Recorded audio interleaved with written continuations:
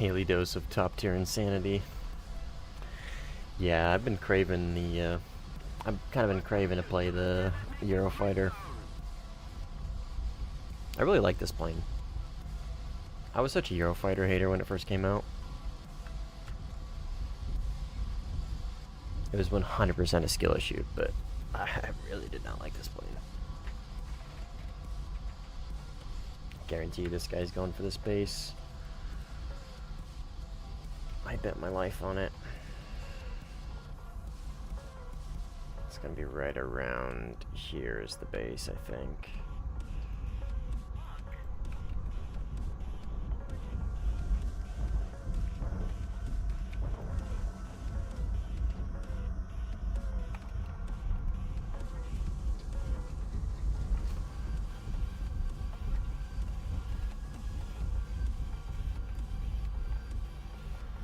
Behind the hill, there he is.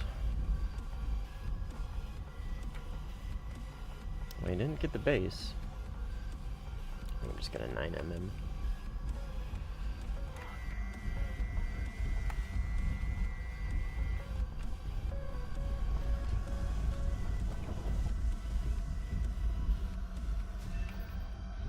Oh yeah, Su-33, definitely. He was definitely going for a base.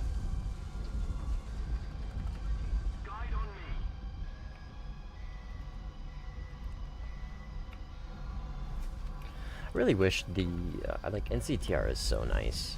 I'd like it's literally just like me like whining about an incredibly good system we already have. But if I could change one thing about NCTR or add, it would definitely be the ability to differentiate between the flankers. Because that would be able to, like, I don't know, you know what I mean? Like, what up, Assad? It's like it would change my approach to the fight. Like, obviously a Su-30, right? You can differentiate the fact that it's a Su-30 on just by looking at the RWR, right? Even though the NCTR down here will say S.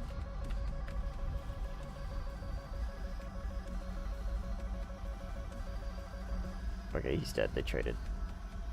Maybe they didn't trade.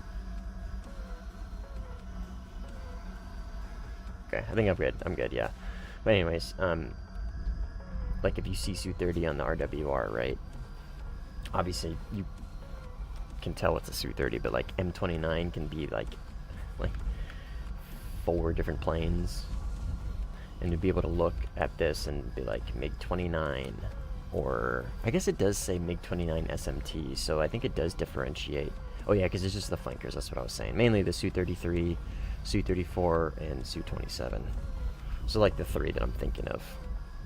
That'd be kind of nice. Because like I said, you like knowing which one you're going against can really help you like prep for the fight. You know what I mean? Typhoon. Priority target.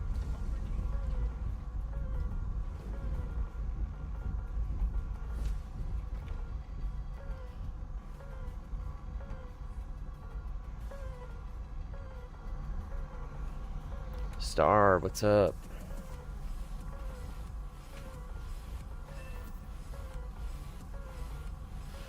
Welcome. What's behind this guy? Su-27. So there's 2 here. One seems to be heading this direction. One seems to be going away. And they're separating, which is unfortunate for my track. And my radar's losing them because they're in the notch. Fuck. There's one. Okay, well I lost the Su. That's fine. We'll just stick with the Typhoon. He's the priority anyways, right? How have I been today? I've been alright. Had a really nice camping trip. We got home from that today. But, caveat is, I'm flipping to nights today. Tonight, so I gotta stay up all night. And I slept like shit yesterday. So you'd think I'd be able to, like, I was gonna take a nap earlier. To, like, help prep to flip. So I could stay up all night better. You'd think if I slept like shit, and we did a 14-mile hike yesterday, you'd think I'd be like super tired and be able to take a nap in a heartbeat, but I don't know. My circadian rhythm's all garbage, so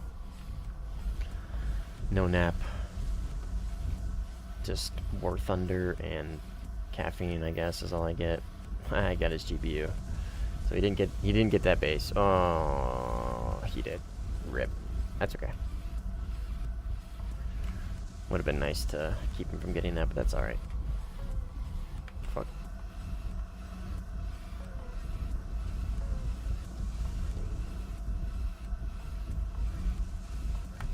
Air interceptor.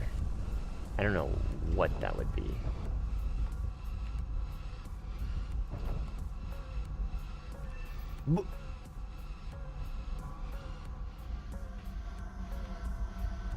I have NCTR. I should have just fucking checked, dude. It's this guy. God damn it, dude. I should have just fucking looked. Oh, it's not this guy. Who the fuck? Who's the air interceptor?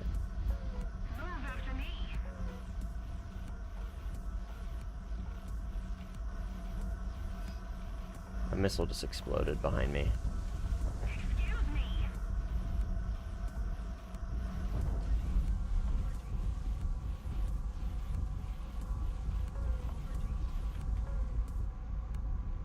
What could possibly that have been? A mirage? F1C?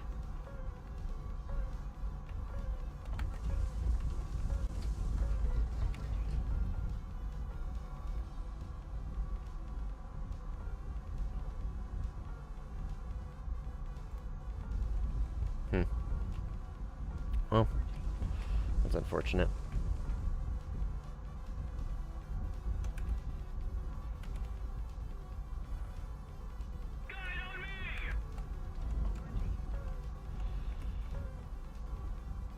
He's like right there, but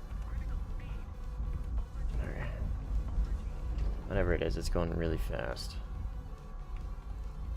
Why can't I? I'm trying to. There's a way to get your radar to like slave, or get your targeting pod to slave to the radar. Okay, there we go. Yeah, F1C. What a goober. This is the AI. This is the air interceptor, the guy that I saw on RWR. All right, well. 29.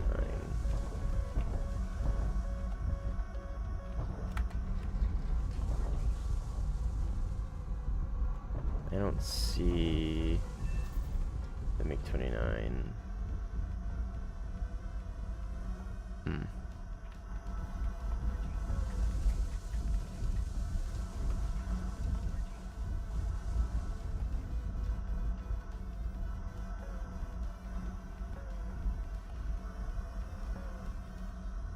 Right there?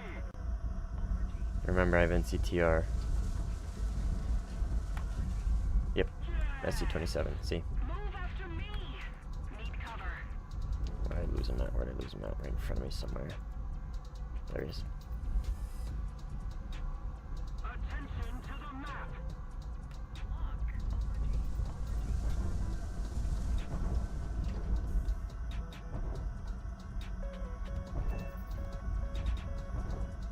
Can you try and shoot my missile down? Got him. Okay. Alright. It was a fluke. The TK was a fluke, I promise. Just imagine 5th gen fighters in this game. And we'll see. We're kind of pretty close. We are actually pretty close. We're pretty close with the Eurocanards.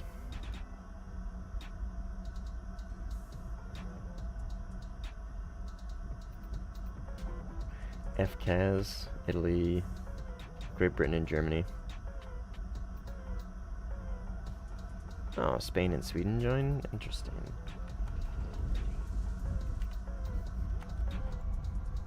This guy just launched on me, I think.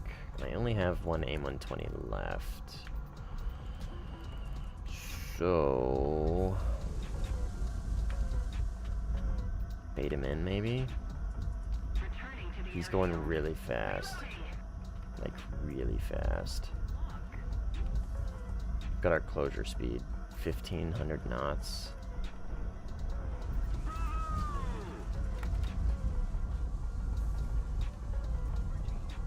He might be able to, yeah, he should be able to notch that. Oh, but he turned back in. I don't think he notched that.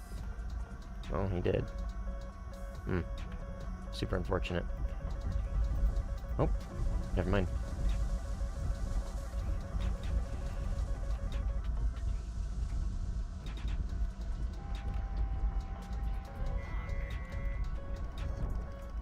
I can't, because I'm G'd out. I can't flare.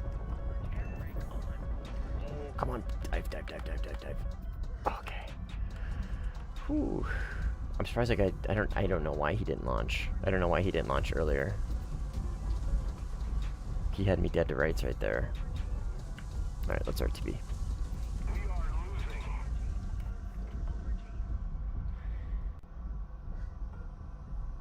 He had me dead to rights. Goose was cooked.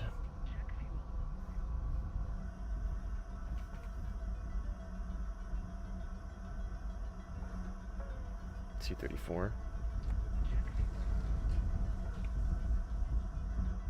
Right there.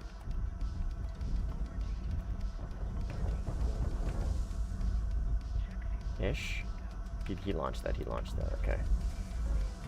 Just trying to figure out what that was. It's a missile of some sort. I got plenty of fuel to chase this guy down. He was launching... Oh, this guy will get him probably.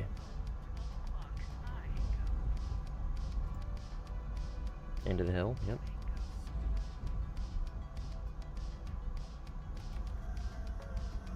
Where is he? Front left. Man, I'm really having a hard time finding people.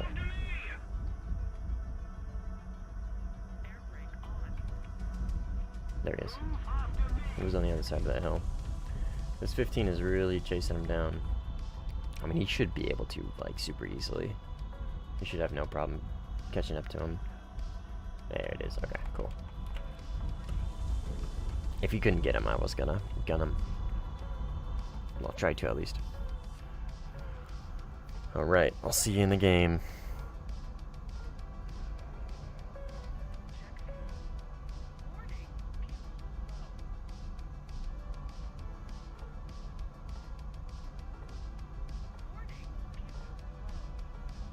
God, I got so many bug bites. Unfortunate side effect of camping. The bugs. Bug bites suck. 61% packet loss. That's so unfortunate.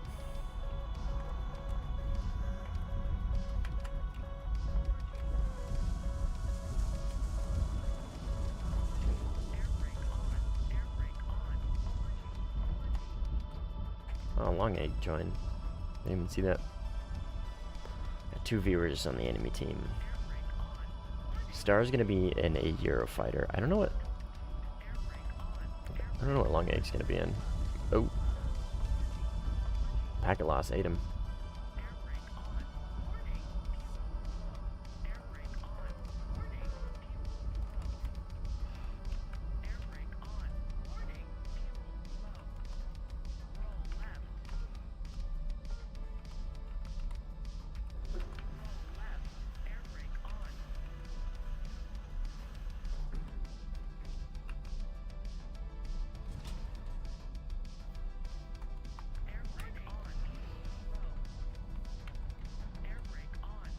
By the way, J10C should get the R73. Should get the R73 in thrust vector engine.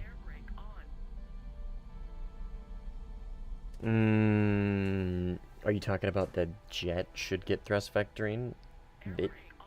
There is only one, from what I understand, there was only one J10 that was like proposed with thrust vectoring. And I think they built it, I think. But it was never, like, adopted by anybody. There was, like, one prototype, basically. So, don't quote me on that. I'm like, pretty sure.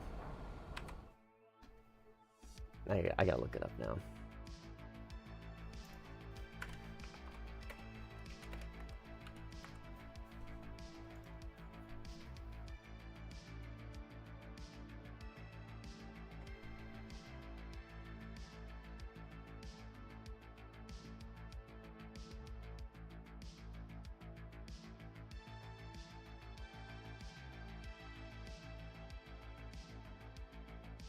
Because I don't think thrust vectoring on single engine planes is, except for like VTOL, that's different.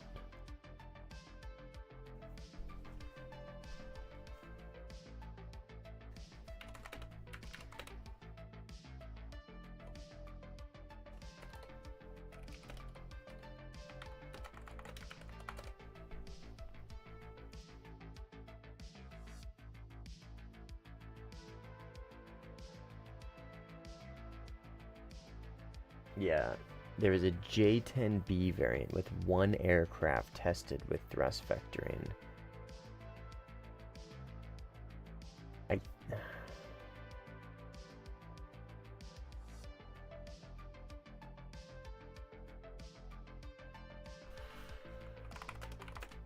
Sorry, I gotta look this. I gotta like dive into this now because it's gonna bug me. It says the J-10C does have thrust vectoring capabilities, which has thrust vectoring control. Okay, so yeah, maybe the J-10C is the thrust vectoring like variant of it, and it was just tested on the B, maybe.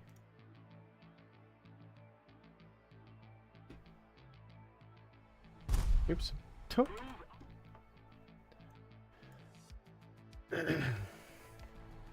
Ashi, what's up? An existing prototype is enough to be implemented in the game. Yes, it is, but not as a tech tree. At least, not normally. Like, yeah, having like that is very common for either premiums or specifically event vehicles or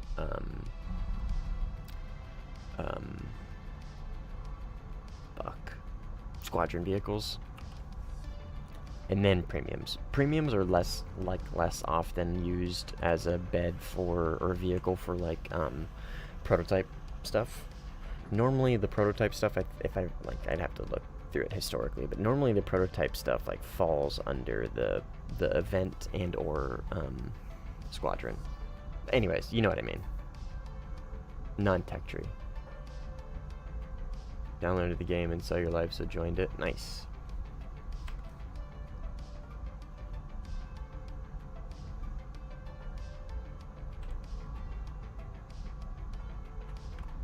J-10B thrust vectoring demonstrator.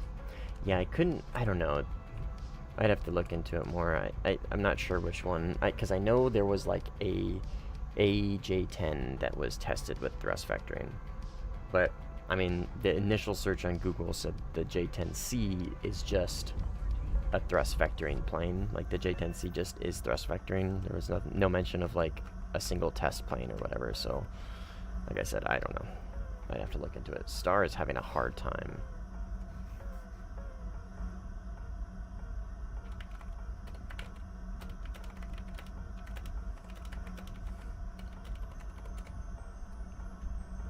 How do you make the plane not jiggle? I imagine whoever it is not in dampening. Squadron vehicle or premium. It would be interesting.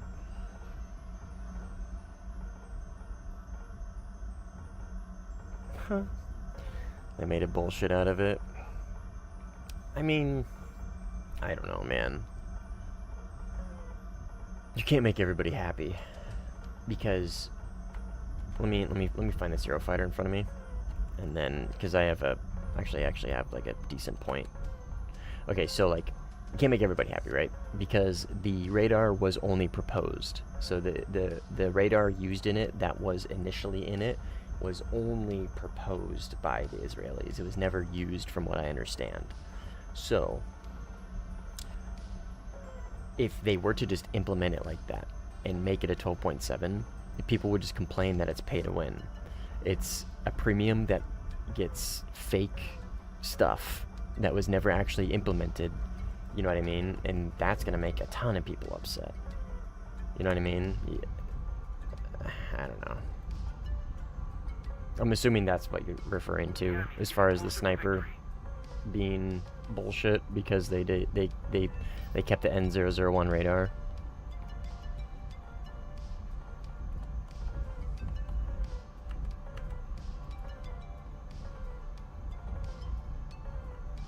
I don't know. I mean, they didn't have to make it at 12.7, right? They could have, like, I don't know, like, given it R73s or something. But even still, like that, I don't know. You know what I mean?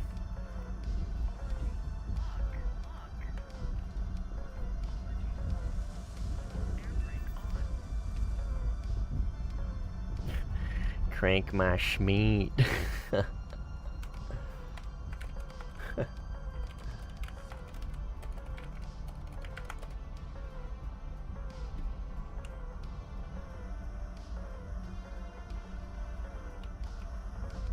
I love, like, funny, witty names like that.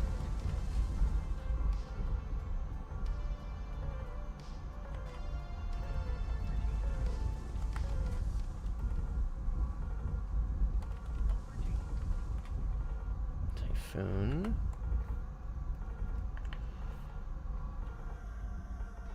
J10C is thrust vectoring, and they did a test for an air show with a J10B. Okay, okay. That makes way more sense. That's kind of what I was, like, what I was piecing together a little bit via Google.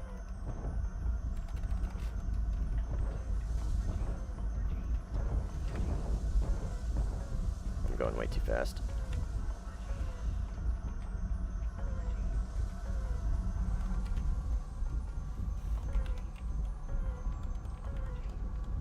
They are very slow.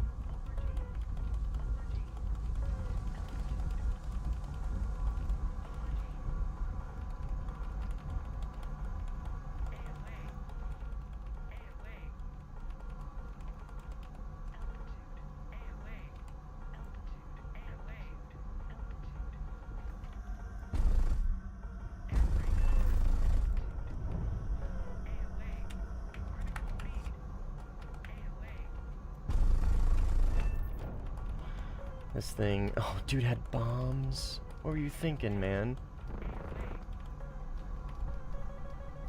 Fuck off.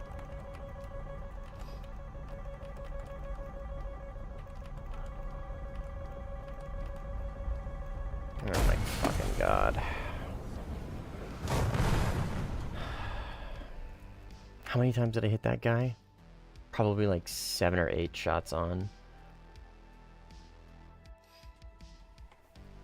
I got him. Okay, good.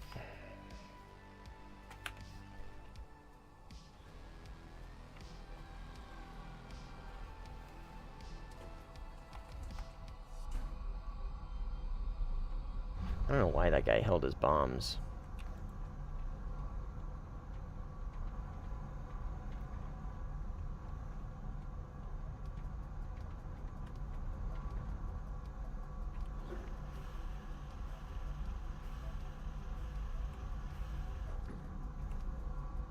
Do I need help on my team? I mean, I'm not really here to win.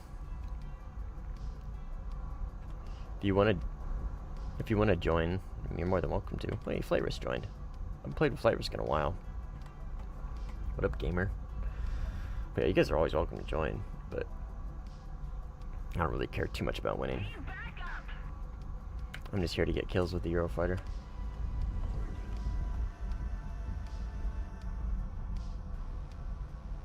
Yeah, I'm tracking the J10B like it had one singular demonstrator for thrust vectoring, but I wasn't sure about the J10C, which, I mean, I'm still not 100% sure, but Google says the J10C is thrust vectoring, so. But from what I understand, the thing about thrust vectoring is So from what I've heard, is single engine planes is they're like not really good for thrust vectoring because it makes them incredibly unstable, right? The thing about thrust vectoring with two engines is they can kind of counteract and balance each other out, which helps them like aerodynamics and with their stability and everything. Because I remember talking to somebody about the J10C and they're like, no, the J10C isn't thrust vectoring because like the physics required in it are like it doesn't make sense, and there's something else that was like it's just too unstable.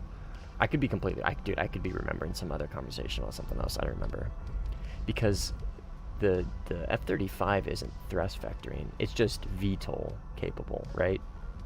I don't think it's actually like a thrust vectoring plane. Like I don't think it's used. I don't think the thrust vectoring is used in like how we would think the Su-30 is, right, in game. At least I don't think. I don't know.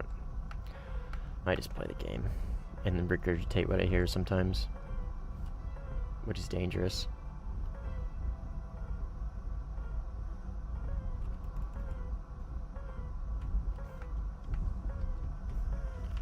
Alright, this is where this radar struggles a little bit. Not having a TWS head-on is a little limiting from time to time, and that right there is one of those instances.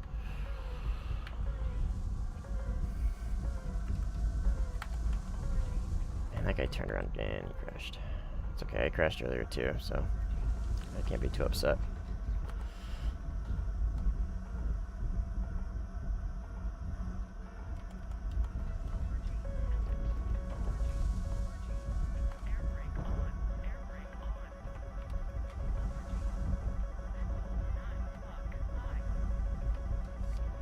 Man, my game's chugging a bit. Okay, so I've got a Su-30 and a Eurofighter here, and I believe both are enemy. I believe the Eurofighter just killed Flight Risk. I'm gonna have to... Nice.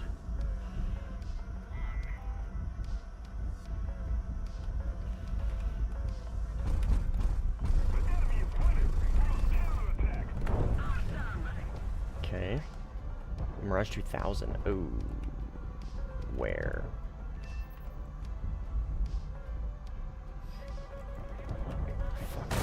What?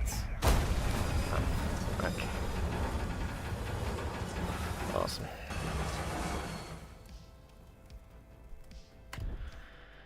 Hail Mary 9M HMS. Well, it's always been annoying to me. Because like you get them fair and square, and it's like, just kidding, retard. HMS real quick before I crash my plane. I'm just coping. It is still annoying though.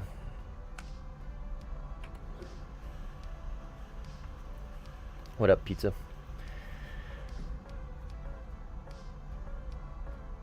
Our word protected.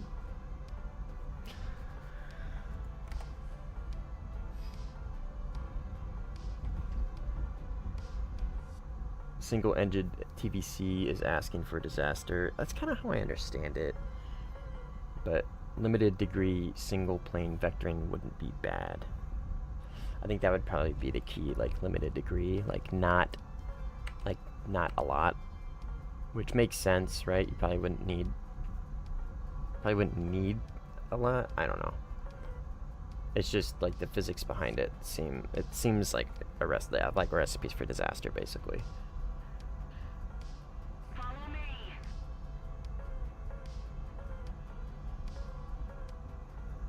Camping was good. Camping was a good time. Oh, Mirage, Micah's. I gotta lock in. I see M2K and I immediately like default to like the just Fox 1, 2 Mirage. I remember other Mirages exist.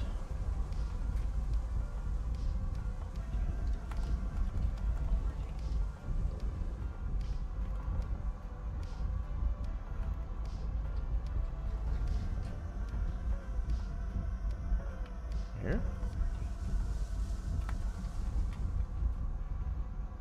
I don't think so. Where do you go? Right there? Yeah, that makes sense.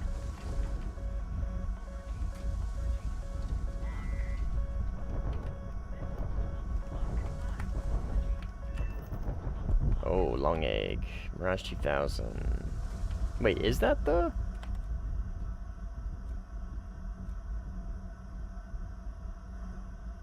Okay, so probably is the 5F. I don't know why the kill feed doesn't say Mirage 2000 5F. You got a Moz, man. Gotta pre-flare that shit. J10C was W10B engine from what I'm reading. I can't agree. It sounds like a weird concept. Yeah, it's just, I don't know.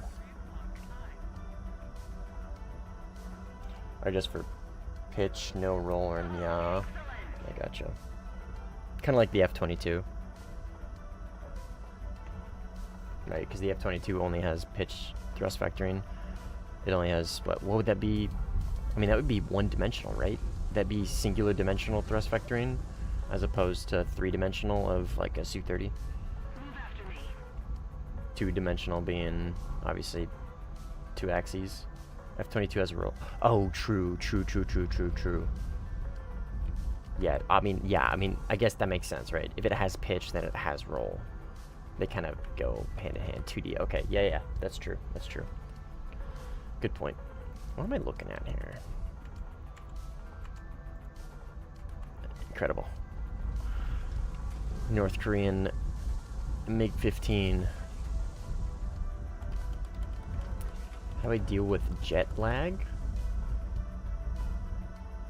You talking about like IRL, like you're traveling and you're like in one time zone and you fly to another? Or are you talking about like lag while flying your jet in Warthunder? Because those are the two possibilities that I can think of. Yeah, sleep, caffeine.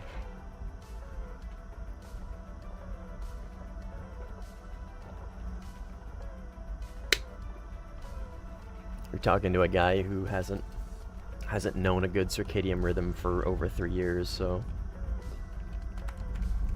sleep either too much or too little. You either oversleep to just kind of sleep through the entire day. Usually you end up feeling worse. Or you sleep just like barely enough, like as little as possible to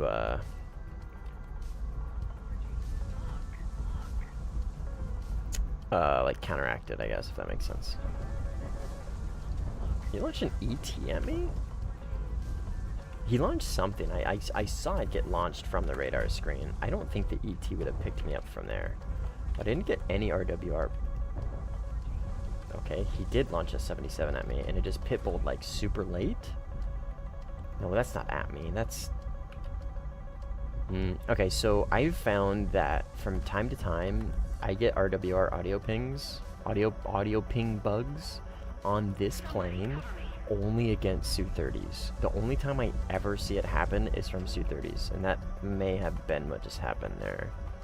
So basically he launches on me, and I don't get any MSL warning until the very end, like literally the last 2 kilometers, or just nothing at all, but I still get a Moz warning.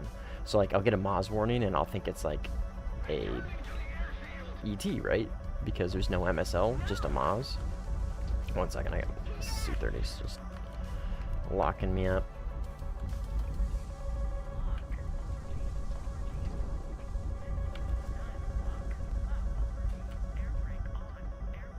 Man, the packet loss is really bad on this lobby. Ah, oh, motherfucker. I hate that.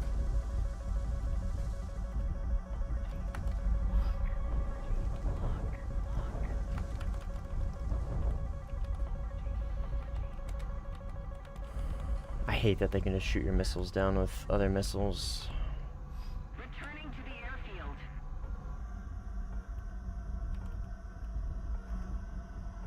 And this is the other one. This isn't the guy I was just fighting. There's 2 here.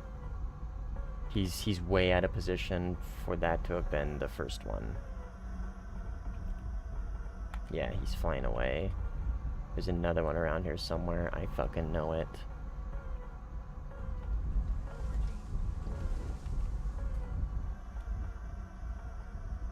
There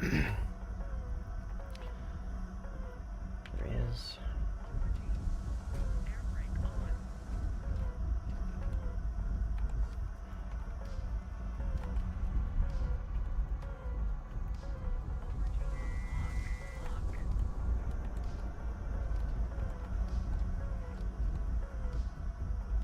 I think he just accepted his fate.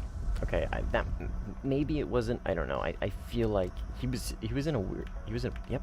Oh nope, that's flight risk. Okay, hey. He was in a weird spot, facing a weird direction for that to have been that guy. I would have expected that dude, because he dipped around here. I would have expected him to be over here facing me, but that guy was over here, coming through these hills, going the opposite direction. His positioning tells me that was the first guy I launched on. I don't know where the other dude went. How close am I to there? I'm pretty close to there. Fuck. Okay, well, I'm a little close to the runway. I'm gonna get some extension. Roger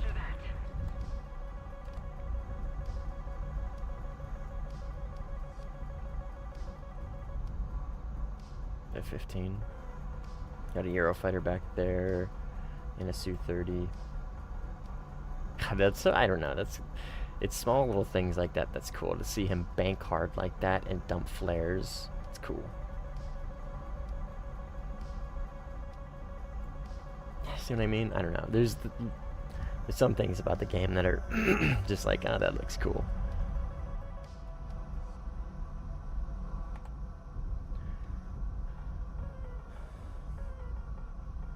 Yeah, night shift is horrible for your health. Absolutely horrible.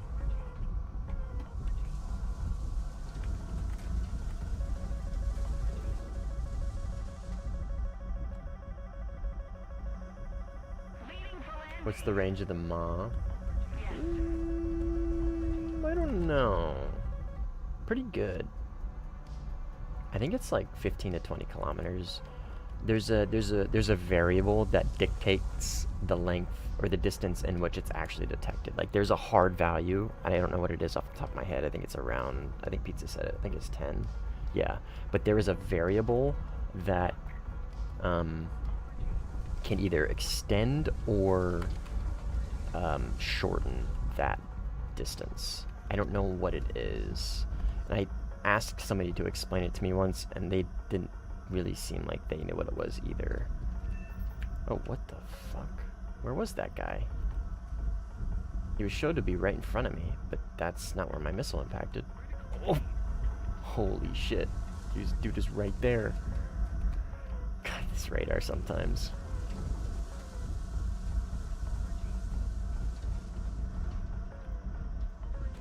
Oh, that actually could be it, Pizza. I gotta go back. It was the stat chart guys that I was asking. So the people that actually like if you're gonna ask anybody about like hard facts about how things work in Warthunder, you're gonna ask them. I mean, I asked them once and they gave me an answer, and I don't think it was like quite what I was asking, and I didn't want to like not argue, but I don't want to be like, well, actually, that's not what I was asking. So I just kind of was like, oh, cool, thanks, guys. Easier that way. Attention to the map. I'm semi-non-confrontational. Now, at least. Got a Eurofighter on my right somewhere. I sure as shit don't see him, though.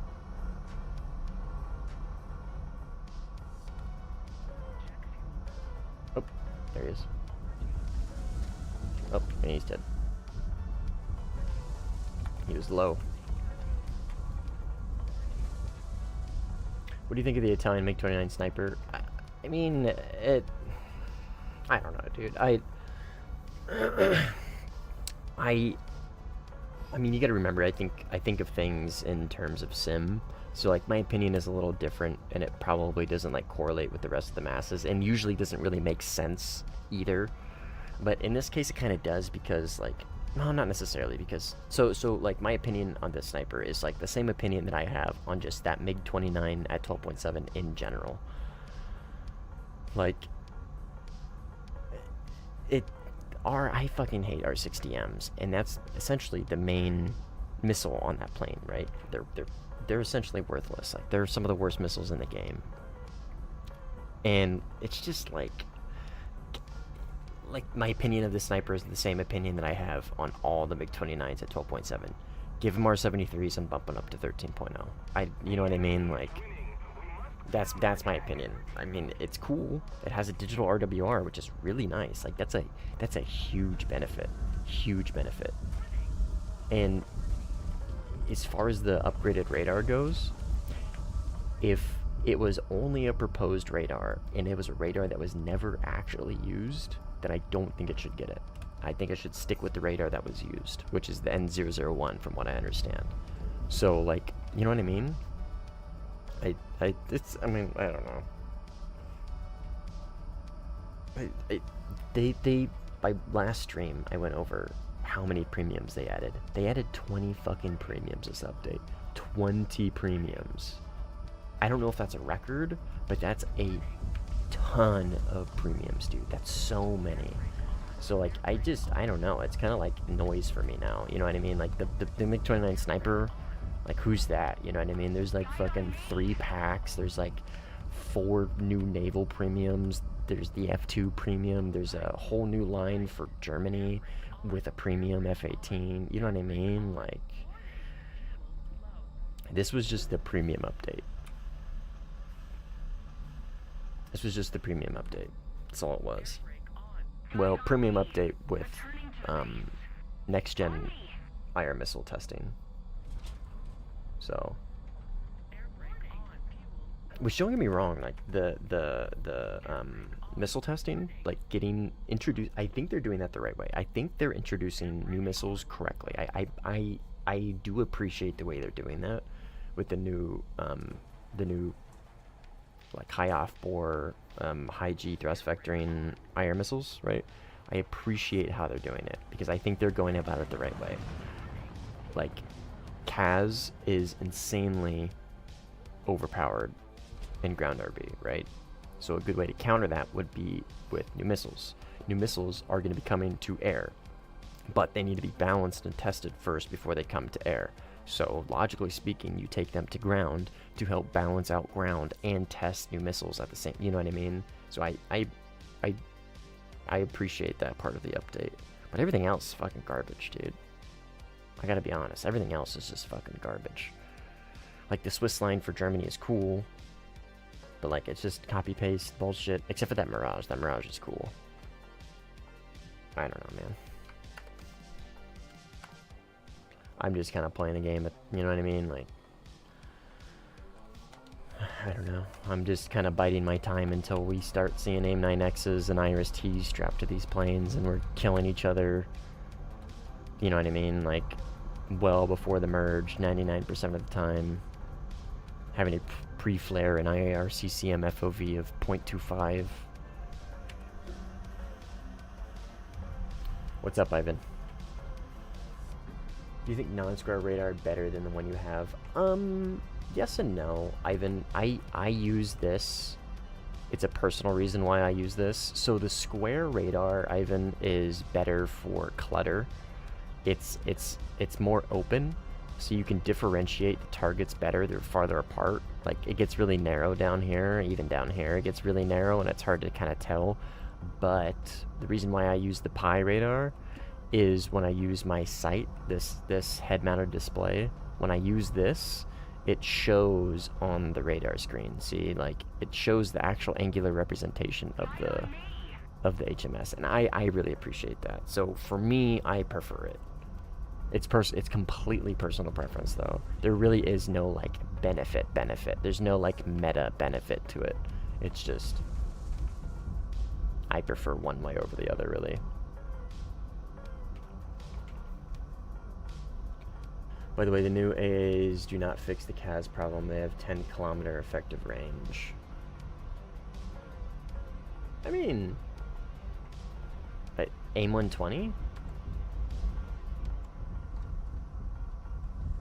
AIM 120C has more than 10 kilometers of effective range, I feel like. Even like Sam launched.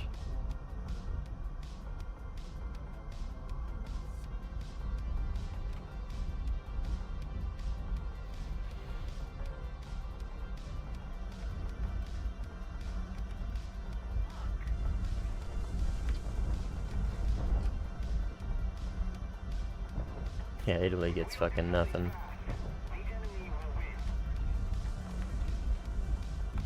I don't know. I mean, like, it might not fix the CAS problem, but like adding more AA is not gonna.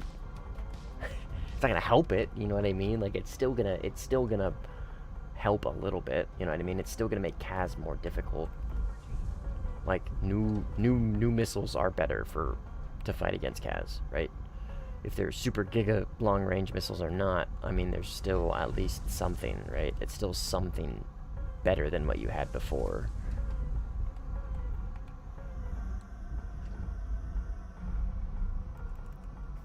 I'm gonna see launching rockets. So, oh my god, so much to filter, so many fucking targets. There it is.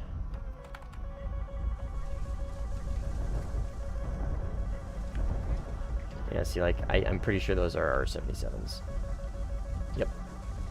See how it only showed up, like, last second?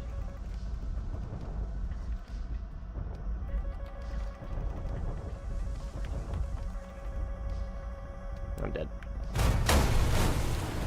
Literally the last fucking second it shows up. I don't know why that happens sometimes. And it's only when I'm flying this plane, and it's only when a Su-30 is launching on me.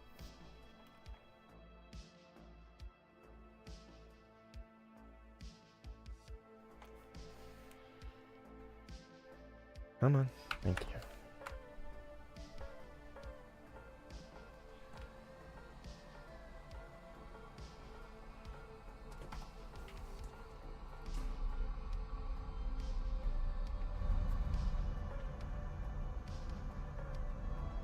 But I mean, when it comes time to introduce the new Fox 3s, the like the Python ER or the PL-15E and the AIM 260 or whatever the fuck, 160 or I don't know, 164. I don't remember the numbers. Or the R-37. Actually, no, the R-37 is only used from, right? The R-37 is only for the Foxbat. I don't remember. But anyways, I mean, when it comes time to introduce those, I'm sure they'll do the same thing that they're doing now with the new Gen IR missiles. This guy's dead. Watch, watch. See this right here? Missile. Missile's gonna impact him. Boom. Oh, it's an AI. Oh, yeah, it says right here. Jet. Jet usually means some sort of AI plane. Alright, what do we got? It's probably a Su-30 based on the RWR. Try and gain some last minute altitude. Looks like we got somebody climbing to him potentially. Whatever, I'm gonna launch on him. I'm not sure if this guy's friendly or not. This guy like right in front of me. Okay, my radar's not gonna pick him up, so guess we get a guess.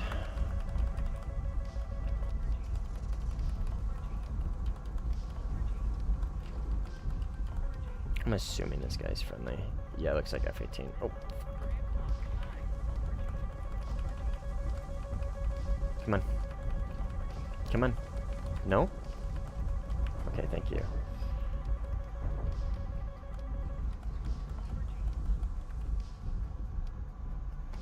Was not notching.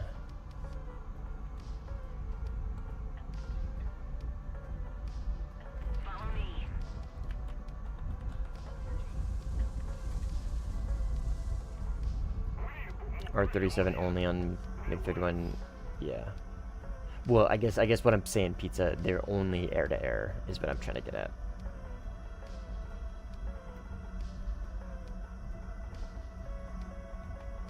Fuck. He passed me?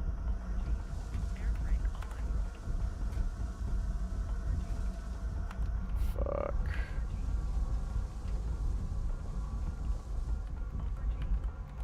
This is a Mirage, so Micah's.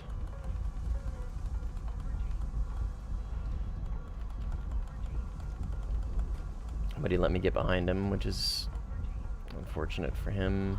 I think he just lost me. Dude. Okay. I guess there was a Eurofighter there the whole time.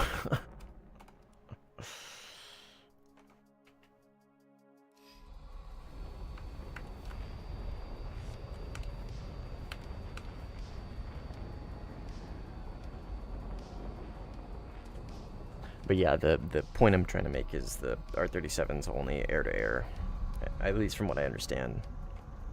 So what I was getting at is like when they add new Fox 3s, right? I don't know what that would be for. I guess for well, because Russia needs to get some. What that's the thing. I guess you can test multiple things without introducing all of them, right? Like with Fox 3s, you can test them kind of with the Phoenix, right? You can get your initial testing done with that, and then implement everything else. Like that's why I don't think the Mica IR is added to this update. Like they can get the Mica IR dialed in just by testing the IRIS-T and the Python 5 and the AIM-9X. You know what I mean? The Mica IR doesn't need to be in the update for the testing to be relevant to it, if that makes sense.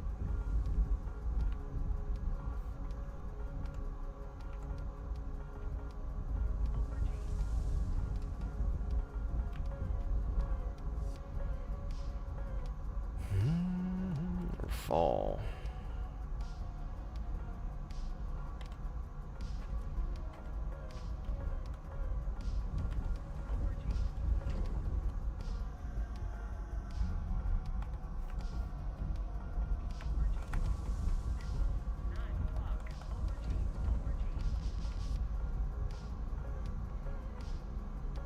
I don't really want to BVR these guys right now.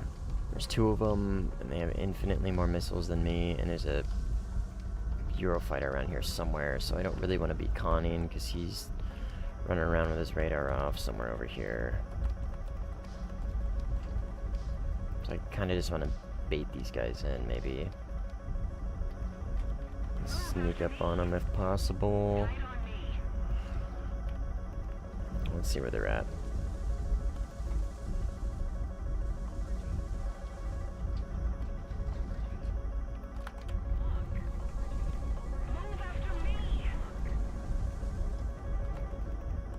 Come on, baby.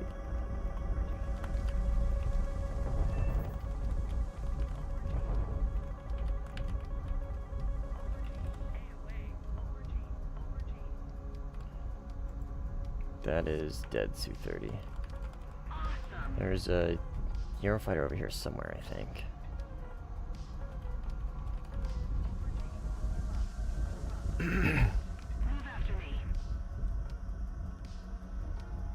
Greg, what's up?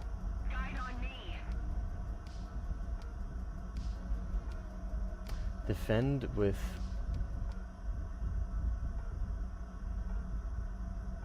Defend with more chaff?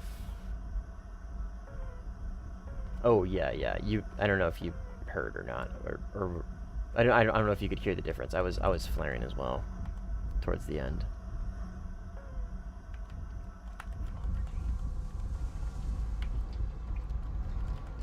I try not to flare if I feel like I don't need to, though, because flaring is like really gives your position away to like everybody around you. And there's a Eurofighter around here ratting around with his radar off, and so I'm trying not to like make myself a super easy target for him to spot, if that makes sense. So like right now I'm not going to use flares because I know I don't need to. I'm going to drop tanks though. Yeah, big I'm over here. Which, I mean, to the opponent and what you're currently looking at is not really that big of a concern to worry about, but when there's one, there's usually two. You know what I mean? Better safe than sorry. Rafal. God fucking damn it. Front right, Rafal. Close. Right there. Fuck. God damn it.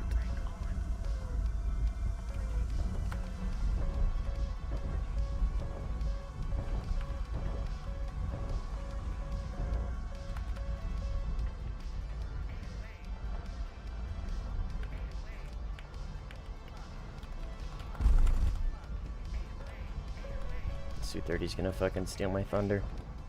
Just so unfortunate. Maybe? Yes! Good fight.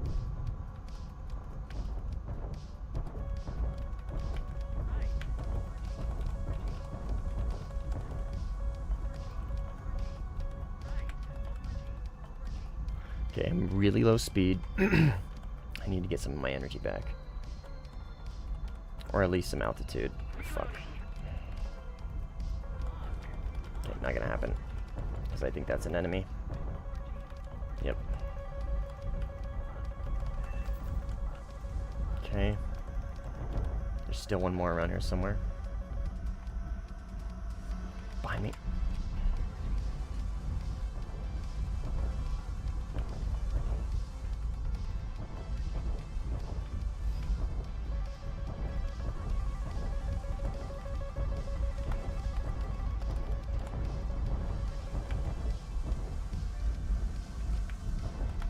And there's a Eurofighter. Eurofighter's a bigger threat.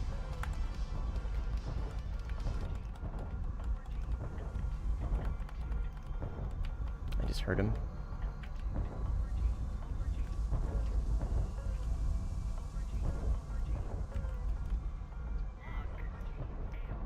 Actually, that was the Su-30, I think. Yep. God, I'm using so many flares. Okay, now I'm gonna chill on the flares, because I don't know where he's at. I don't think he sees me. Oh, he's behind me. Yeah, I was gonna say, there's, I mean, he might not, I don't know. But flaring is gonna guarantee my position gets given away. Dude, I am kind of cooking right now.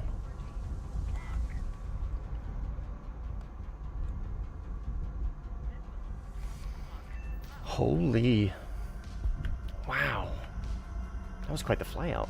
That was quite the little engagement right there. How many was that? 4? Rafale, Su-30, Su-30, Eurofighter. Yeah. Sheesh. Please, please, please. The Eurofighter needs a buff. Guys, the Eurofighter is actually a really bad plane. The radar on this thing is actually unironically unusable. Definitely needs probably the Meteor and AIM-9X. Definitely that flight model nerf, or sorry, the flight model nerf, the G limiter, definitely really crippled the flight performance of this plane. I'm trying to think of other like unironic things people say about this plane.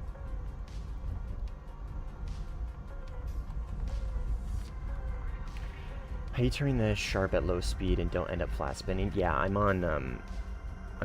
using dampening. Marvic. So if you, I'm in mouse aim.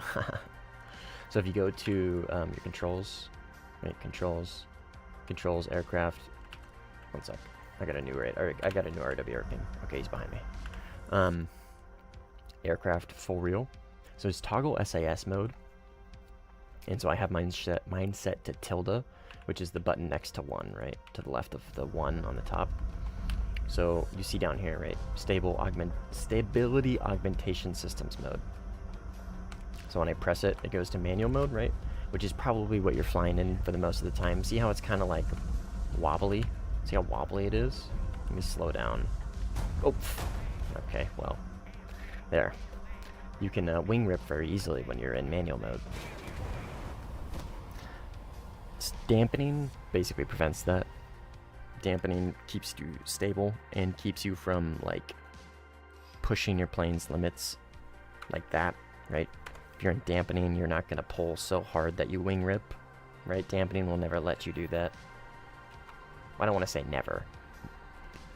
From what I know, the Eurofighter, if you're in dampening, you can't wing rip like that. But, I mean, you saw in manual mode, I pulled so hard that I broke my fucking wing. So, anyways, that's how you do it. Thanks for getting me killed. I'm just kidding. My KD will never, ever, ever recover from that death right there.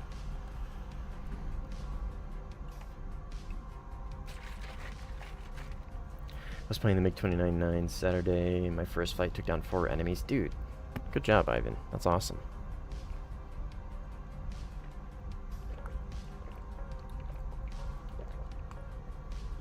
Oh, delicious. You haven't wing ripped in forever? Dude, just fly the Rafale for like 30 minutes. You'll wing rip at least once. Fuck, that's close. Oh, that's so close. Fuck.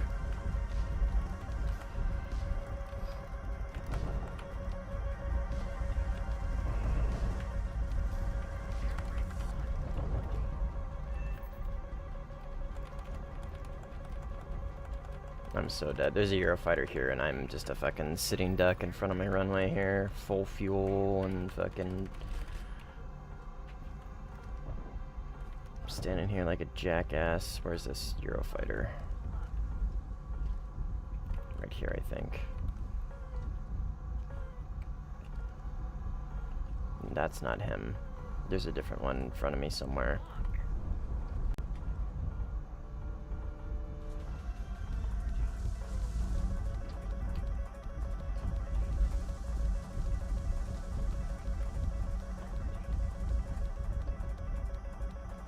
There's a Su-30 crashing. That's the guy I already hit. Ah, I was gonna do the bridge thing, but I'm not gonna.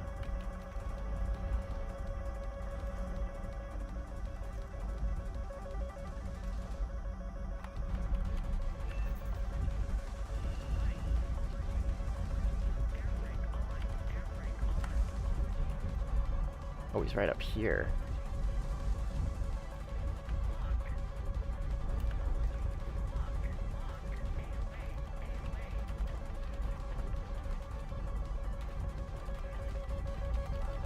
This is gonna be a difficult notch. Difficult notch. I got it though. I fucking got it though. Oh, he is so... oh, he's so upset. That's the dude. That's the dude. That's one of the dudes that I was stunting on earlier. Oh, he's mad. Airfield camp better, bozo.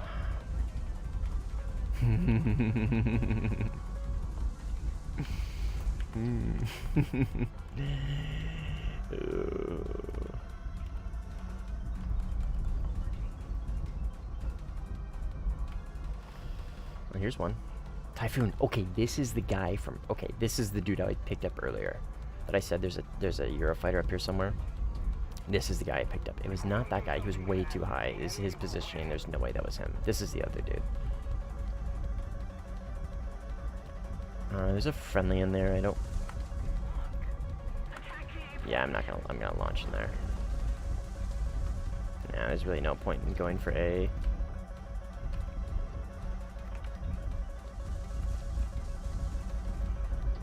So there's gonna be potentially 2 Eurofighters over here.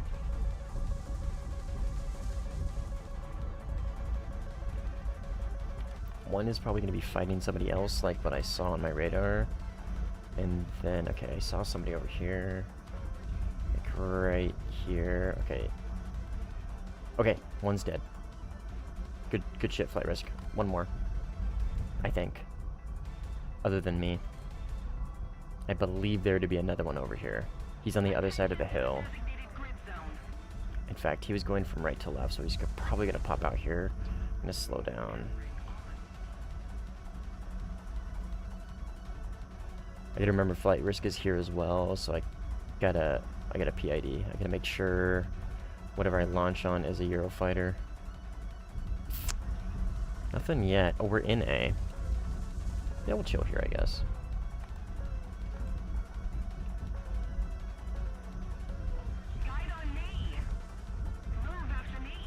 Friendly.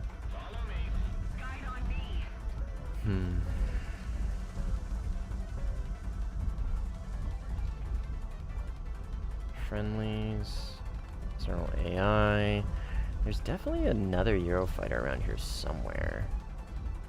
Friendly. Maybe I'm crazy. Nope. I'm not fucking crazy. Typhoon? I fucking knew it, dude. I fucking knew it. It's right here. Looks like flight has him, though. So I'm not gonna. Okay, F-15 and F-18. Yeah, this guy's. His goose is pretty well cooked. One of them's flight risk, and I fully believe that he can cook that dude from starting from that. Yeah, he's very cooked. I was gonna say flight risk started behind him. And he's a good player, so he can absolutely cook that dude, and he did. Last time he oversped was MiG-23. Very doable, very easy to do. I used to overspeed the MiG-23 ML all the time.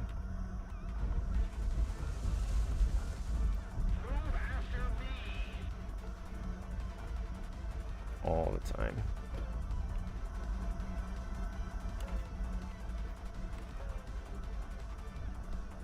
We're having a good game though. It's good kind of warm up. I was playing it earlier today on stream, and then I hopped off to take a shower and try and take a nap, and I just fucking couldn't. I showered. It's not that I couldn't shower, I just couldn't fall asleep.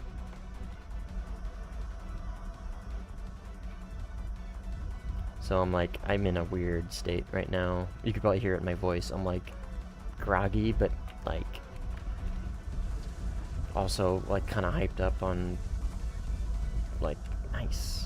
Hyped up on like caffeine drink,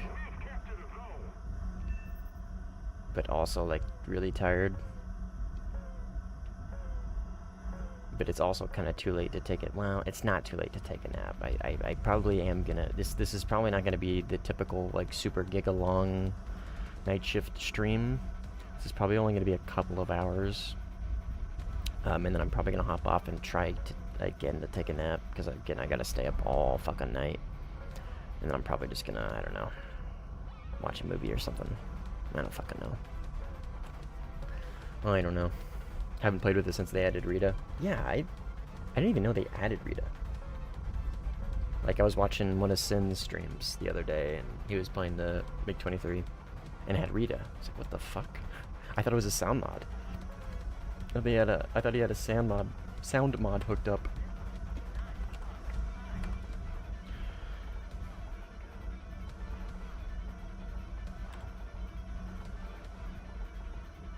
Hmm. 2 in the morning, just got done with chores. Chorin.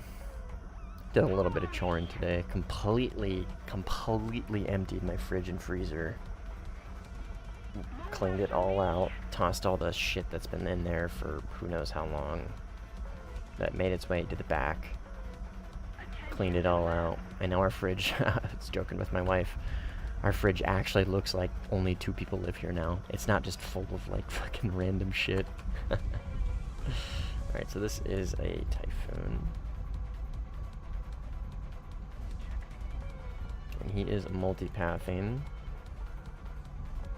Oh, I am low on fuel, which is good for this dogfight, but unfortunate for my eventual positioning.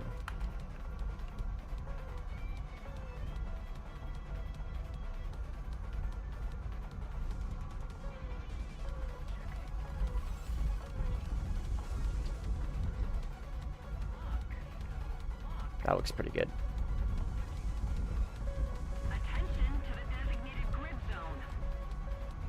Oh, that looks really good. Look at that trajectory, dude. Holy.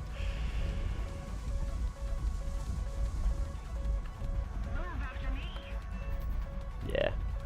Oh, shit.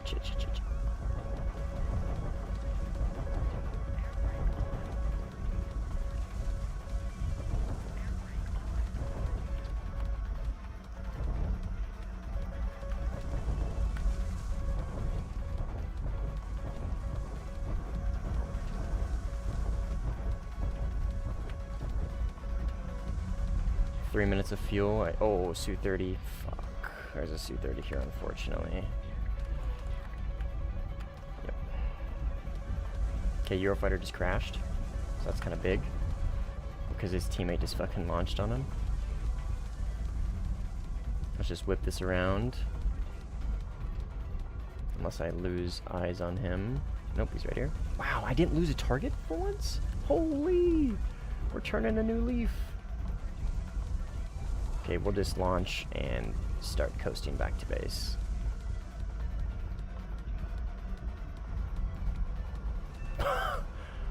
don't know. Why didn't you just dive, dude? What the fuck? Alright, I'm gonna try and, like, gain a bunch of fucking altitude here real quick so I can make these engines really efficient.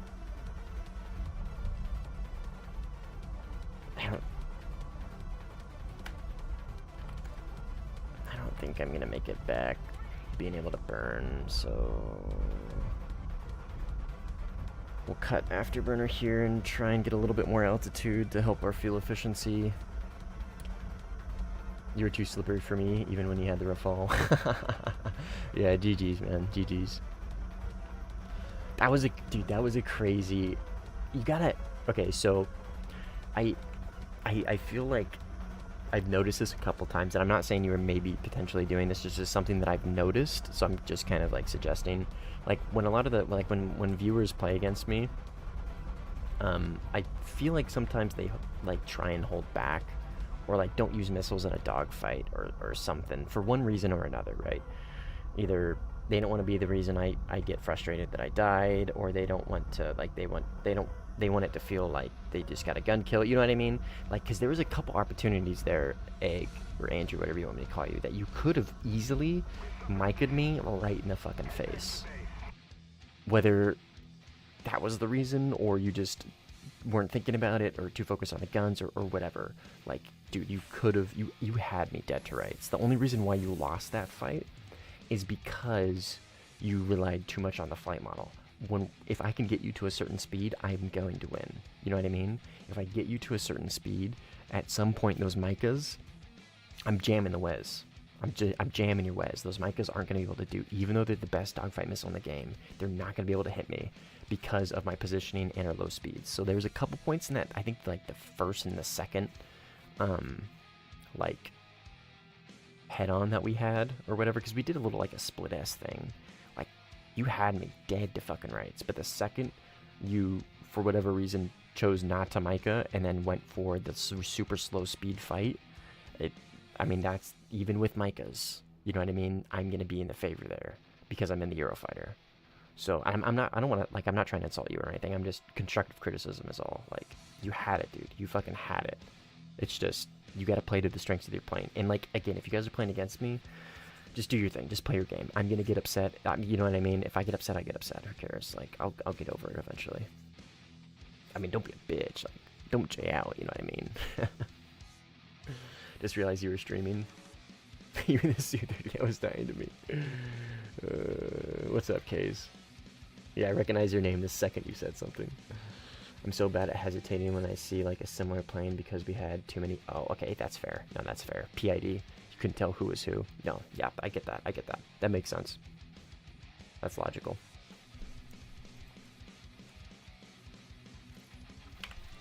I understand that hesitation. Hey, but speaking of that, I'm gonna play the fucking Rafale. And if we start completely demolishing, we'll jump into the Mirage. But yeah, GG's. Oh, did brackets reset? Oh, they reset in an hour. Okay. So if we can find a pretty fresh game. Perfect. Dude, who makes these fucking matchmakers? Come on. How is this fair? How is this fair? I mean, you have 2 Eurofighters, sure, but, like, come on. This is stupid. Rocky Canyon sounds fun. Hopefully we can get a good turnout for this game before the brackets reset. R77-1 spam, not gonna lie. I mean, that's what the Su-30's good at, man. You'll get me next time? Alright, man. I believe in you. F-16A.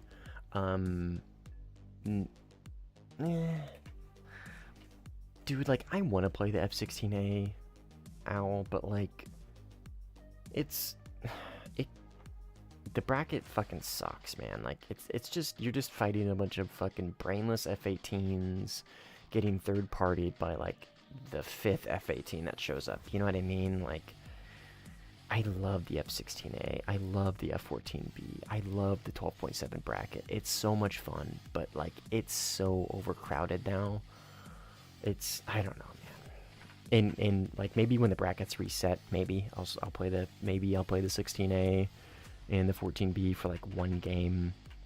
But like I don't know. Like if I'm gonna play that bracket, I'm gonna wait for a day in which it's 13.0. You know what I mean? To where I can fly like the F15J or like the Mirage 4000 or something that's a little more fun, a little more unique. You know what I mean? Because the thing is about the 16A is I have to play on mixed lobbies. There's no fucking way I'm gonna find a game that actually stays for the whole game, plays it out from beginning to end on Blue 4. You know what I mean? The only way I'm gonna find a full game is mixed 12.7, and that's just not fun, dude. Like it used to be. I used to be a big 12.7 mixed guy. That was like my favorite BR bracket. I used to play that all. I mean, where's Flight Risk? Flight Risk knows. We used to play, him and I used to play the like 11.7 to 12.7 bracket. Well, and 13, because I played the F15J against him in the F20 quite a bit. But like I used to play that bracket all the fucking time, with him especially. Like we would always end up playing together, and this was well before I was streaming. Like he'd be playing the F20, and I'd be playing like the F14B or like the F16 or the F15A or whatever. I used to fucking love that bracket. It's so much fun, but it's just, dude, like it's so oversaturated, it's so overcrowded. So when I do play that area, I usually wait until it's a 13.0 day, where I can play something a little more fun, right? Like the Belgium 16 with the 9Ms, or the Mirage 4000, or the 15A or J. You know what I mean? Why no one joining? I wonder.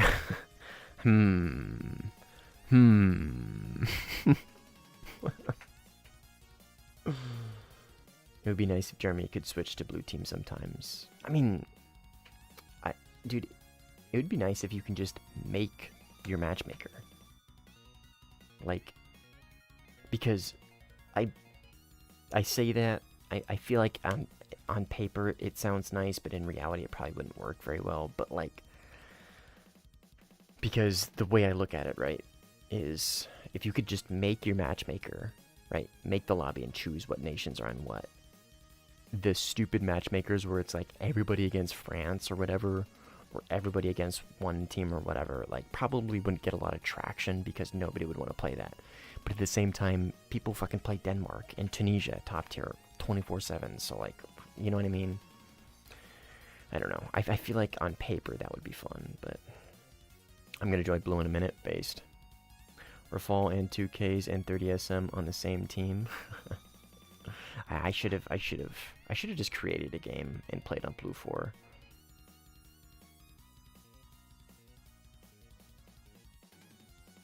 I'm gonna do that. Okay, I'm sorry. I'm gonna back out because this isn't really fair. France on red is like super unfair. If I'm gonna play the Rafal, I'm gonna play it on blue. Spain, Rocky Canyon. Let's do Spain. I haven't played Spain in a long time. I'm gonna do NA. Well, because auto select is just gonna put me there. Partly cloudy evening? No.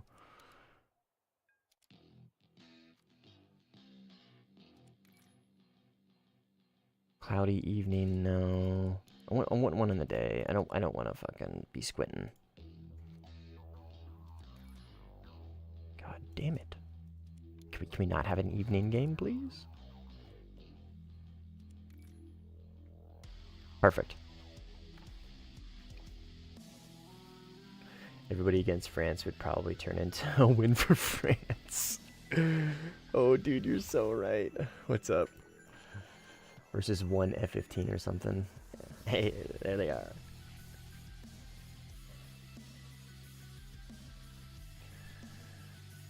Why don't make new one? Yeah, that's what I'm doing. Because France on red is it's not super fair. Cloudy. Partly cloudy day will be good. You're going to get the F2 premium. Oh, sorry, you're going to get the F2 on Japan. Yes, I am, Case. I am. I already have it set up. I have the line done. When it drops, I'm ready to start researching it. And I've been testing it in the dev server, and it's... meh. It doesn't get an HMD. If it... So like... It's basically... Okay, so its flight model is very, very good. It has an incredibly good low-speed flight model. Incredibly good. But... the issue is, right, it doesn't have an HMD, which isn't an absolute deal breaker, but for me, I'm very reliant on HMD for my playstyle. I use the HMD a ton for my vertical notch, my dogfights. I mean, you guys see me using HMS, PD, and IR all the time, right? So to not have that is a very hard pill for me to swallow at top tier, specifically at top tier. The F2 at 13.0 is going to be fucking insanely good, but to not have it at top tier, the way I look at it is, right, it only gets 4 Fox 3s, okay, and they're good Fox 3s, but it only gets 4. If I'm going to fly a plane that only has 4 Fox 3s, why would I not just fly the Gripen in the Thai line of Japan that gets an HMD, gets infinite countermeasures, and still has a very good flight model? You know what I mean? It's not as good in the low speed as the F2, but like its energy retention is better. It's like an overall probably better plane flight model wise, but when you get down to the really low speed, the F2 is going to blow it out of the water. You know what I mean? So like both of them only get 4 Fox 3s. One has an HMD and one doesn't. For my playstyle, you know what I mean? Like, why would I take the one without the HMD when I could just fly one that does and has the same amount of Fox 3s? Granted, it has 2 less Fox 2s, but like, you know what I mean? I don't know. That's kind of how I look at it. So like, I'm like, it's gonna be nice to have another plane. I'm gonna try it out. I'm gonna play it, but I have a feeling I'm not even gonna spade it. You know what I mean? I'm going to take it into a couple games, and I'm going to be like, yeah, not having a HMD fucking sucks. I don't want to play this plane anymore. When I can play the F-15JM. You know what I mean? Run around with 8 Fox 3s and an HMD. How's the F2 compared to F-16 flight model? The F-16 Block 10, it's just a better F-16 Block 10. I believe it's energy retention. Its mid-speed 2-circle energy retention kind of side of life is probably not as good. I believe it's one of the best rate fighters in the game, but its rate speed is a little lower, I believe. I don't know. I would have to look at the charts, but the important thing about the flight model OWL is its low speed is almost as good as the Rafale and Eurofighter. Not quite, but almost as good. Like, that's the key. It's an absolute monster in the slow speed. Like, it's still really good at everything else, but not it'll get out overshadowed by other things in other areas. But again, it doesn't have an HMD. Like, I don't know. I'm just so reliant. I think the most decent HMD in the game is the Euro one. Well, I mean, you know what I mean? I get IFF on this bad boy. But I as far as aesthetics, yeah, I think the Eurofighter and the Gripen definitely have the best looking HMDs, for sure. I like the simplicity of the US HMD. It's real tight and compact. It's just all kind of right there, you know what I mean? In a very, very narrow area. This one, I like this one. It doesn't have target lock indicator, right? So like if I lock somebody with radar, it's not going to show me on my HMD. I can only look at it with the HUD, and it doesn't have it's a little busy. Like, this line gets in the way, and the only way to get rid of it is to zoom in.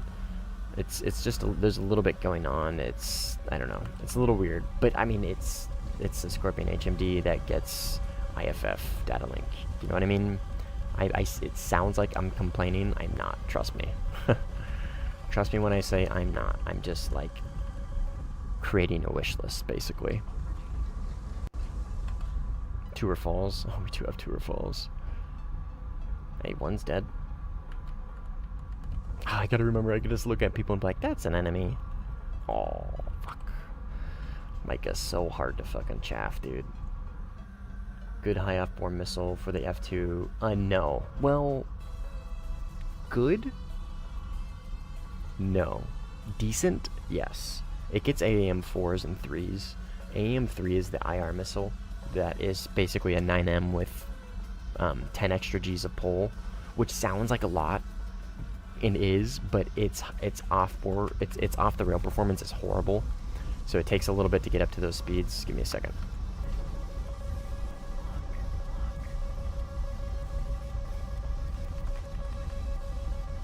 Gotta remember, I don't have a million, bajillion, quadrillion countermeasures on this thing. Got a few, but not that many. I'm gonna drop 2 tanks here. It's kind of how I like to use the tanks in this plane. Get me to the fight. When I get into a fight, I usually drop around 2 and stick to the 1. And if I really need to like get engaged and like I get into a dogfight or whatever, I'll drop the last one. Because this thing's pretty fuel efficient.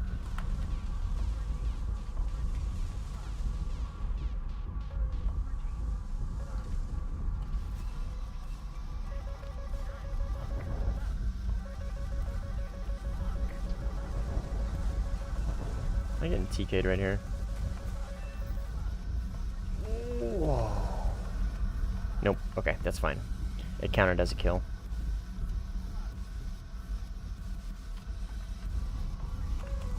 Shit. Where? No eyes?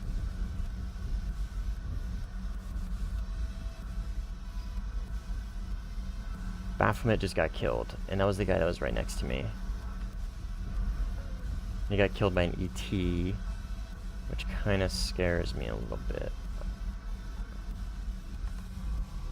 I'm gonna get some distance from this general area real quick and just kind of look around. Anyway, so AAM 4s are basically AIM-120s with a little extra range and like twice the size of the warhead. But ironically enough, they're like much heavier, but their off-road performance is much better than an AIM-120, like noticeably better. So do they get good high F4 missiles? No. Do they get like decent high F4 missiles? Yes.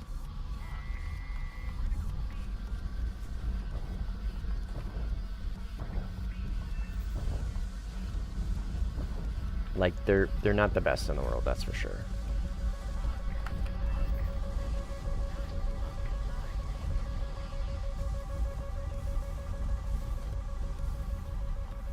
But they're good enough is kind of what I'm trying to get at. They're no Micah, that's for fucking sure. Got him. Okay. Okay, I'm gonna drop my last tanks because I only have 3 missiles left, and I'm still sitting at full fuselage. For at least for me, full fuselage is like 18 minutes or so.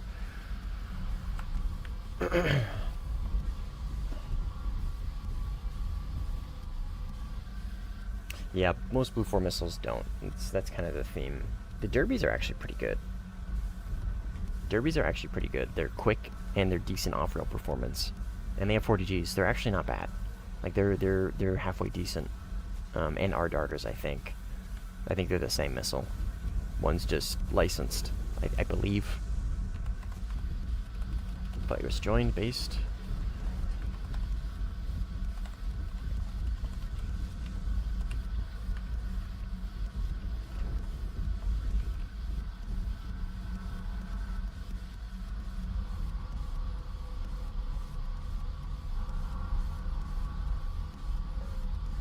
Took that guy a long time to crash.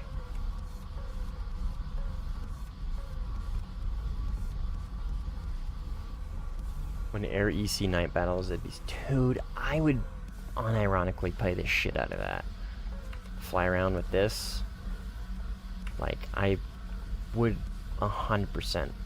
Dude, I would 100% play that. That would be so cool.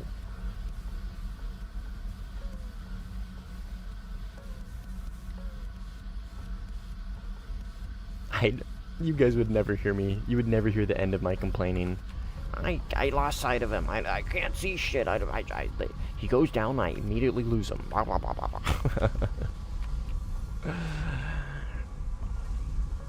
I would lose every target instead of like only half of them. We got something over here.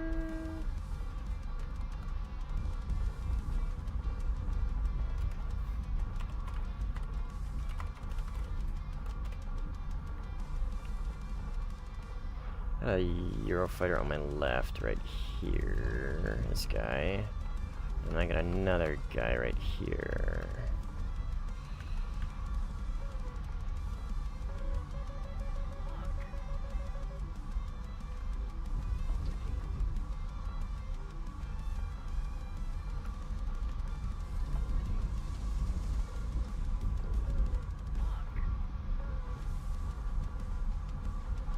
That's the Eurofighter.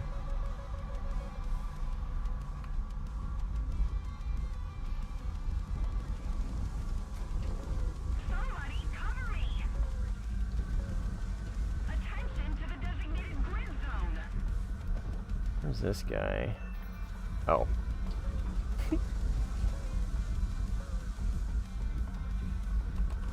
There's two here, and I only have one Micah left. I believe...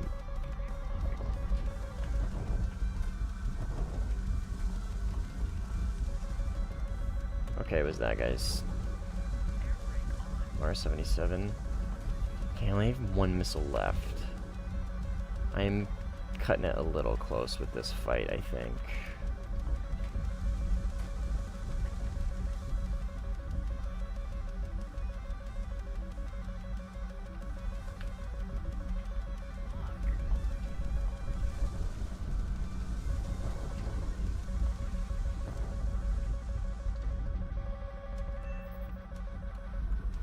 Okay.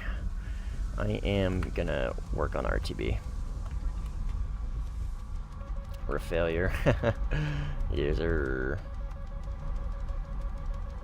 You'll get over it.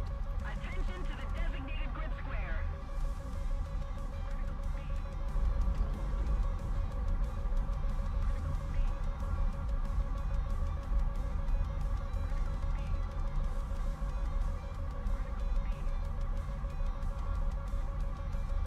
You ate it with mashed potatoes.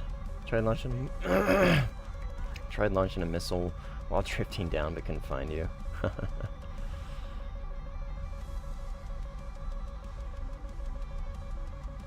What's that full circle on your radar?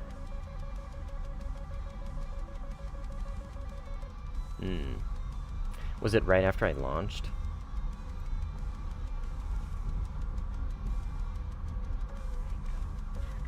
Jeff.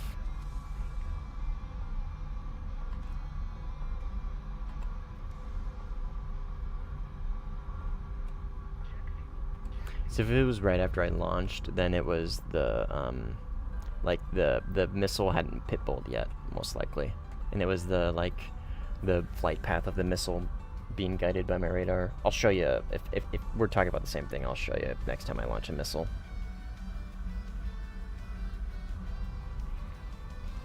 We could do some night battles in NSFS Discord monthly. That'd be interesting.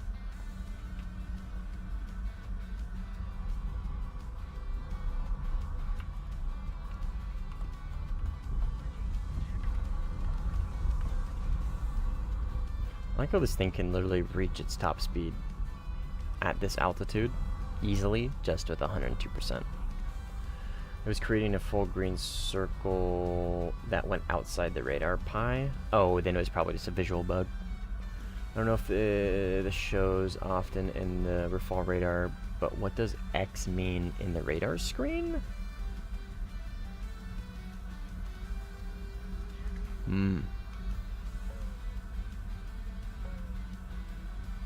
I have no idea. Are you talking about this screen? Or are you talking about this screen?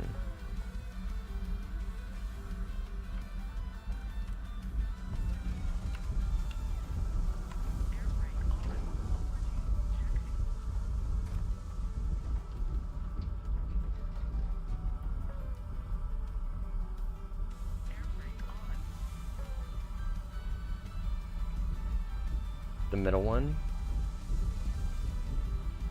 Yeah, this is the radar screen. I'm not sure. I'll have to look. I haven't noticed that. I don't actually look at these. I just kind of have them here. I kind of look at this one sometimes just to like visualize where my gun is before I get into a dogfight, because the guns are always switching between these planes. But as far as the X's on the radar, I will maybe check next time after I rearm and repair and all that jazz. Sorry, my voice is getting froggy. The vertical radar angling automatic.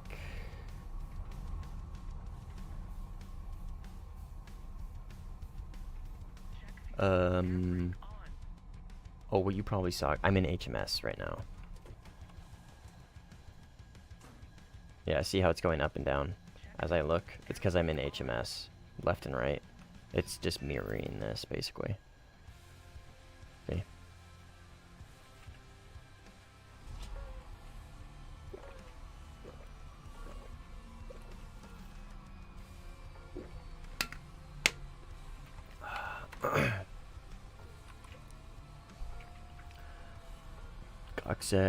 Cocksack. What's cool about the radar screen is it shows you the vertical radar angle. Yeah, the radar screen is cool. NCTR would be cool, but it is not needed on this fucking plane, dude. Like, it has NCTR in RB, but the NCTR is not modeled on anything in here. But, dude, I gotta be honest, like, the fucking plane doesn't need it. Like, I can just look at a con trailer and be like, oh, it's an enemy. Oh, it's a Su-30. You know what I mean?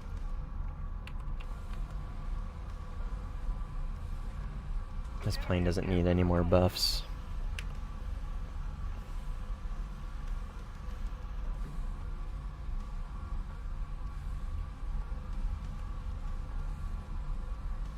Yeah, Gripen MFDs are handedly the best. Like, they are 100% the best. 100%. Definitely. Like, they're so cool. Like, the Su-30 and the Eurofighter, like, they're not bad. Like, they don't look bad. I think they look great. I'm just, like, the Gripen's MFDs are so sick, dude. They are so cool. I think that most of the OTAN HMS are not modeled. Yeah. Correct.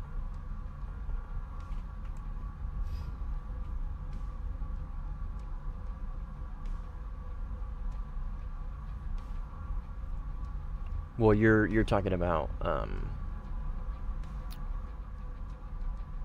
NCTR, I'm assuming, right, K's? That's what you're talking about. Yeah, it's not really there's only two planes that have it, and it's the Eurofighter and the Su-30. Looks at contrail. Oh, that's an F4U7. Yep. Invisible cannon. This guy's pretty good. Played against him last game.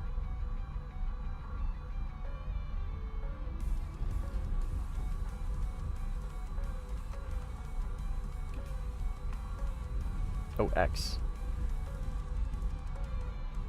I don't know what that is.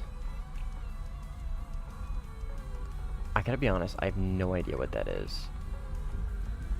Because I don't see anything over here where that X should be. I'm not really sure, gotta be honest. Okay, drop both. Not both. I'm getting pinched heavily here. I'm gonna have to give up on that Eurofighter and go for these two guys.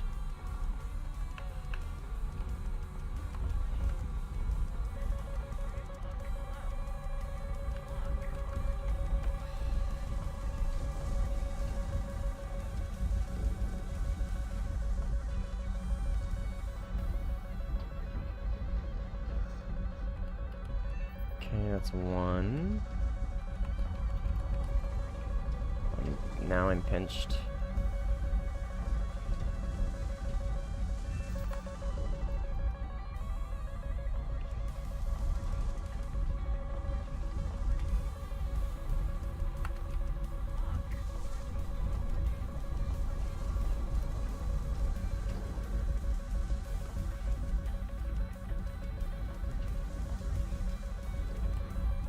doing the contrail thing right, I mean, the mic is gonna have a hard time getting up there. He's not nearly as high nor as fast as I thought he was. Unfortunate for him. Is this K's burning up? Yes, it is. Bro's really trying to get that, like, last-ditch HMS shot. Ain't gonna happen, Chief.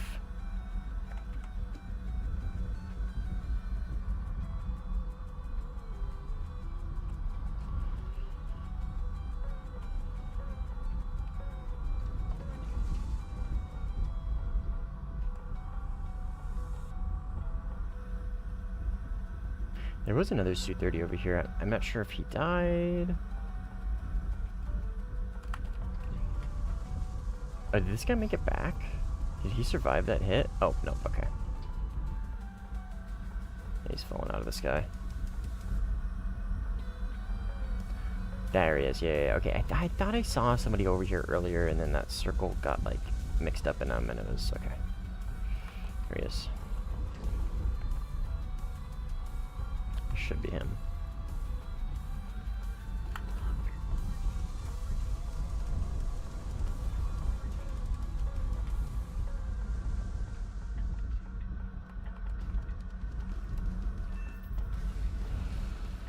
Got him.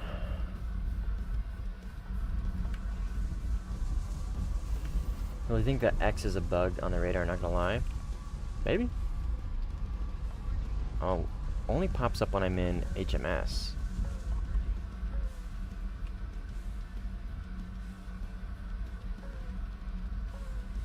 There it is. Huh. Yeah, man, I don't know. It could be. Could be a bug. I don't know, man.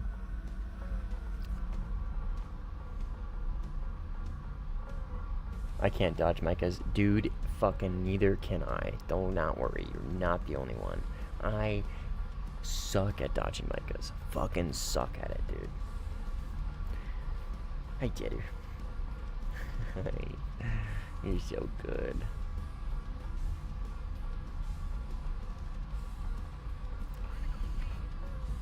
The worst part about camping is you don't get to see cheddar. No cheddar camping.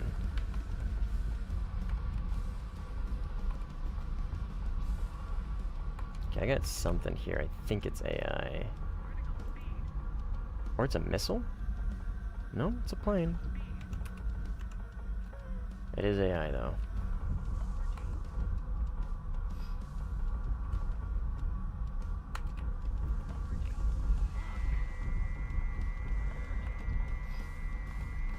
Yeah, Micahs are such a fucking pain, dude. Just notch. Dude, why didn't I think of that? Pizza, you should, I feel like, it's a difficult concept. You should definitely put out a YouTube tutorial on how to do that. Sorry, being pedantic. I would subscribe to that. You can call it notching with pizza or something.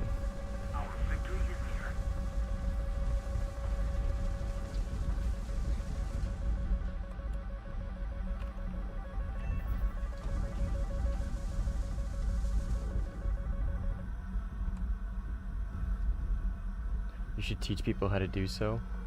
Hey, I got a video. I got a video on how to vertical notch. It's out. Available to the masses. Callhan, what is up, dude? Long time no see.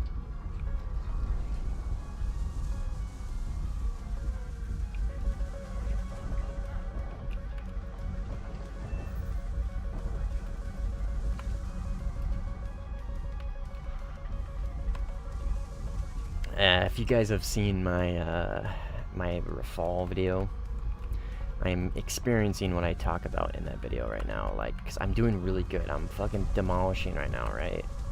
But it's like, it's just this, like, one of the reasons, like, one of the things I don't like about the Rafale, right, is it is so good. It's like, yay, I'm doing good in the Rafale, you know what I mean? Like, obviously, like, if I wasn't doing good in the Rafal, like, like, what the fuck would I be, you know what I mean? Like,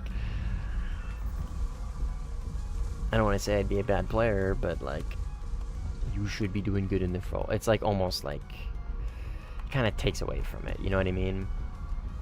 But at the same time, like, I just don't really want to have to, like, try super hard.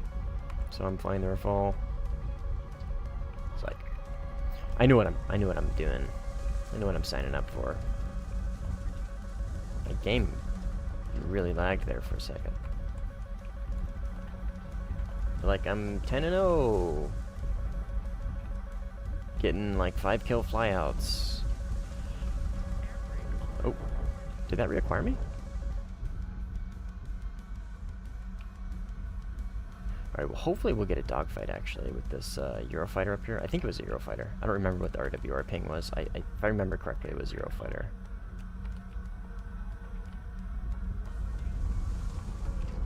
Right in front.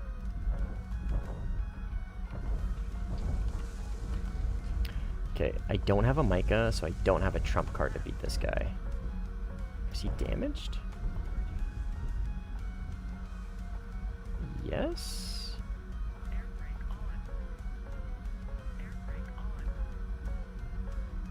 I didn't hit him. He's got no wings. Where'd your wings go, bro? Invisible. Where'd your wings go, brother? Bro's wings were gone. Bro lost his arms.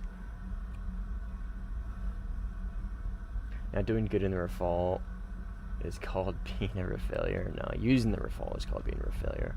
I might, Tree took my wing.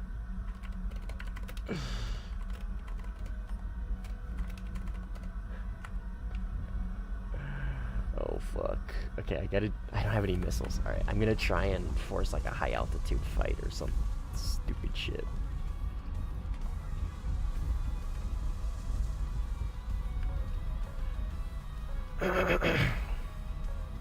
MiG-29. That is blue. 27 SM. Oh, fuck. Eurofighter on my right. No eyes.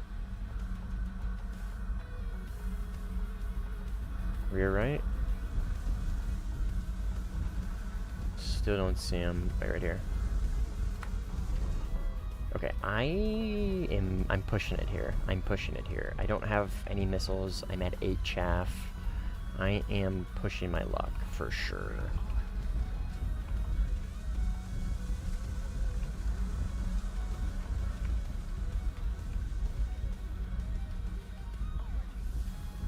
Okay, he dumped his speed, but he isn't a Eurofighter, so that's not necessarily like that detrimental because you can get it back very quickly. I've got really good positioning on him.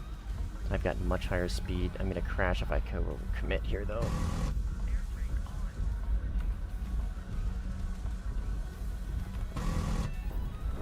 Okay, I gotta get the fuck out of here. Su-30. Fuck. I am pushing my fucking luck.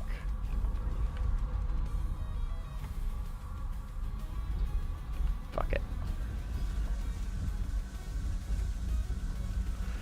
Fuck it.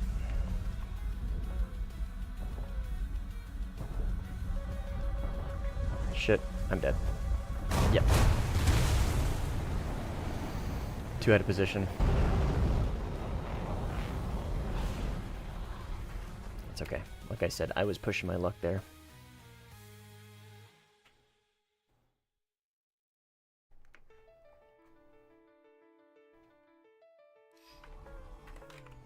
It was fun, though. That was a good fly out. Famous last words. Fuck it.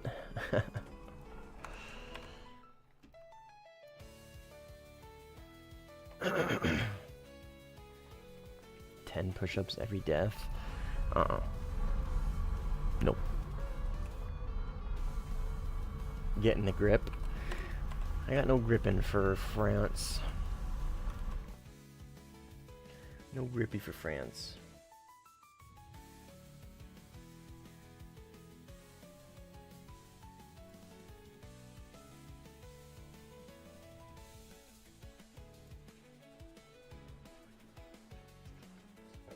Ooh, excuse me.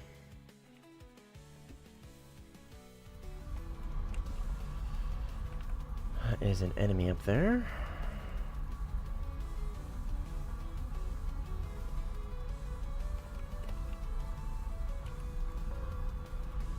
Su-27.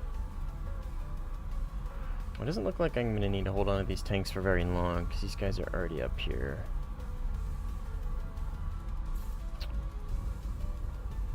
I kind of want to get that Su-27, not going to lie. Got somebody here, though. I can't lock him up, which is interesting. That is Su-30. And I am really out of position here.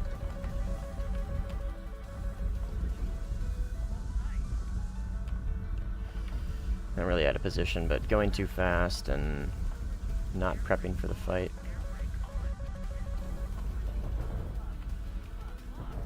That's going for his missile. God damn it. Come on.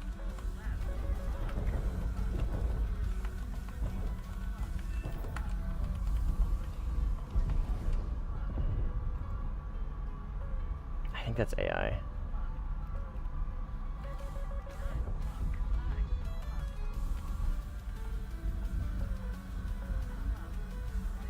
That guy got gunned. Nice.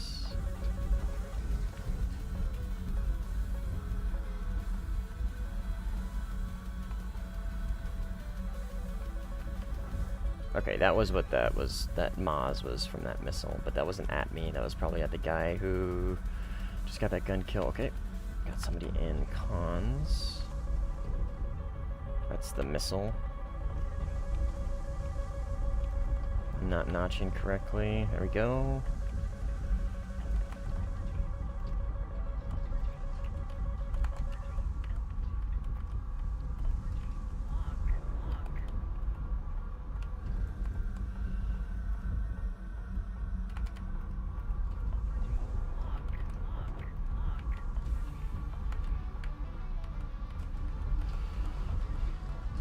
It's gonna be one. I don't think I'm gonna get the other one though. This is AI. Is this surveillance? Yeah, I'm just gonna kill it while I'm here.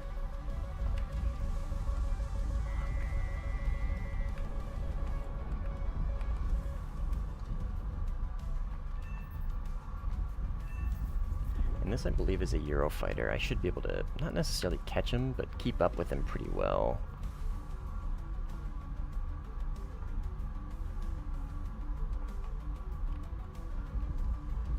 Turn off your AOA limiter after dying. That shit's always off when I'm flying a Euro Canard. It stays off. Once you die, it stays off. At least mine does.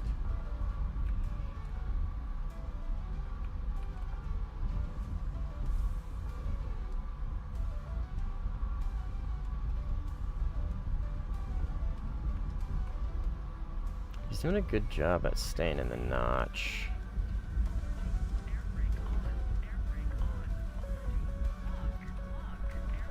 But, I mean, there's really not a whole lot he can do there. You know, I'm behind him. He can technically outrun me, but like that's gonna be a little difficult because I still am like in a really fast plane. Like he's technically faster, but like I can still keep up pretty well. So like, there's really not a whole lot he can do. Once I've started behind him, you know what I mean? Like, he's kind of cooked. I mean, he can try and like get into the vertical notch and just try and like defend, and then maybe try and force the merge, but like that's pretty tough. I mean, I feel like that's asking for a lot, like kind of from anybody. Like that's not really something I could do easily against a Rafale.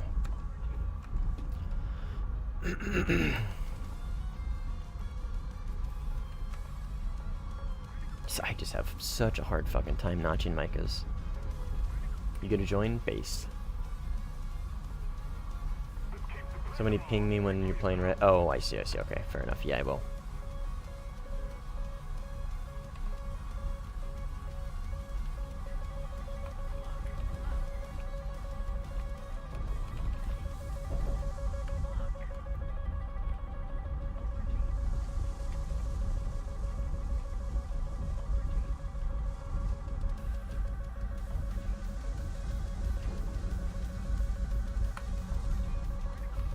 fuck, fuck, fuck, fuck, fuck, fuck, fuck. Holy shit, that was close, dude. Almost wing ripped twice. Wow, that was close.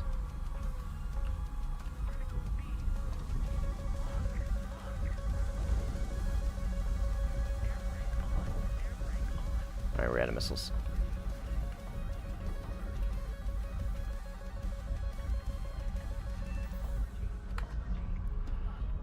Going to probably RTB.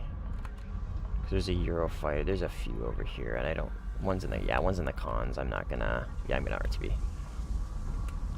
I'm not gonna be able to contest him very well. Well, at all. So we'll get some speed and try an RTB. Hopefully, maybe our team can force some defensive. But for now, I don't really have any way of forcing him defensive. I mean, I could force the merge. I can try and force the merge, but there's a few planes over there. There's a couple Su-30s. There's a Su-27 SM as well.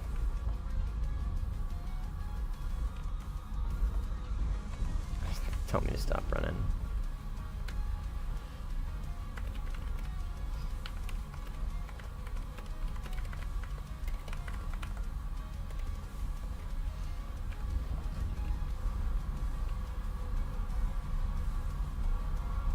Yeah, I only have one teammate over there, and I would have had to commit to that by myself. He's just now showing up. You know what I mean? Yeah, that would have been stupid.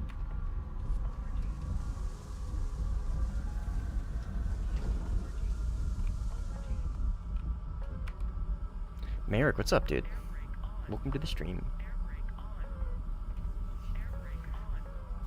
Merrick, a resident member. Did you watch the video? You watched the most recent Eurofighter video that Pizza wants to watch really bad but can't yet? Because I'm min-maxing the algorithm.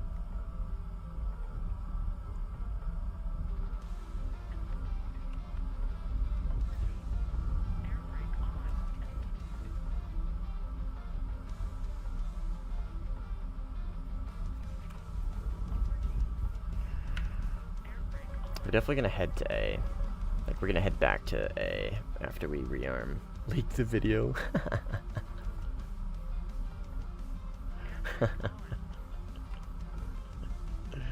I think you'll appreciate it, Pizza.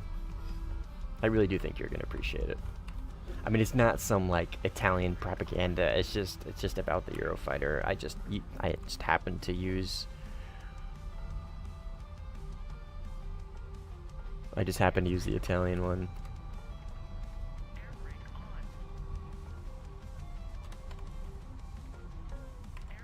Damn, 15-1. The only one that's killed me so far is K's.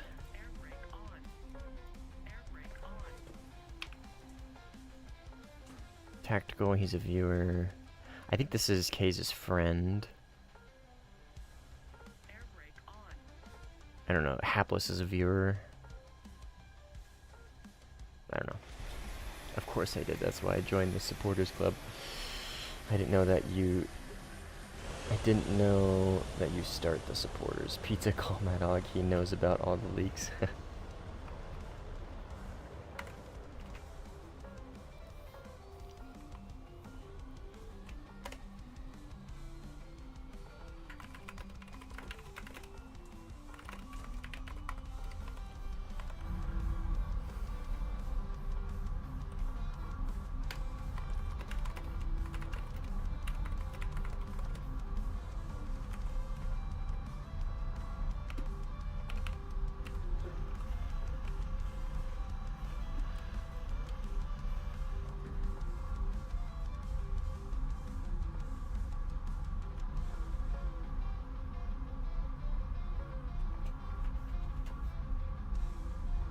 Not unusual for you.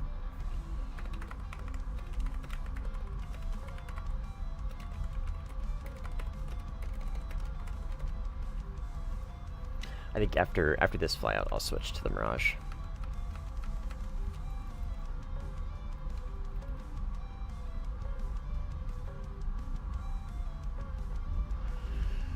After this flight, I'll switch to the Mirage. Mad Dog just got a team of leakers in his basement. Oh, Mad Dog, man. His content is something else. Something else. Is that going for me? Yes, it is.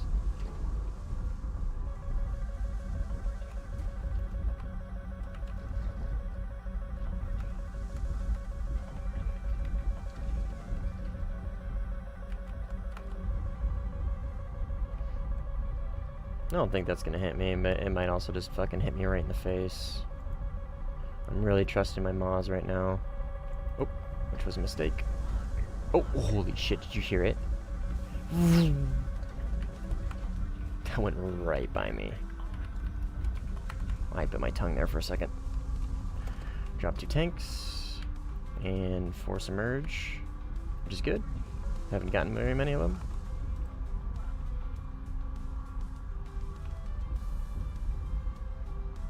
Well, maybe.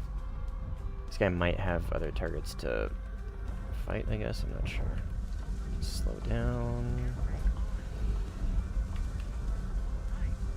That was a very late launch. If he keeps this speed, though, I think I'm just going to kill him with a Micah. We'll see. I don't want to draw this out too much.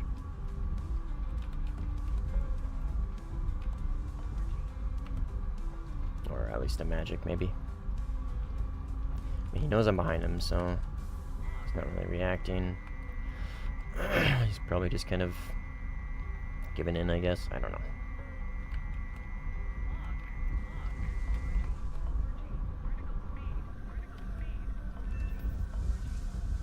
I tried. I tried to get a dogfight.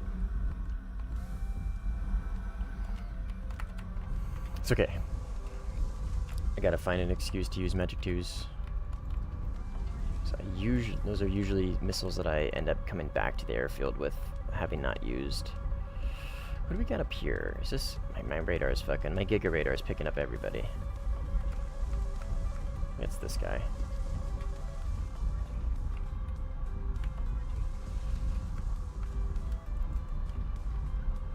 Or is it this guy? It is this guy. Stay out of the con, so we're not in an easy spot. He's kind of in a defensive posture, so if he fully commits to turning in on me, I'm going to launch. For now, I'm going to keep him in my pocket here, and I'm going to be going to where he's going, so by the time I intercept him, he's kind of head-on.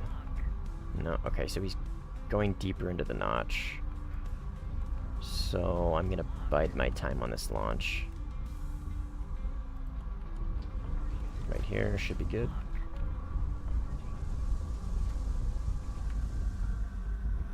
Oh my goodness, that was not good.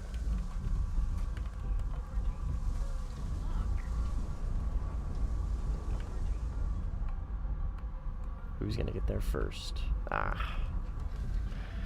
Good kill. I've got plenty. Oh, flight. 5 and 1, based.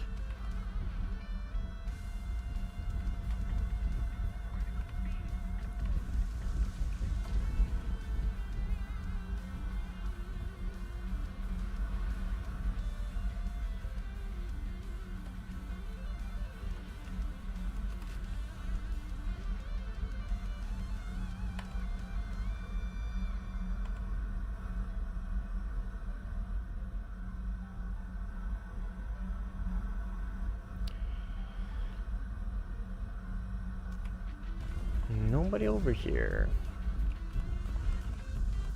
Where are they all at? Sorry, I can't hear you over the fire. My Su-30S I'm burning down. RIP. Imagine being blind even though you have radar tells you everything. Yeah, seriously. Happens, I guess. Oh, this guy just crashed? No. So I still got 4 Micahs. Okay, I was gonna say that looks to have been at me, I think.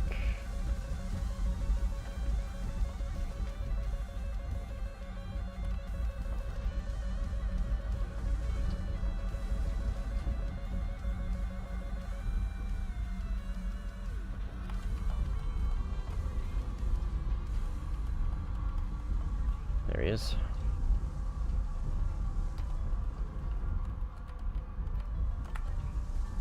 Maybe? Yes. Well, what is he doing? Did he find another target? Yes. Well, another target found him. Flight risk did. Good shit, dude. He's eating him up.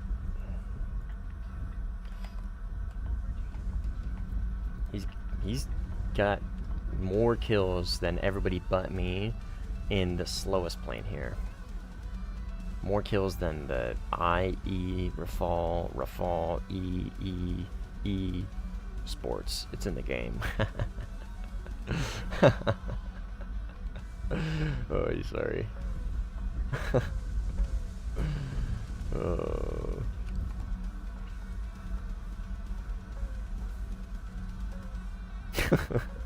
Well, I crack myself up sometimes. Oh. But anyways, what I was trying to say is he's got more kills than everybody else, and he's in the slowest plane in the game, or in this BR. Well, not the slowest, but one of, probably.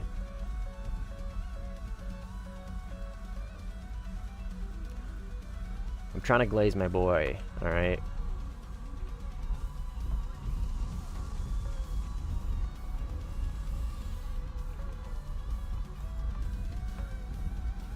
That's somebody in the cons. Somebody just crashed. Or somebody got killed. Oh, right there. Yeah, I see you, I see you. I got 4 micas. I am chillin'. Someone even say bing chillin'. I don't want to steal that kill, because it looks like he's working pretty hard for it. And I believe it's a Jeff, so he should be fine. There's a suit 30 right here. Maybe. I might ask too much of that Micah. Oh, no, of course not. It's a fucking Micah. Duh. And then this is the other dude. I gotta try and hopefully get him before he cooks the guy who's in that dogfight.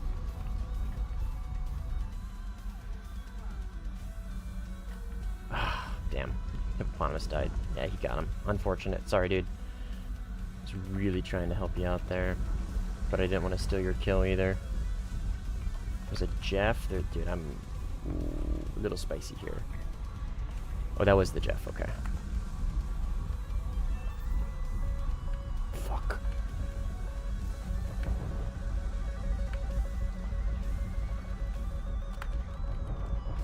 Holy shit. Holy snap notch. Holy snap notch, Batman. Oh, he got too confident. He's like, oh, I got him there. Oh, he's dead. And then he just kept going. Oh. Alright, RTB. Holy RTB. That was good. That was a good snap notch. Very good snap notch for not being in manual, for being in dampening. That was pretty crisp. That was pretty clean. Alright, let's RTB. Hi Mustang, I have one noob question. When you engage after making a vertical notch, do you try and PD lock the enemy via HMD to shoot the missile back immediately? To shoot the missile back immediately, no. To do this, yes. Timing is important on when you are returning fire.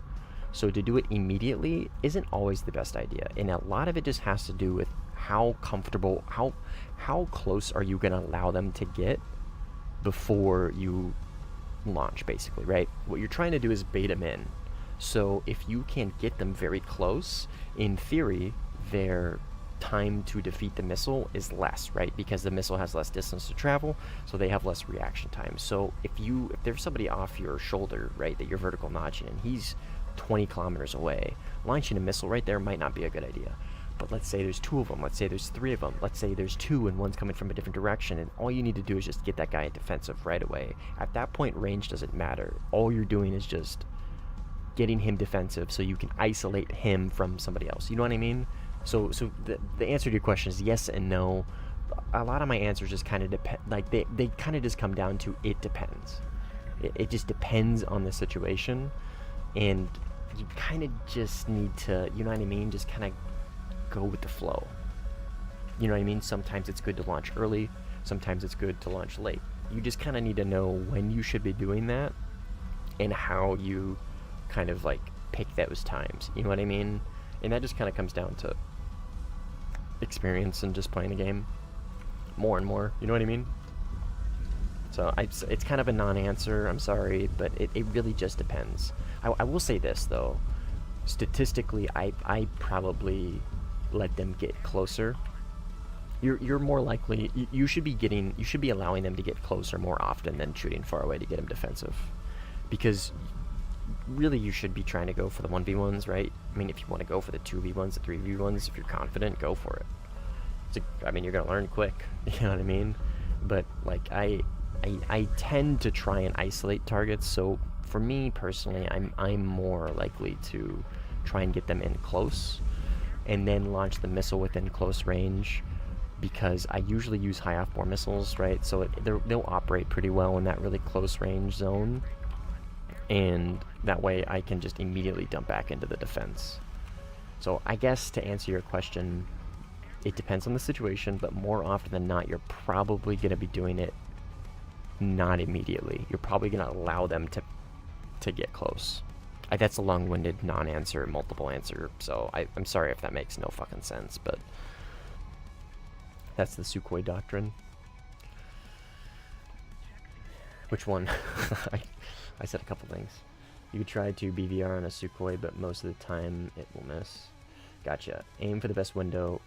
Exactly, yeah. I mean, that's the what you should be going for, super. But again, the times where you're getting pushed by multiple people and you just need to get one defensive and then focus on the other, you know what I mean? You gotta be able to, like, you gotta be malleable. You gotta be able to adjust and kind of switch on the fly. And again, that just kind of comes with time. There is no set time you should be doing something. There is no set in stone, you know what I mean? I want this HMD, IFF, and USA top tier. Not sure if historically accurate. I don't know either. I believe it is the Link 16. I think this is what this is called. Scorpion HMD Link 16, I think. I think some of them have them. I don't remember. I was curious about when I am watching your stream uploaded. I'm curious about that when I was... Oh, gotcha, yeah.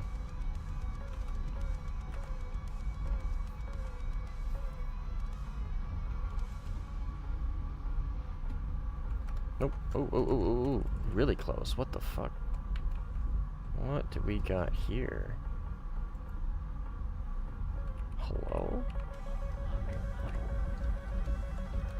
I don't like this. I don't like this one bit. I'm dropping tanks. I think that's a teammate's missile getting launched on me.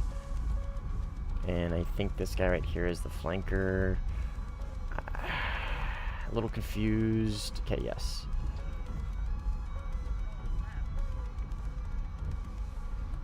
Come on. I'm gonna hope that hits and then run into the defense.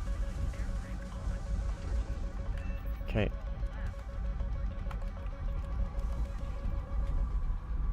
No eyes on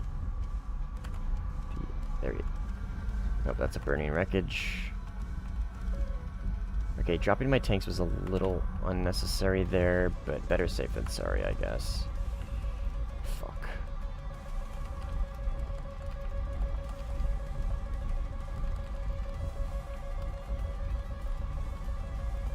Hello? I can't, okay. Was he low? Was he high? What? Okay, he's non-existent? I just couldn't notch it. I felt like I was... I mean, I don't know. I wasn't getting Maz for that one. I don't know where that was coming from. I just couldn't notch it. I was doing the thing. My chaff's working. Can't live them all, I guess. Death angle? No such thing in Sim, in Warthunder. You can notch a missile at any... Oh, angle. I was thinking range. I don't know. I was notching kind of horizontal to the ground, or perpendicular, no, parallel to the ground. So he was probably either high or low, and I didn't quite have the angle right. I felt fine, but I don't know. He died before he killed me, so I couldn't I couldn't see. I didn't have a kill feed. There's no kill feed. I couldn't see where he was positioned. We can maybe watch that back in the replay. See what went wrong there. It's gonna have to most likely do with angling, if I had to guess. I mean if you basically fail to notch something, it just it is due to angling, because that's just what notching is, right? You're beating the radar based off your angle essentially. So if you fail to notch something, it's because you didn't angle correctly. Basically, you didn't get into the notch angle correctly, because that's what notching is, right? So I don't know if that makes sense, but it makes sense in my head.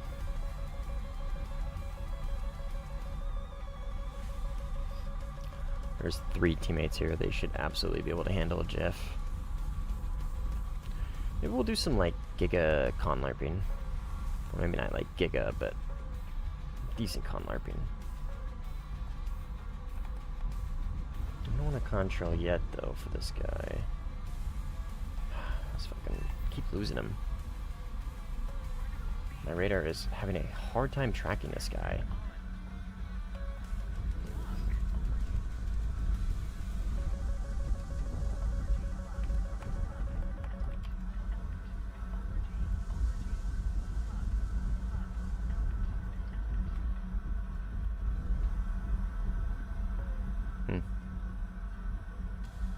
Was that him? Thought I saw him for a second. I got a teammate here. He's probably just on the other side of that hill.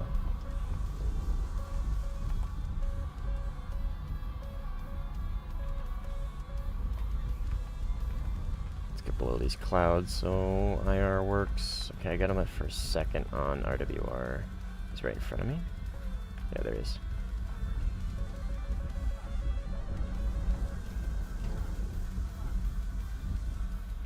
Kind of an unnecessary launch. I don't think that's gonna hit. I'm gonna drop all my tanks. Yeah, that was a dumb launch. I should have just saved it and defended. I was gonna defend anyways. Easy multipath. Let's pop up here. I don't know which direction he jetted down to. I don't see him. I think I heard him go past me.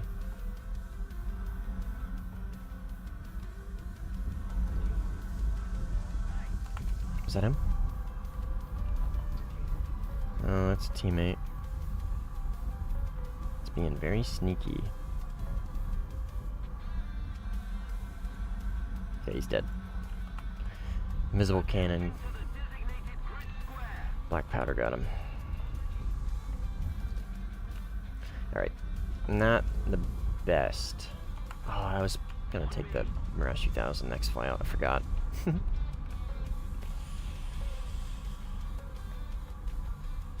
There's a possibility you got IOG'd. I mean, no, because I was looping.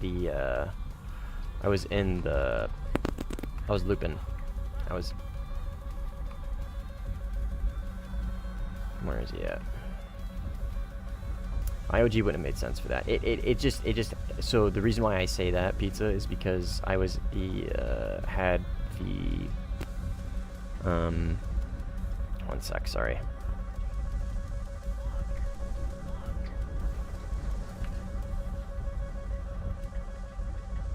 I had the Moz warning the whole time, which tells me it was tracking me the whole time.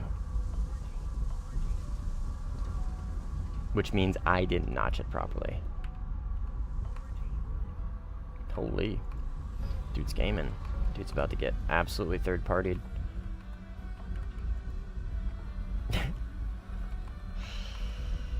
Squish for failure, boo. Yeah, man. Brackets are resetting. In fact, I think they just did. And I'm really not trying to try right now. Not trying to try. That's a sentence.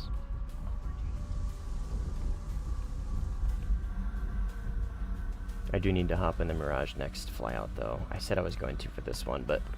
Oh, I just cracked the fuck out of my neck. Holy... Did you guys hear that? Oh. Oh, that last one sent a shiver down my spine. On me. Attack the A point. Guard on me. You're still gonna get Ma and RWR even if you've notched. Not necessarily, no. RWR, yes. Ma, no. Stand by. Well, I'm not gonna get this one. Oh, I did. Based.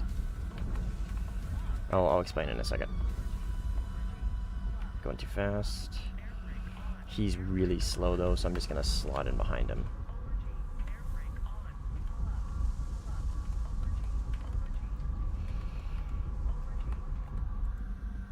Oh, he's fuck. He's way slower than I thought he was. Okay. Oof. I almost fucked that up. So, Pizza, like, what I'm getting at is you're gonna get the RWR warning for longer than you would the Moz. The Moz, like think of it as like FOV. Like the Moz FOV is like way smaller than the RWR FOV. Like I know that's not how it works. I know that's not how RWR works. I'm just trying to like simplify it in my head. So like the Moz notification is gonna go away when you have notched the missile successfully. Like there's times it might not if it's very close, but like 99% of the time when you've successfully notched, the Moz warning goes away. It just goes away. But the RWR warning will continue. You'll hear me say like, I think I beat this missile. I'm not getting a Moz, but I'm still getting RWR. I'm just gonna commit to the head-on whatever, you know what I mean? Because I'm pretty sure I beat this missile. I'm confident I have. So what I'm getting at is like during that time, I had the Moz warning and I had the RWR warning the whole time, which tells me that the missile was going towards my plane, like was tracking my plane successfully the whole time, which in turn tells me that I just didn't notch properly. I never beat the missile seeker in that situation. I just didn't notch properly, which would tell me that it came from either below or above because I was notching parallel to the ground, right? So it either came from down below, outside of this 85-degree zone, you know what I mean, 85, or above is all. That's kind of what I'm getting at. I mean, we can watch it back. I mean, I don't really think I need to. I died once to a missile, you know what I mean? It is what it is.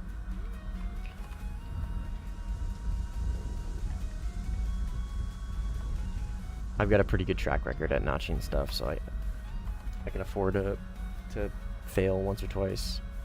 I mean, I think that's what happened. That. I mean, you might be right. I could have gotten IOG'd. I just the way I'm explaining it makes, at least to me, makes the most sense for that situation and what my like systems were telling me. Somebody cover me. Yo, Mustang, how do I not lose sight of the enemy in a dogfight when he is camouflaged with the ground? Whether you're asking the wrong guy. Dude, I have a horrible track record at losing people in these dark spots of the map when they go low and that black dot. Dude, honestly, I mean, I have a graphical setting video that helps with spotting the black dots in the background, and it helps a little bit in that situation, but honestly, when they're close range, because everything renders in at close range, right? So like when you're spotting things from long range, but you see that dot, it's very easy to spot them on the ground because not everything is rendered in. But when they get in close range and all these trees and all these darker colors are rendered in, when they're on the ground, it's much more difficult to spot them, that black dot. So the settings that I have on that video, I'll link it to you real quick.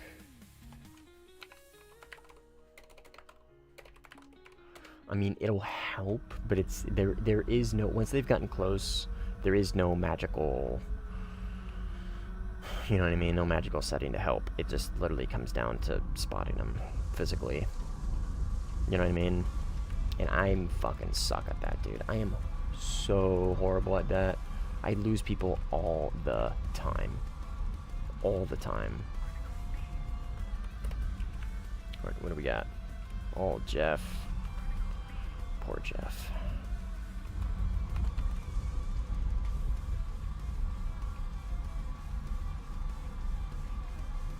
Bingo.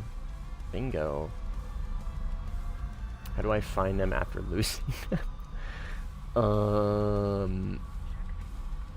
RWR. Hopefully they keep the radar on. I don't know, man.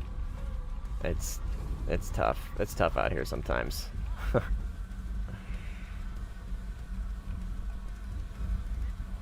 Oh, did he just get... Oh, fuck. My bad. Hopefully I'm not going to steal this kill. I didn't see that he was on fire, but I... Okay, finished off. Perfect. 2 for 1, baby. That's the 2 for 1 special. 2 kills for 1.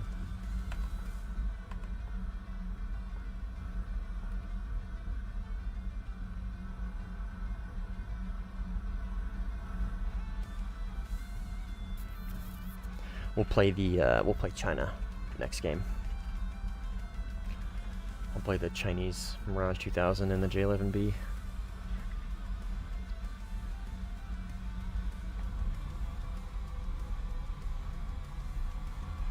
You're so good at notching. You even notch my lock, but most people can't do often. I mean, once you get the hang of it, K's, okay, so like I've kind of really got it down. Like I try not to toot my own horn very often, but like I do have the whole vertical notch thing down pretty well. But right now, what you're seeing, same thing with the Eurofighter, what you're seeing is also like 50% plane. This plane is so maneuverable, and its instantaneous turn is so quick.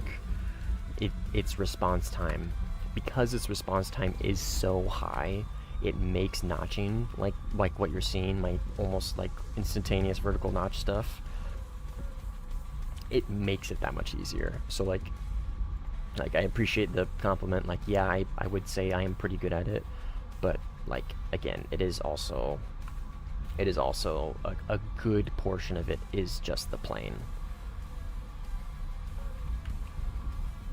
Not to say I can't do it in other planes, I do all the time. It's just, I want to make sure it's clear a lot of the time when I'm like clearly using a very good plane. I don't want to sound... Stand by. Like, see how fast I got in that notch? I was going Mach 1.5. And I entered the notch at Mach 1.3. You know what I mean? The only other plane that can do that is the Eurofighter.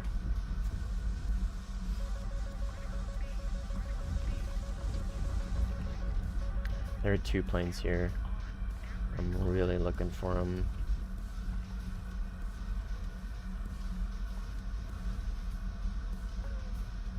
I don't see Jeff. He's like really close though. I don't know if I can see him. How do I not see him? There he is.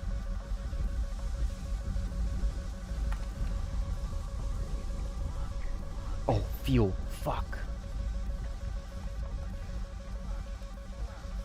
God fucking damn it, dude. Okay, these guys... Okay. There's one more right here. There's one more right here. That's not him. That's Hapless burning up, I think. Yeah, I think so. Fuck. Okay, I got RTB. I got RTB. I think these are all teammates, and they're all like fighting each other because they're confused and they're like... There is a fucking Eurofighter over here, though.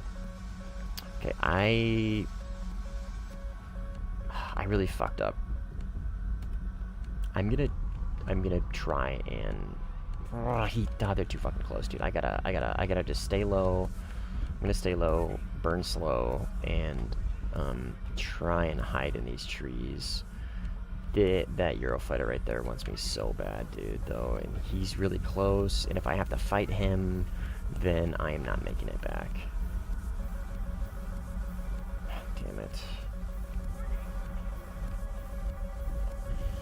Alright.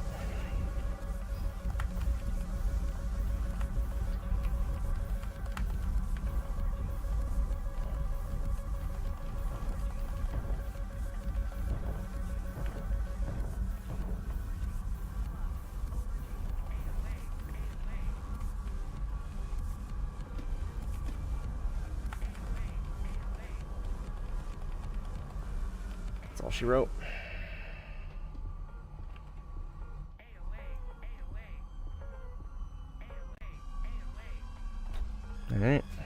unfortunate. Peace, Marauder. GG's, man. Thanks for hanging out and playing. Alright, Mirage.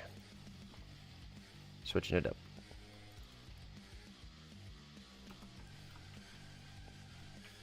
That guy was fucking cooked, dude. If I had 10 extra seconds of fuel, if I had 5 seconds of fuel, I could have gotten guns on.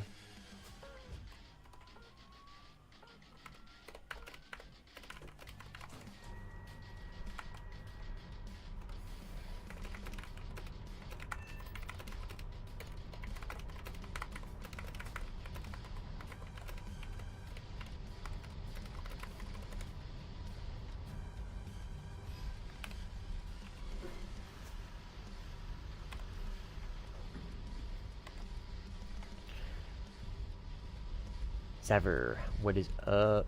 Welcome. Welcome, welcome, welcome.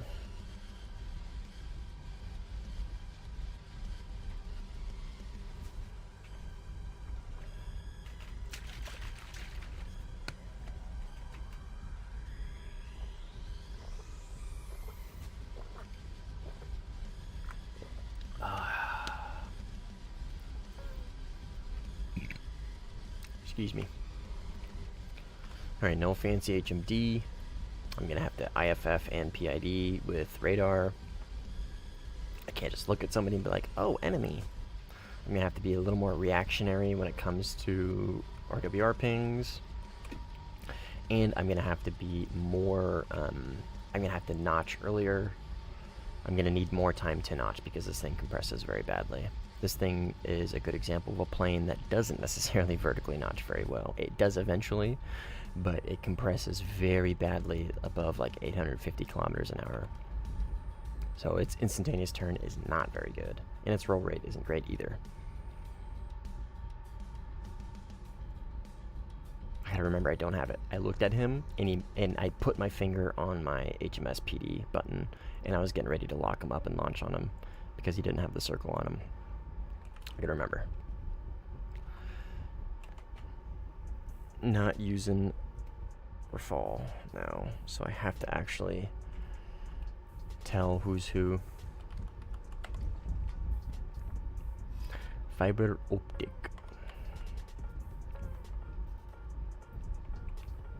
I've played with this guy before, and I don't remember what stream it was, but I was like, I really appreciate this, like, I don't know what it is about this name, but the lack of an I, but it's still fiber optic.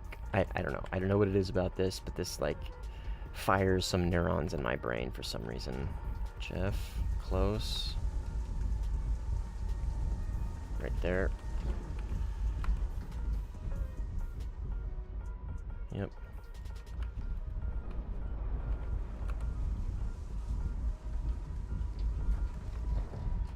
I still have Moz in this thing, though, which is nice.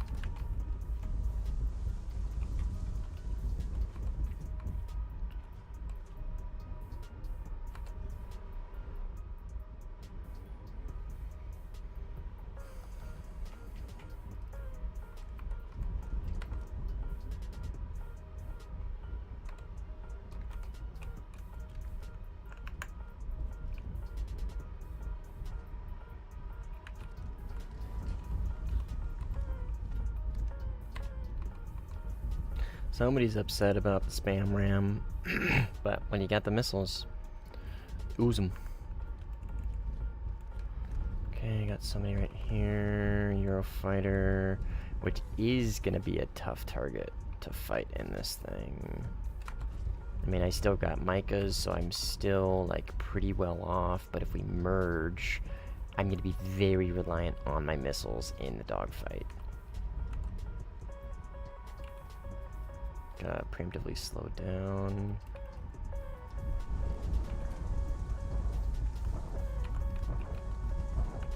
No, he's dead. Yep.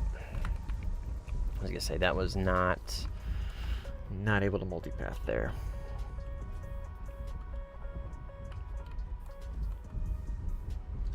I hate 5 120s after I died.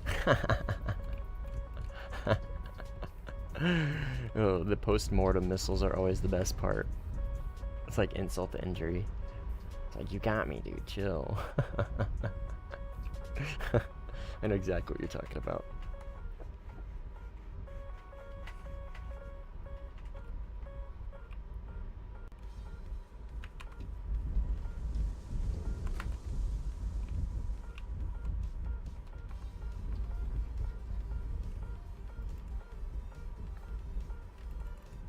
And somebody right here. Is this the runway? He's going really slow, which tells me I think... Oh yeah, he just took off. Yeah, he just took off. We'll give him some space. Well, he's a Eurofighter. He's just going to catch up to me. I'll pull away from him and give him some time to, I guess, think about the fight. I don't fucking know. I don't really want to airfield camp right now. Just kind of chill. Oh. Friendly? Guide on me.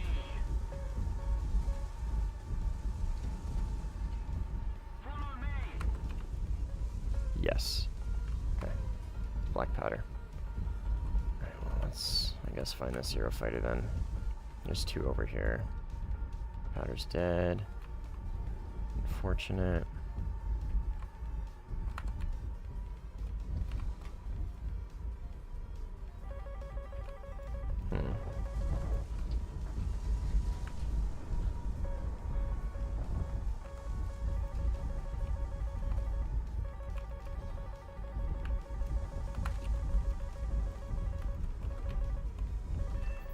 Okay. Let's finish what we were doing, pulling away from the airfield. Su-30's a little close. Let's get into some positioning here. Get ready to defend if we need to. There he is. Slow down, because our notch speed is much slower in this plane. Okay, we're actually just gonna fucking go for it here. Go for this defense. Come on. Yeah, this is bad. This is bad. Yep, I fucked this up.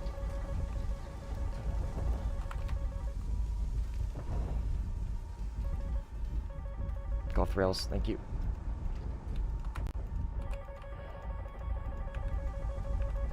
Whoa, got him. Holy fuck. That was close, dude. That was so fucking close. I fucked that up. Okay, so the reason why I went straight into the defense without a follow-up missile, which I try not to do that. He had already launched. He had just launched, right? So if I were to try and HMS PD him, it would just pick up his missile, right? And then I would be fighting it, and then I would have to think, and then I'd be wasting time. So I'm just gonna dump into the missile. Dump into the notch, and then try and spot a follow-up window that I can get while I'm in the notch, right? Which I did, but he did the smart thing, which when he saw me recommitting, he preemptively launched, which means he had me front aspect, right? So I really committed to that. Like, I was all or nothing there. So like he got very, very close. I was just able to pull back into the notch quickly, and then obviously notch it, right? Because if you paid attention, my speed was really low. I think it was like sub 700 kilometers an hour. So that's my notch speed for this plane. It's really, really slow, right? But I have to stay in that slow speed. That's the thing with this plane, right? I can't do it at high speeds like I can in the Eurofighter and the Rafale. And this thing has very low engine speed, so like when I get down to that speed, I stay at that speed for a while. So this plane, just long story short, is just worse than the Rafale, right? But I mean, that's fine. The Rafale's too good. Thank you for the comments on the fight. Fucked up the second commit. No, you didn't fuck anything up. Oh, I mean, you died. So I mean, okay. So, K's, what I would say for you, right? You didn't really fuck up the second commit. You saw me committing and you launched at the appropriate time. You absolutely did.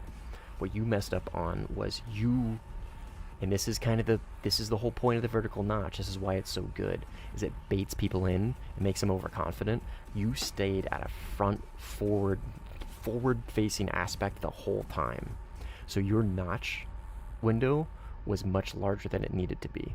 You could have launched at me from the angle, right? You could have had me in this angle instead of looking at me straight on, right?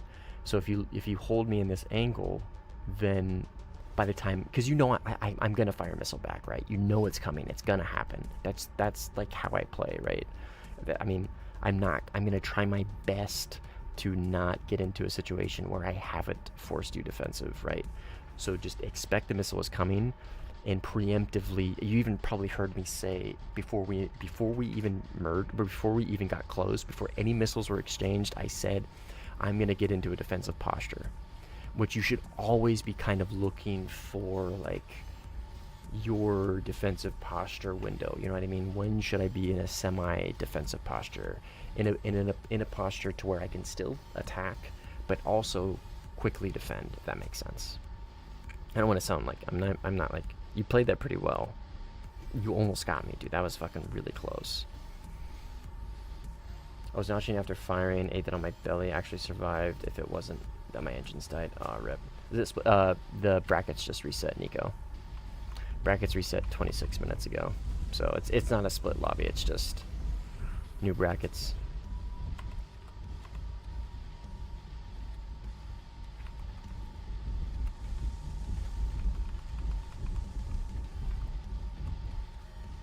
And the thing with the Mica, right? The Mica is the fastest accelerating Fox 3 in the game. So when you're going against something that has a Mica, your notch window is even smaller, no matter what you're flying, right? Your notch window is already very small because of how fast the Mica accelerates. I didn't really need to rearm. I was kind of yapping and just flying in a straight line, and here we are, so I might as well rearm, I guess.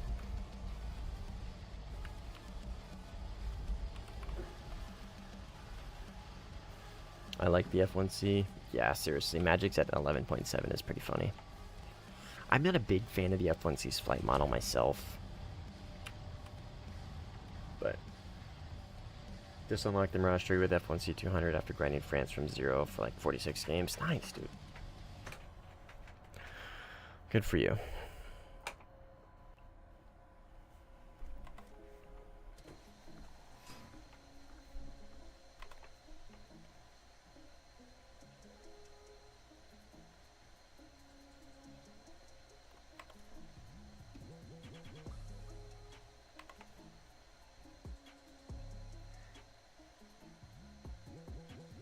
For me, I don't feel like it flies bad, but takes some time to regain speed at low speed fights. Oh, F1C, yeah. I don't know. I play mouse and keyboard Ks. So the Mirage F1C wing stalls pretty badly. Not pretty badly. It wing stalls even in dampening at low speeds, which is kind of like, it's just weird that a jet like that would wing stall so easily. You know what I mean? So that's kind of one of the reasons why I don't like it. I'm just not a huge fan of its flight model at all. I mean, I'm not saying it's bad. It's not, I wouldn't say it's great, but it's not bad. I'm just not a big fan of it. There's other planes at that BR I'd much rather play. You play with joystick layout, K's? You should check out Relative Control. I got a whole video on it if you're interested. I'll link it for you if you wanna give it a watch. Highly recommend you try Relative Control. What do you mean by notch speed? How do you determine it? A couple things, Maxim.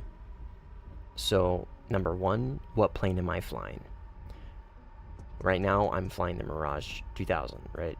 So, my plane has better turning performance at lower speeds. So, right now, I'm not turning very well, and you'll notice.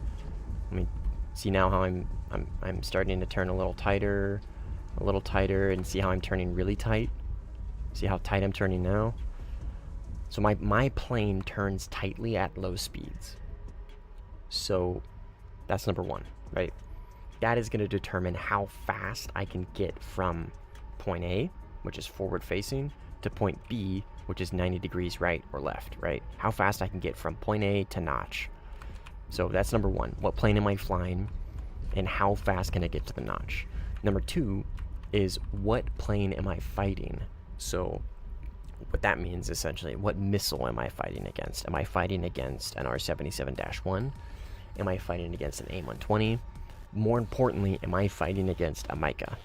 That's really the main thing, right? All the other missiles are just as easy to notch, in my opinion. The Derby, the PL-12, the R77-1, A120B, A, and C. I mean, they're all just as easy to notch. The Micah, on the other hand, has a much smaller FOV. It's just harder to notch in general. So if I'm going against a plane that is firing Micahs at me, I am going to probably notch sooner. If it's any other plane, I'm not going to. So that's number 2. What missile is being fired at me? And then number 3, what missile do I have? So do I have a very high off-bore missile, like a Micah, that has 50 Gs of thrust vectoring, or R77-1 that is just 50 Gs? Or am I using an A120 that has really bad off-rail performance and only gets up to 35 Gs?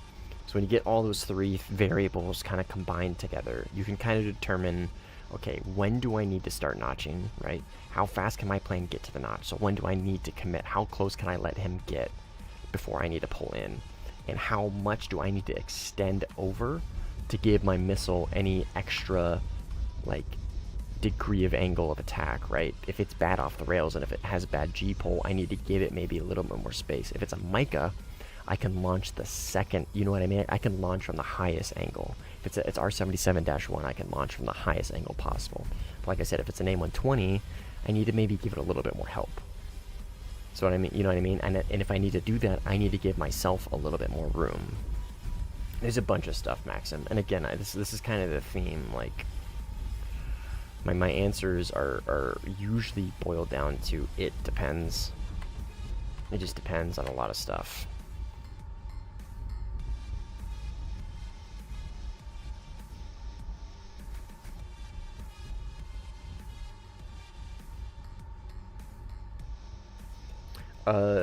Not necessarily true, Nico. It is easier. It is harder to notch things when you're going fast. Like when you're going very fast, like your notch window is a little tighter because of how fast your plane's going. I don't quite understand like the physics or like how it actually works, but I've heard that from quite a few people. That, I guess, don't quote me on that, but from what I've heard from quite a few people is the faster you're going, the harder it is to notch something. So like if I'm notching at like Mach 1.5 versus like, that's why you see me slow down for notches.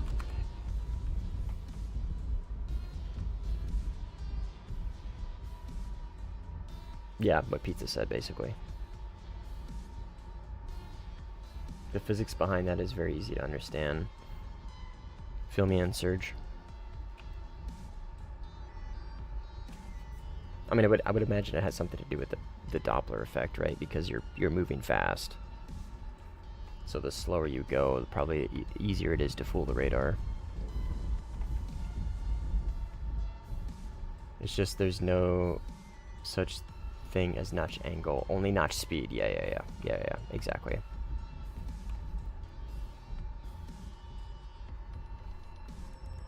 But it's like all about closure speeds. So like, okay, so like, let me try and articulate this in my head. Okay, so if I'm going at a target, right, at 100 kilometers an hour, my closure speed is 100 kilometers an hour. If I'm going towards this target at a 45 degree angle, my speed is now 500 kilometers an hour of closure speed because I've cut that in half. If it's 90, then it's 0, right? If it's 85 degrees, then it's like, I don't fucking know, like 75 kilometers an hour or whatever, right? It's all about closure speeds, basically. Oh yeah, the moment you said closure speed, I understood. Yeah, it's all about closure speeds.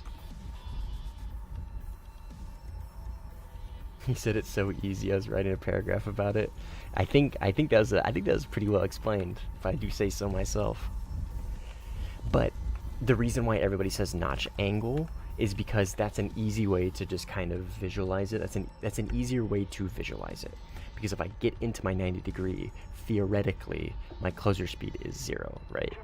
If I get into that 90 degree, right? That's why people say angle. That's why angle is probably so widely adopted as like a term for notching, right? You have the notch angle, just because it's just easier to understand. If you start going to closure speeds and like Doppler effects and like, what is that? What's a squared plus b squared equals c squared?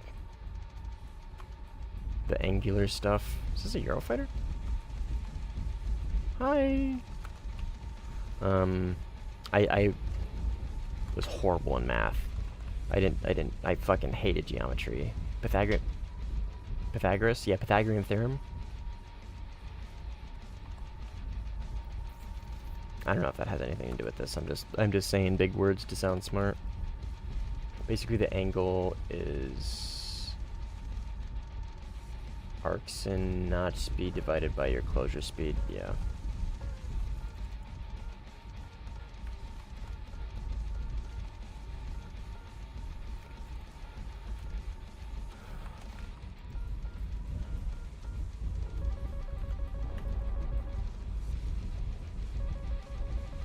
See how I just dumped the notch immediately? I don't really want to fuck around here, and he's already pretty close, and I'm trying to stay in the cap, so I went into the notch early, so I don't give up a bunch of space, because I want to stay in the cap zone. See what I mean? It's so many variables, so many things to think about when you want to notch, and when you should, and when you might not want to. Okay, he's over here somewhere. I fucking know he is.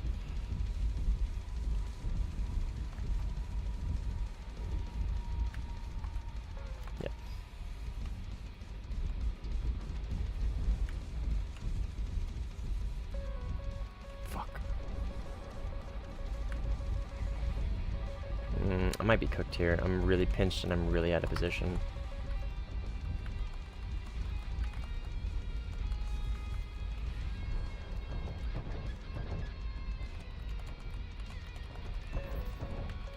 Holy! Okay, where is Mr. Eurofighter? I'm really slow. I need to get speed back. Because if I merge with this Eurofighter, I need to be at a decent merge speed. Okay, we're good now.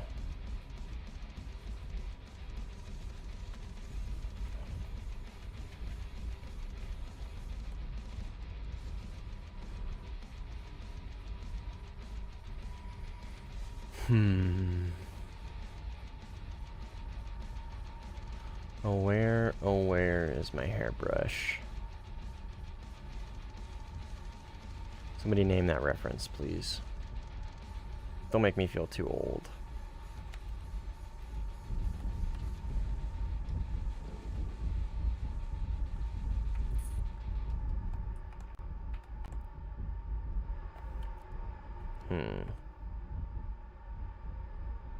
Right here.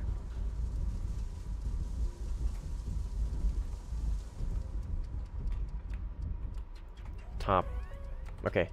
Rear is enemy. Which, I mean, it's a Eurofighter. I gotta get there. That is a F-18. I'm just gonna commit to this. I'm sorry if I steal this guy's kill. He looks like he's disengaging because he knows he's now in a 2v1 because he saw me on RWR for a second. So I'm just gonna... Oh, fuck. Damn it. I kind of dumped there. I inked. Gate width. Nah. Too close. Yeah, sorry. I fucked that fight up for that 18. My bad. Apologize. He was dogfighting him. At the second I lit him up with radar, he realized that he was in a 2v1 and pulled away. And that F-18's never gonna catch him. I mean, from what it looked like, that Eurofighter had position on the 18, so like that was kind of like my cue to like help. I think this F-18 has a 6.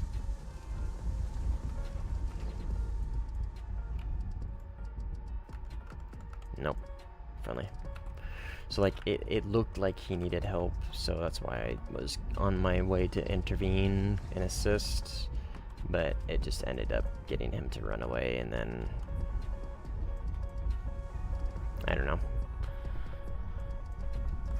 Sometimes I feel bad for helping. Because I dislike when people steal my kills. It gets really, really annoying. Alright, I am going to, for the sake of getting this match over with.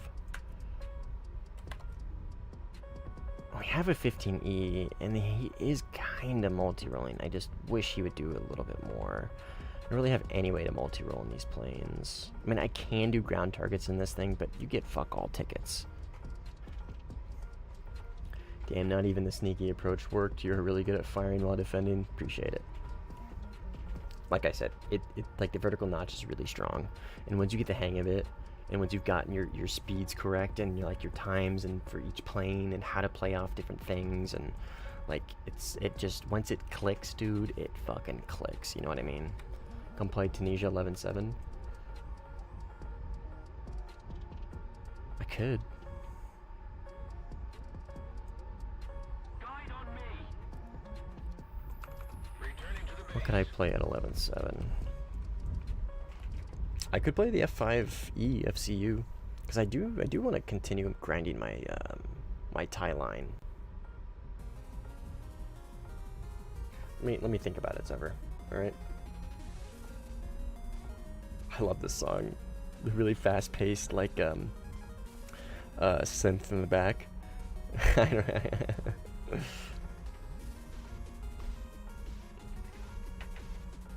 You know what I mean?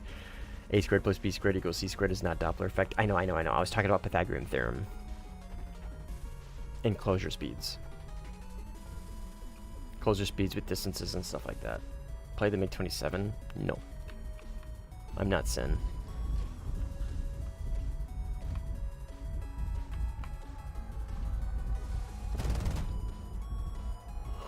I'm not Giga Red Pilled Red 4 like he is. I'm just a fucking tourist.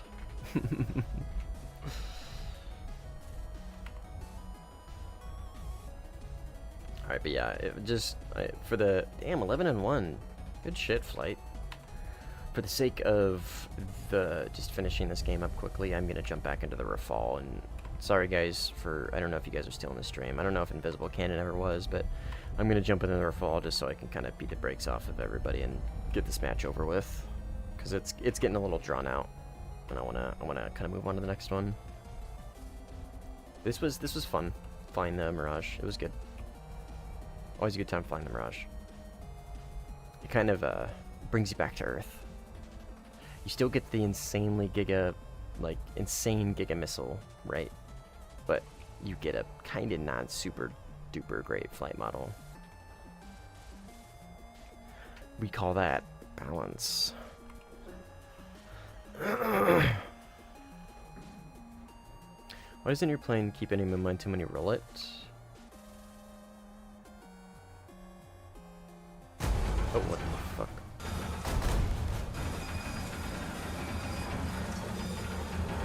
I forgot how weak these, oh, nice. I forgot how weak these gears are. Why doesn't your plane, it's because I'm using a thing called relative control lock. So relative control, when I press a key, it gives the input and it builds up to 100%, right? When I let go of it, the input goes back to 0. So when I roll and let go, when I press A to roll, it eventually will get up to 100% roll after about half a second. And then when I let go, it'll stay in the roll while I'm holding it. And then when I let go, it goes back to 0. And that's for pitch, yaw, and roll. Yeah, all of them.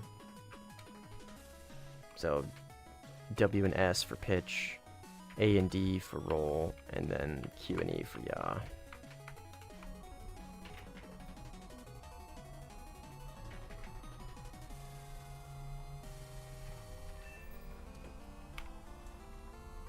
Yeah, no worries, man. It's if you're I don't know if you play mouse and keyboard, but it's aircraft controls mode, full real, relative control right here for controls mode. This is obviously unique to mouse and keyboard, which is all I use.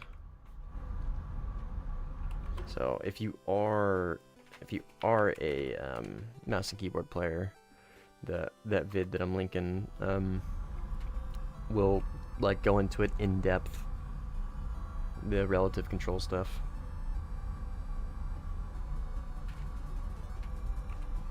All right, Giga Radar, Giga Missile, Giga Plane. Let's get this match over with.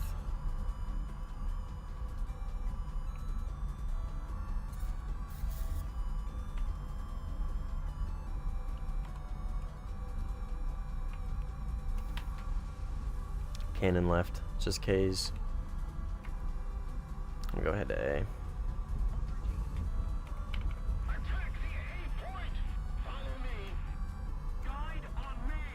Follow me! I'm dead. Oh, rip. Attack the A point! You're... Affirmative!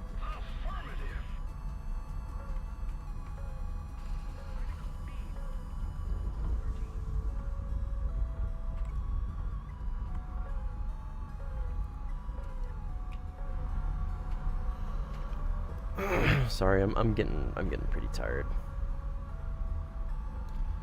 I did say that I'm probably not gonna stream for like the whole night, because I really am, like, my sleep schedule's really fucked right now. The plan was originally to take a nap earlier today so I can prepare for the flip back to nights, but I just fucking laid in bed and couldn't fall asleep. So now I'm running off like 4 hours of broken sleep. We did a 14 fucking mile hike yesterday. Like,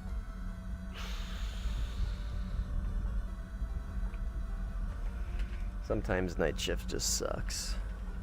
Like, just outright irredeemably fucking sucks. And this is one of those instances.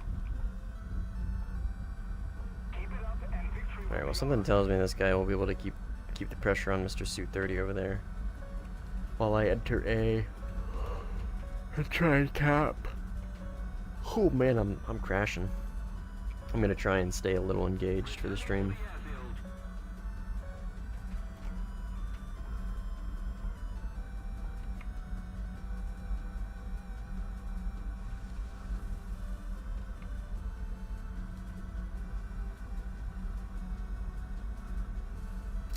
You got him.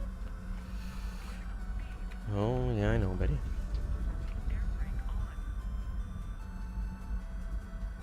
Well, and you got him.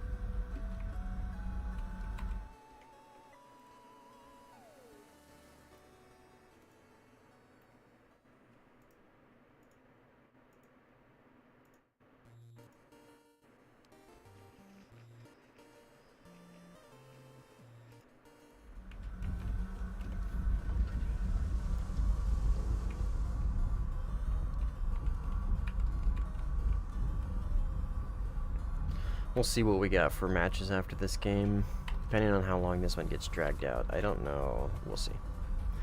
We'll see.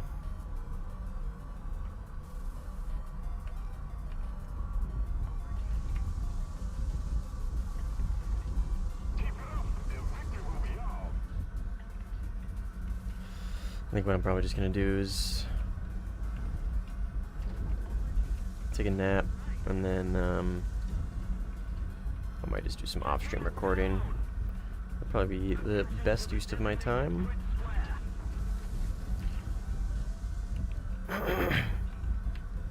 A6.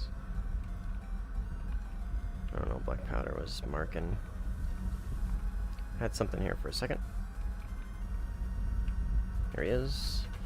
Alright, let me lean forward in my chair. Drop 2 tanks. I don't want to leave A quite yet, so we'll just kind of bait him in.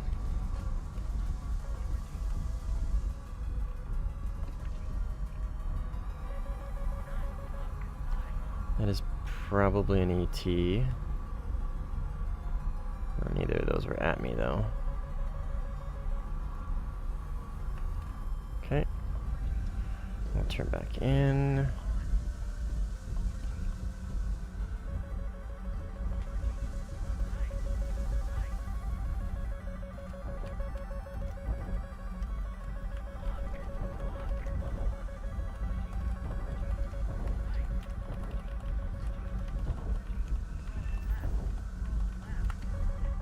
Oop, oop, oop, oop, oop, oop, oop, oop. Oh, that's friendly, that's friendly, that's friendly. Fuck. Okay, we're good, we're good, we're good. Alright, back to A. We didn't go very far. Perfect. Yeah, I know. Multipath over water, lame, but A's in the water. Easiest way to secure the kill.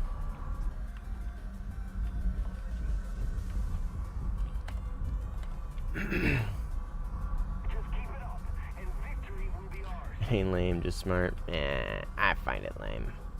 It's lame for me. I don't know. That probably sounds like super cocky and shitty.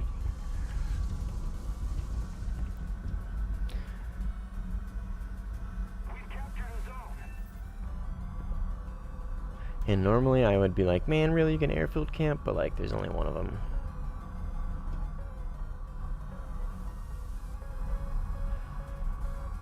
Alright, A's capped. What can we do for points? What can we do for tickets?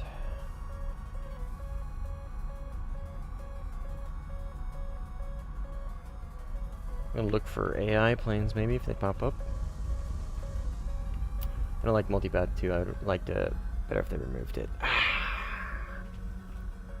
Like, I can sympathize with that lock. I can.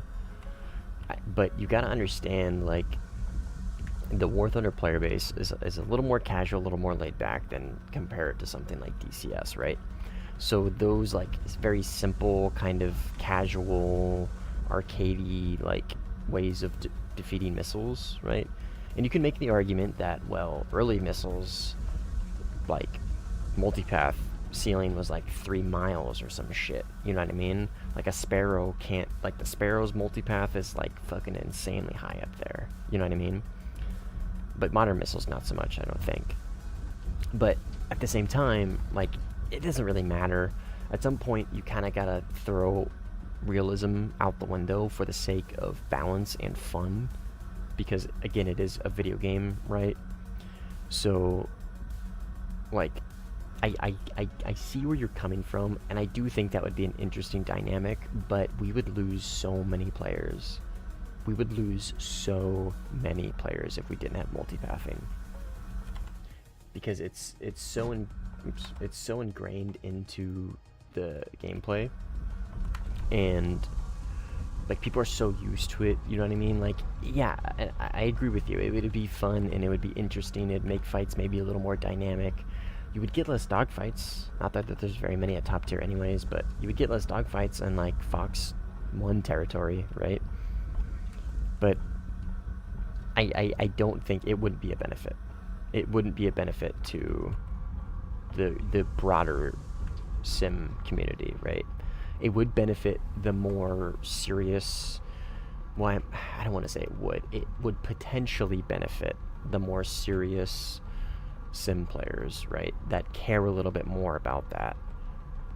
But I mean, at the same token, if you really want that realism, then you're also introducing the insane multipath window for early Fox 1s. Sparrows are essentially going to be useless. Our 27ERs are essentially going to be useless. You know what I mean? Like, that cuts both ways. You can't just remove it for one thing and then be like, well, these missiles don't have it. You know what I mean?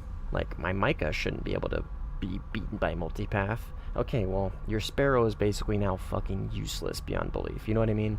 It's a double-edged sword, and I think just kind of the blanket multipath altitude for everything is the smart way to go about it. That's like, if you put yourself in Gaijin's shoes, that's kind of the logical way to go about it, right? That's the easiest way to go about it. You can make the most people happy without, like, breaking the game. You know what I mean? 20 mil or 20 meter as well as light sparrows.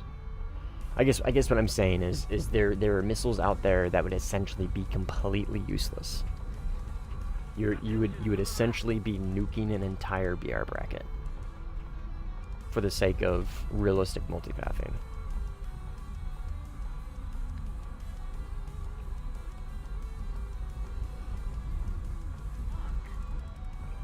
And I mean, I don't know. I think it's fine. I mean, if you want to fix multipathing, honestly, we should be talking about more maps with more terrain. We shouldn't be removing multipathing. We should just be maybe. I mean, I'm of the opinion that it's fine right now. Honestly, I really don't have a problem with what we have right now. I really don't. I think it's fine. I think it's just low enough. Like maps with water obviously are kind of the outlier, right?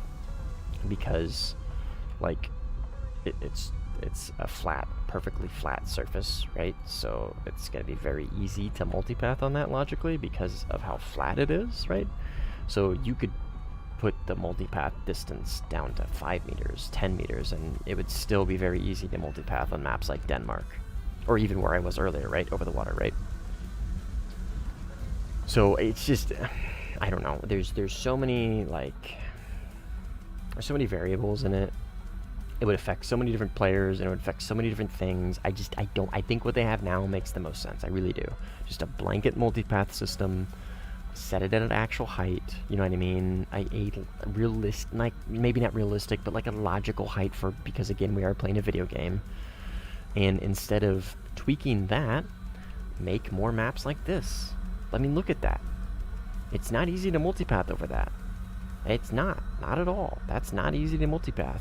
Depending on your angle, like if you're following the channel, then yeah, maybe it's a little easy.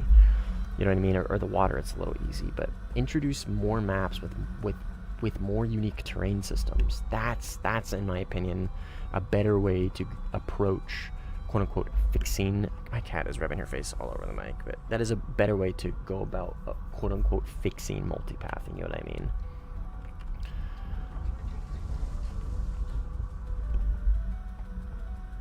Denmark Tunisia games would Thanos snap out of existence? No, they probably wouldn't.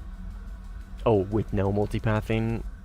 I mean, it wouldn't be just Denmark and Tunisia. It would be all the games. There would be like 1 to 2 games. Nobody would be wanting to play this game.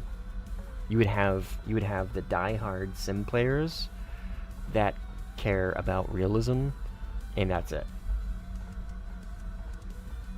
The game would probably fall off. The player base is already very unhealthy as far as numbers for sim.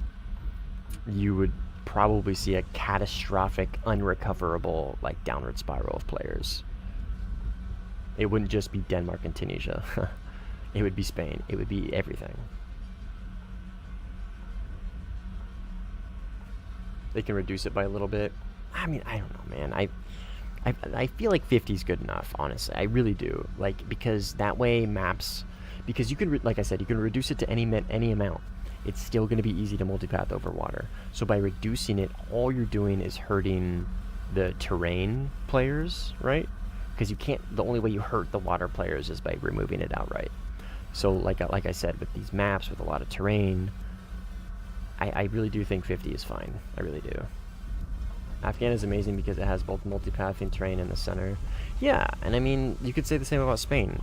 It's got it over here too, you know what I mean? It's a little bit of both worlds. The reason why I'm not a big fan of Afghanistan is it's at such a high altitude, and I'm not a big fan of high altitude fighting myself. I'm really not. That's why I gravitate towards Spain.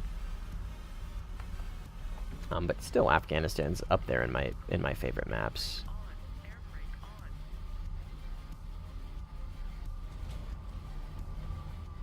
Yeah, that's the point. More maps with more terrain. Yeah, exactly. I mean, I really do think that is a healthier way to go about quote-unquote fixing multipathing, right? That's because, you know what I mean, you're more like I think multipathing is a symptom. It's more of a symptom of a root issue, which is just not super great map design. minimal terrain. You know what I mean? Multipathing is more of a symptom. I think 100 meter, what we had before, looking back at it now, is kind of ridiculous. 100 meters, that's way too fucking high. 100 meters is ridiculous. I can multipath over this terrain at 100 meters easily. 50, I'm kind of puckering up a little bit, you know what I mean?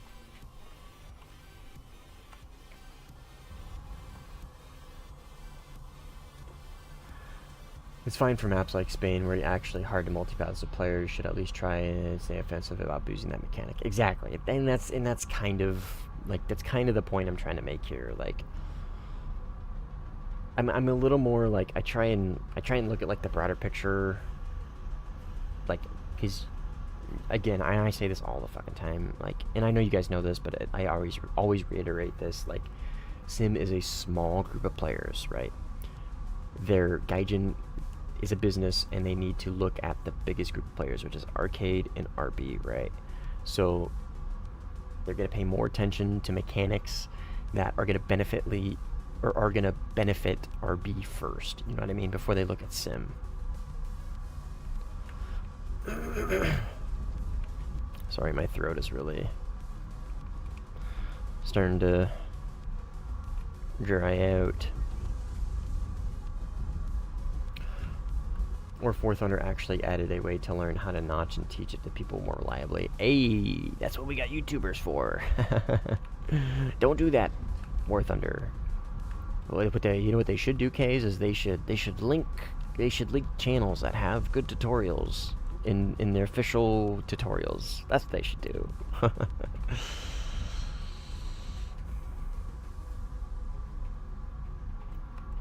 But yeah, I think Serge has a good point. Like people, like, in all honesty, in all reality, like, seriousness, like, people shouldn't have to, like, look deep into YouTube for tutorials on radars, right? I shouldn't have to find Tim's Variety Warthunder radar videos shouldn't need to exist. They should already be explained well enough in the game to where they're not needed. You know what I mean?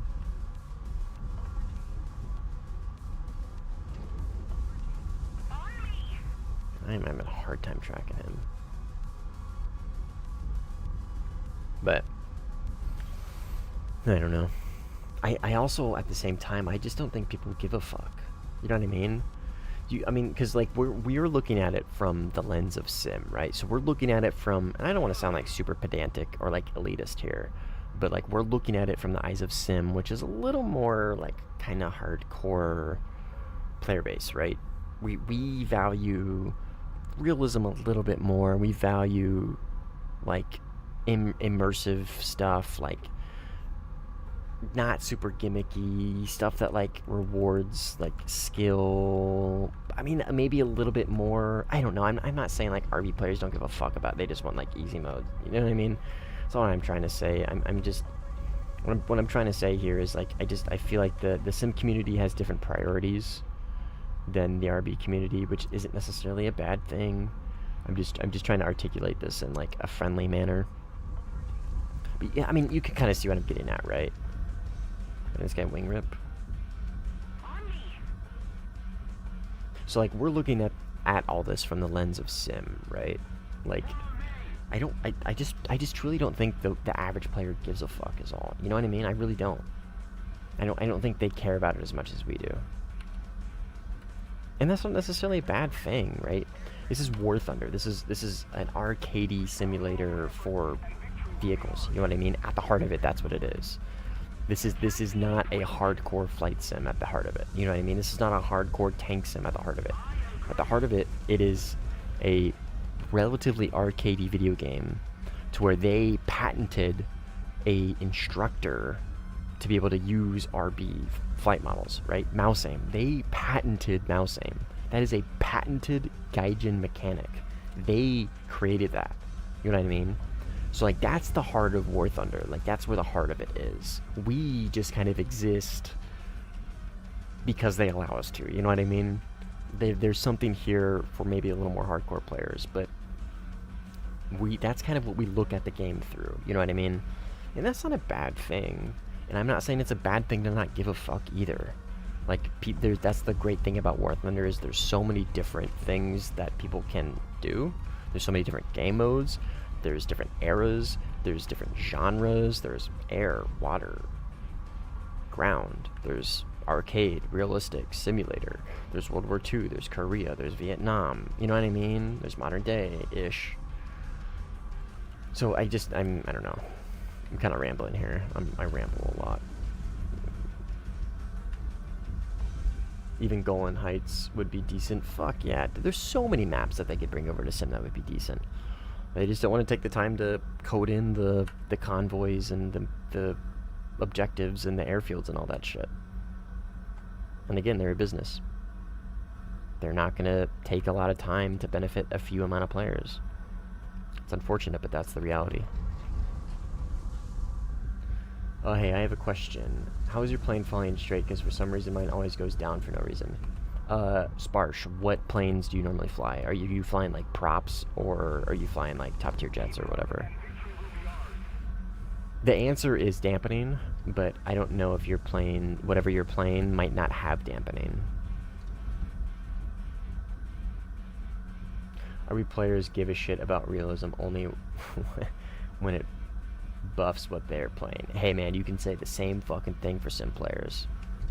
That is not unique to RB. Not in the fucking slightest. But I know where you're going. I agree with you. I agree with you. I think that's just the Warthunder community at large.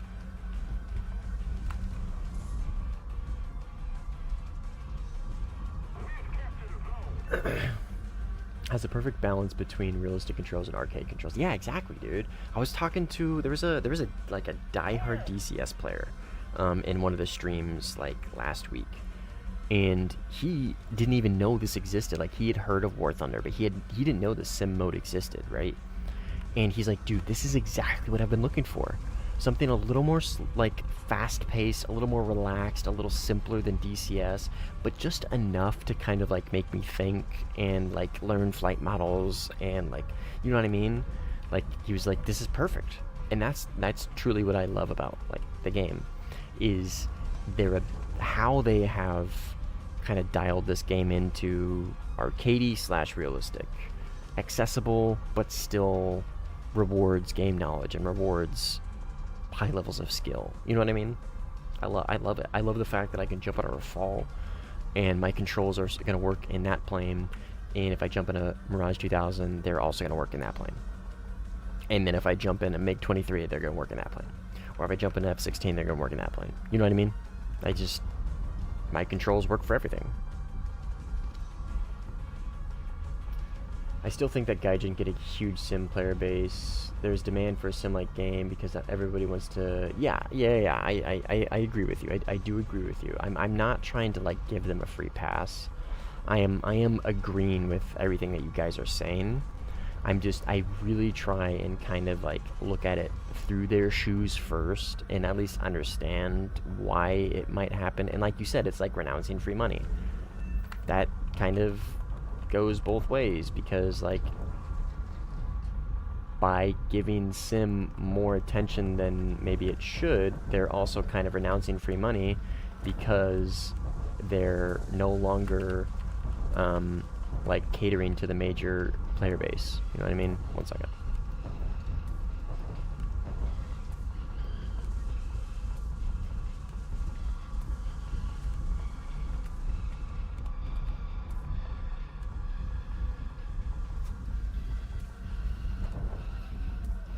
Okay, I'm gonna need to do some AOA stuff here. I'm not in a good position.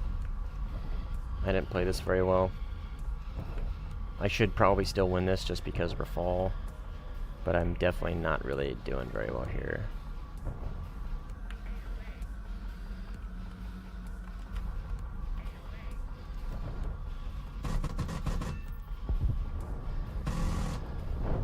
Good fight. I don't think you have more R-73s. Flap saved me there.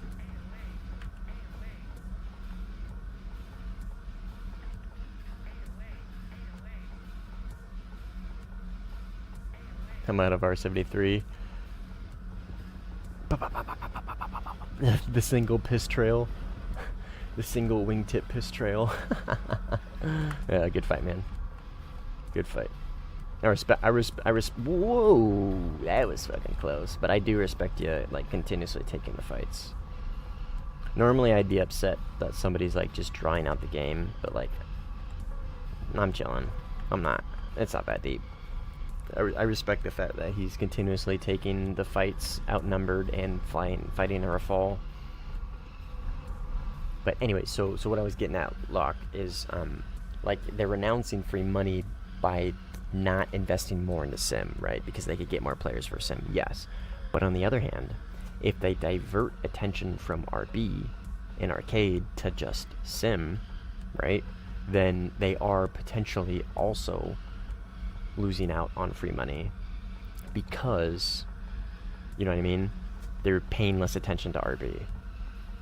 Or if they hire more people to just pay attention to Sim, then they're spending more money on a game mode with less people. I'm just, like, it goes both ways. It goes both ways. So, and I agree with everything that you guys are saying.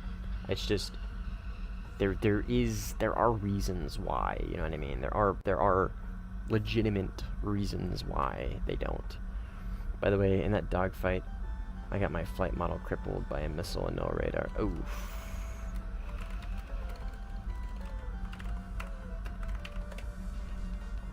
Jedor. Hi, Jedor. She's so good. I love this cat. She's the best cat in the world. And I've got a few of them. There's just no cat quite like her. There's no cat in the world quite like Cheddar. I'm gonna finish off this because these are little shitter dudes, and I think I have the cannon rounds to finish these guys off. And if I do, I think it might finish the match. Yeah, because there's no other objectives for me to go for. But I do like having these discussions, even though I repeat myself very often when stuff like this gets brought up. I don't mind it because I feel like not a lot of people. I guess I don't know. Maybe I feel like not a lot of people like maybe take into account the bigger picture, right? Because Gaijin definitely does care about Sim. If they didn't care about Sim, we wouldn't have HMDs like this. We wouldn't have cool cockpits like this. You know what I mean? There is something here, and they know it's here. It's just, it would be nice if they paid it a little bit more attention. I missed that?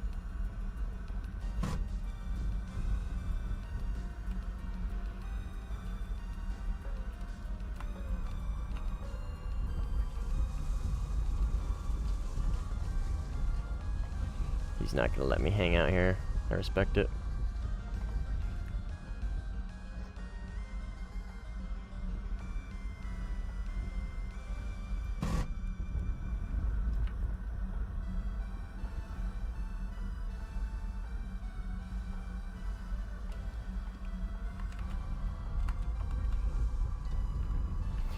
Fortunately, I still have almost all my missiles.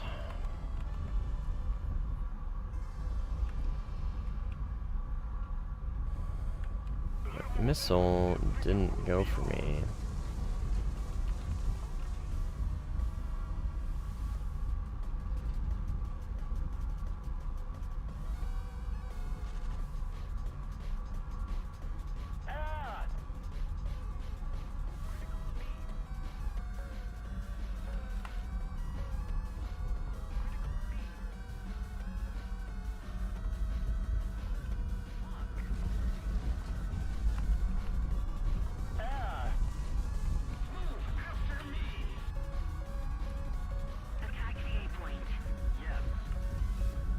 Well, where did that go?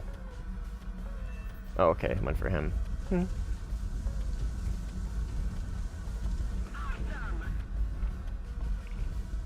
Alright, back to killing these guys over here.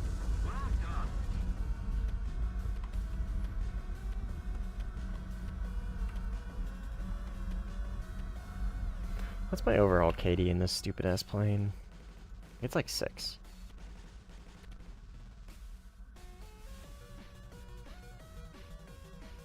Not quite. Like 5.8 or something. But, I mean, when you're flying the Rafale, it's kind of like almost to be expected, right?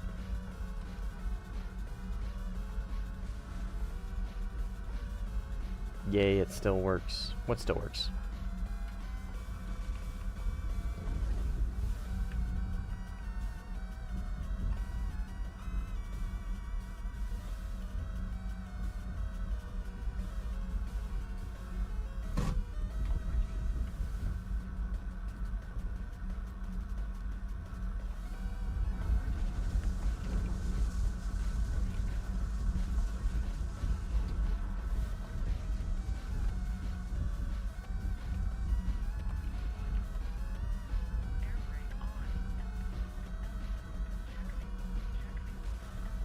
I don't see him, I don't see him, I don't see him. Fuck. Oh, it was way off. Oh, the Twitch chat no longer shows on you? Yeah. I guess I could turn it on. There's really no harm in it being there. It's just, I don't want to, like, I don't want to give people false hope, you know what I mean? Ah, I was way off. Because I don't use Twitch anymore, so I think I took the link actually out of the descriptions. So I don't want people to like go there thinking I actually stream regularly on Twitch. I mean, the chat is still technically there, the channel's still up, so.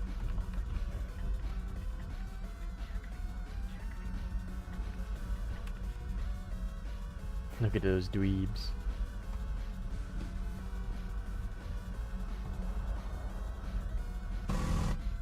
There we go.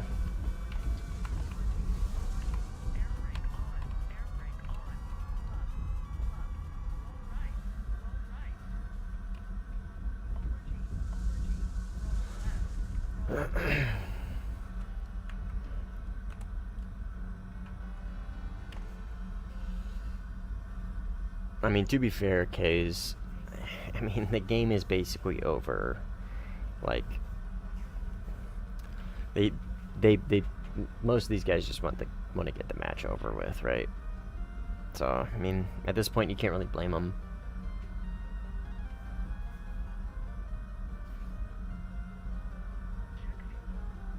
You know, if there's tickets, yeah, but I mean, you know what I'm saying. You know what I'm getting at. I don't feel like I really need to explain it too much.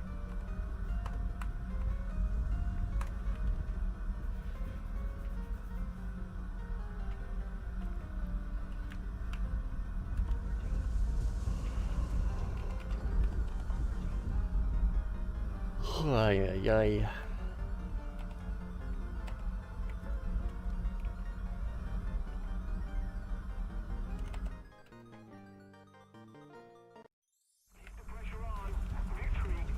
C4.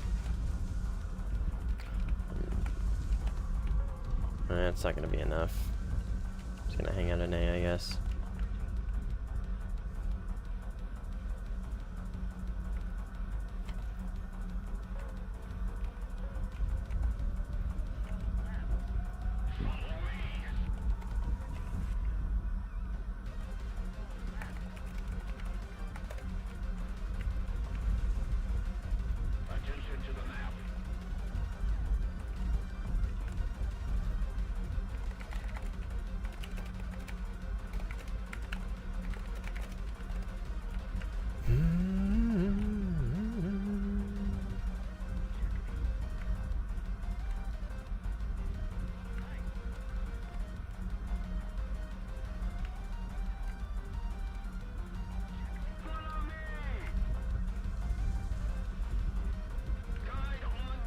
That is AI, airfield AI.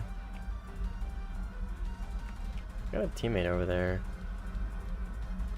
So hopefully he intercepts.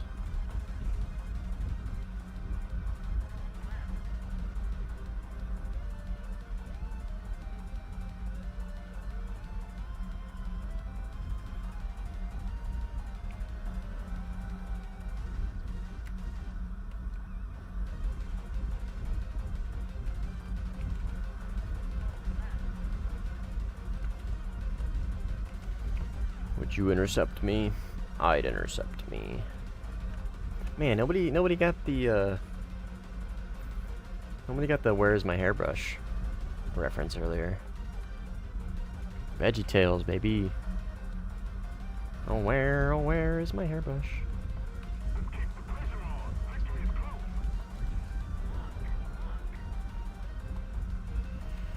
Oh where is my hairbrush? My cap.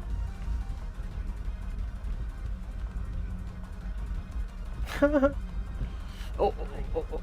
Do the thing. I did the thing.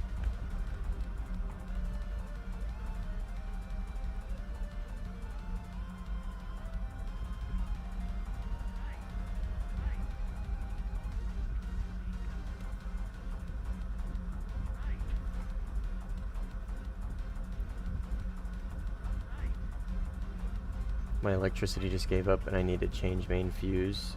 Aye.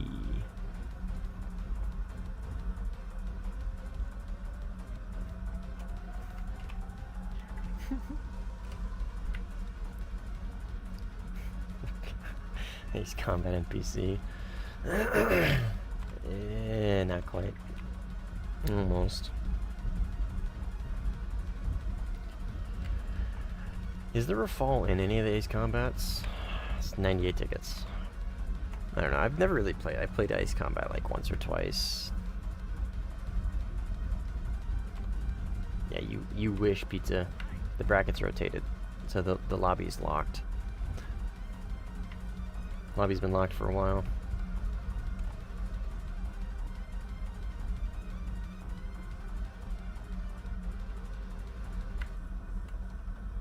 What map is this? This is Spain, Blue. Remember using the Rafale in Ace Combat 7? Gotcha.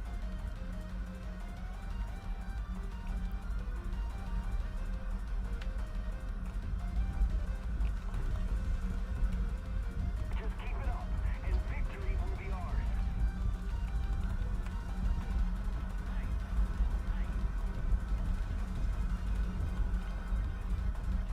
Probably the M variant.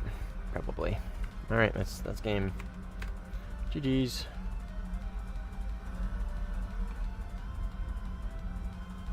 We have captured a zone. 34-3. And I played the Mirage 2000 for a little bit. I don't think I died in the Mirage 2000. I actually think all my deaths were from the Rafale. Well, we're in the Rafale. Or from the Rafale. They're in the Rafale. I have almost 100% of the Rafale. Or, dude, I am so tired. Almost 100%ed France. That's the fucking word I'm going for. This is the last plane. The Bourgogne. Probably went broke from the times I died. Probably. Yeah. Rafale M been in Ace Combat since Ace Combat 2. Gotcha. Never played the Ace Combat games. Too arcadey for me. Way too arcadey for me.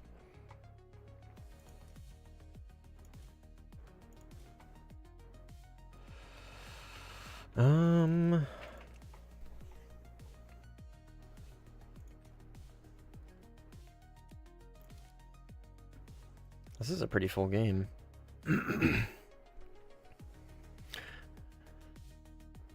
We might jump into this. Oh yeah, the only other option's fucking Denmark. Fuck Denmark. Alright, I'm gonna hop in here. I'm gonna go use the restroom real quick. I'll be back.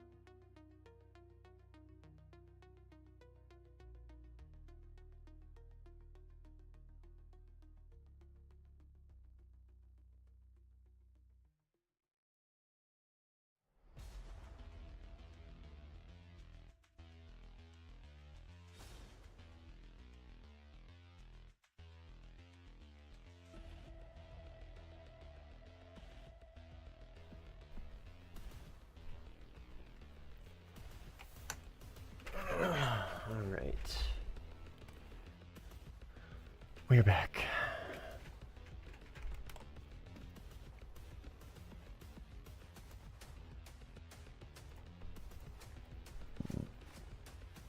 We'll play a little bit of J11B. I haven't played this plane in a while.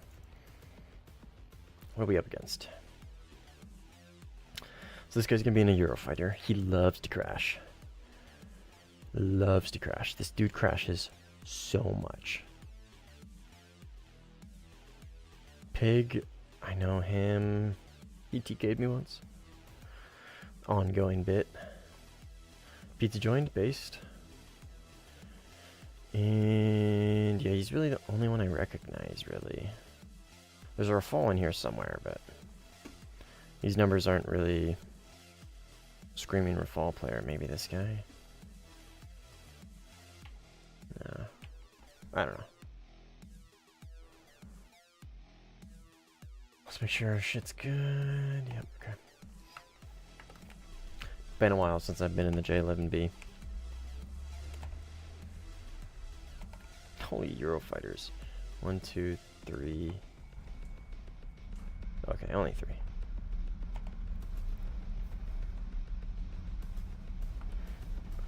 Oh shit, fuck. Pizza, if I die from this. Sorry, I didn't read your message. I'll turn around. Pizza wanted to show me his decal.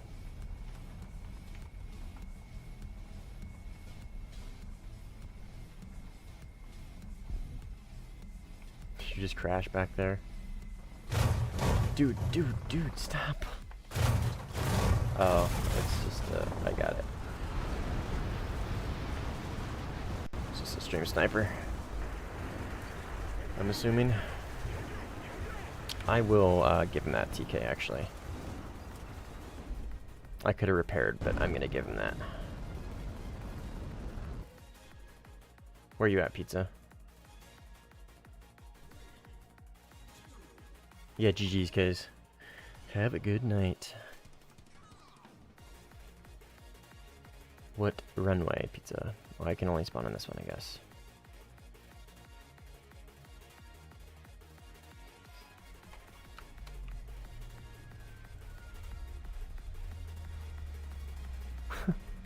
The apocalypse cock.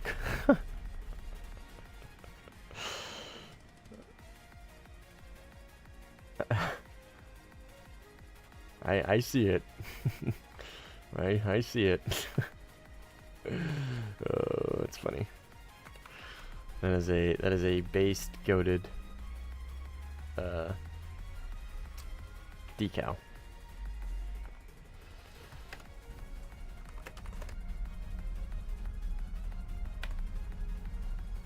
Did that guy just join? Yeah, he did just join. Probably just a stream sniper. Brand new to sim. Oh. He's a hardcore wallet warrior. Still looks to be pretty new. Let's check these stats. 0.5 KD in ML. Barely positive in the 27. Negative in the SM. Bro, how do you... Oh. Oh my gosh. Is this like a Smurf account or something?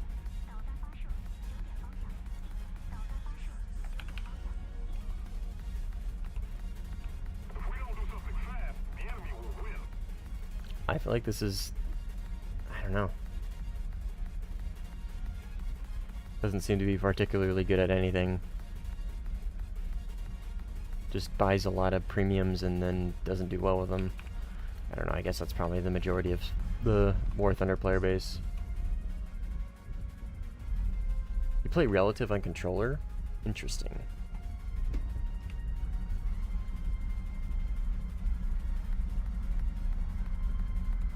Interesting. Alright. Play the game for real now. It's a little chilly in here.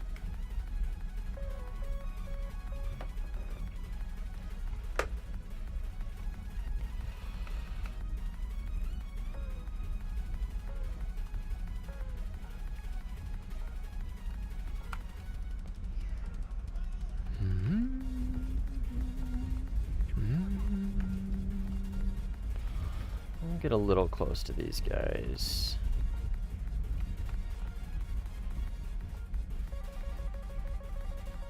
He's really slow, so his defense is going to be pretty easy. And that'll be the only one we launch.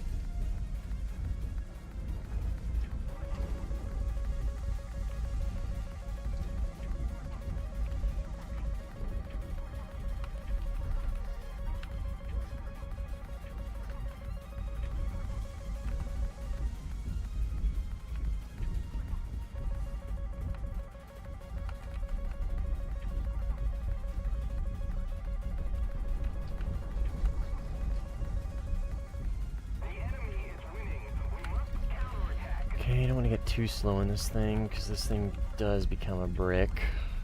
Ah, fucker.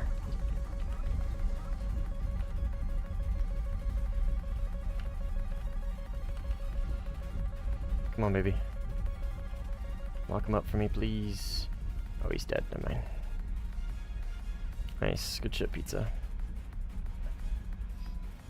When did I start playing Warthunder? Like 4 or 5 years ago. It's been I've been playing Warthunder a while, but I got into Warthunder with Ground RB. That's what got me into the game. I've been playing for quite a while. I mean, not like a crazy long time compared to some players who have literally been playing this game for like almost a decade. But like, I've been playing it for a little bit. I've been playing it for a while. Probably longer than the average player, I would imagine.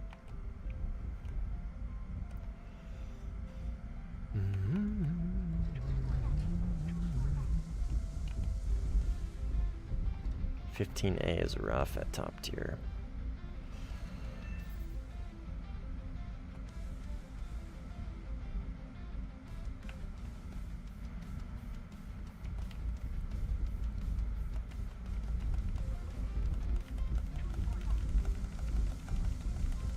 Do you feel like crew vision improves render distance in sim? I haven't tested it, but it definitely does. I don't want to say definitely.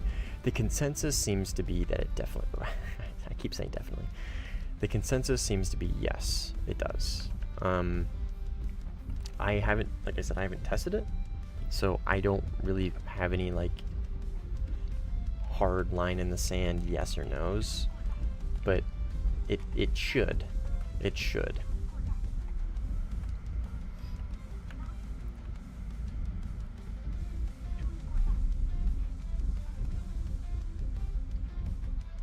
That's a teammate. Yep, there he is, crashing. That's what I said, man. Bro's crasher actual. The only other time I played against him, like, I think he crashed almost every single engagement except for, like, one. Which, I get it. Like, I crash quite often. Well, I don't crash quite often. I crash from time to time, but, like, at some point it's like... It's just like, really?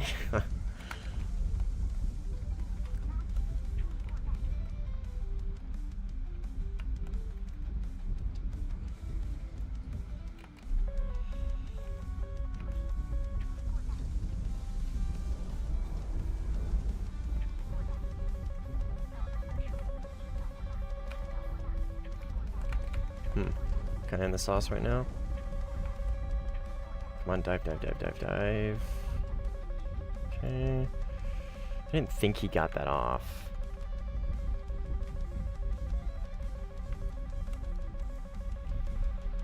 But I guess he did. I should just be able to beat these with terrain.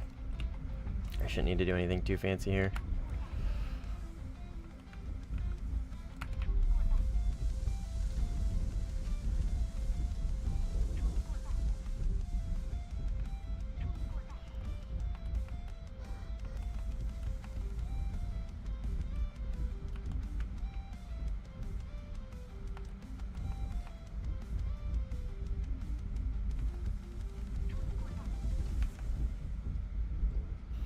Teammate. Oh fuck! I don't want to get out of the cap. God damn it.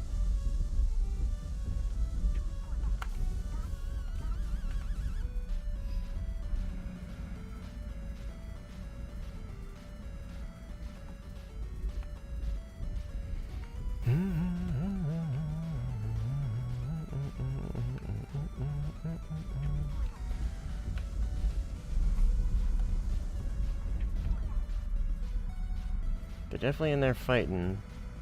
I would go help them, but kind of trying to focus on A right now. There's no winning this. I don't know why I'm so focused on A right now. It looks like Pizza got him though. There should be an F-16 in there though. I don't know why I'm so focused on A. It's not that big of a deal. Let's just go help him.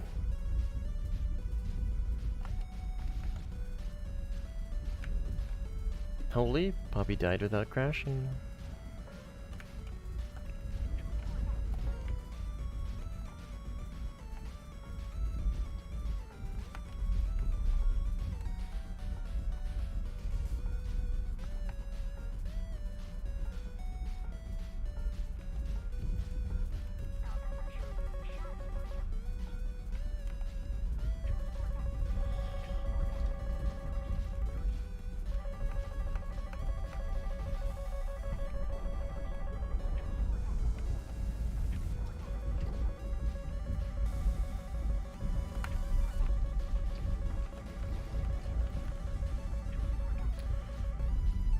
I wasn't really paying attention to who's who over here, because I believe there's a teammate over there. Yeah, definitely. Yeah, pizza. Okay. I think... Did he kill him? Yes. Man, I haven't gotten a single kill. Just late. I'm late to every fight. Returning to the base. Yeah. Good flyout, dude. How many did you get? 7? Holy fuck. Good shit, dude. Holy shit. That's a really, really good flyout. Even for a Su-30. Su-30s can, like, get... The reason why I say this, like, Su-30s can get more in a flyout than your average plane, right? Because of how many fucking missiles they get.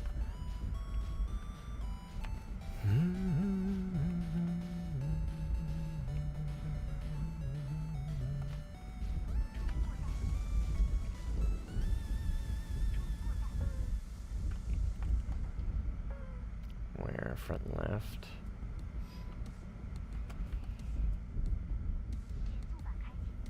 Should, like, pop up right here any second. Behind. Right there.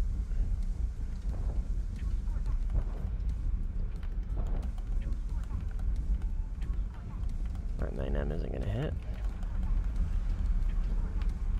He's got a decent amount of speed, which is unfortunate. I don't want to get him too I don't want to get too slow in this thing. Okay, he's very slow now. 9M's never gonna pull. Stealing my content? Absolutely not. You guys play your game. You do your thing. Don't worry about me.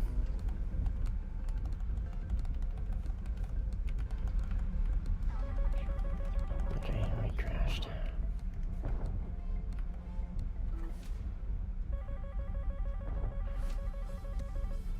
I didn't like super capitalize on that because I saw that F-16 on my RWR and I kind of wanted to play off positioning a little bit more, but it's okay.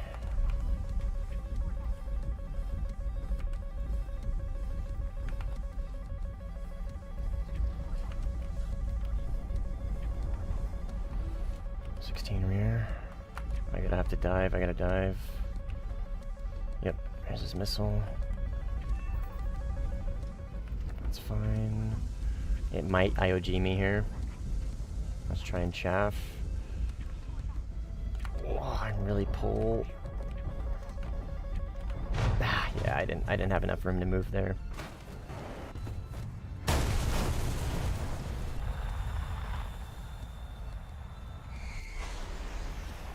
There's Poppy crashing.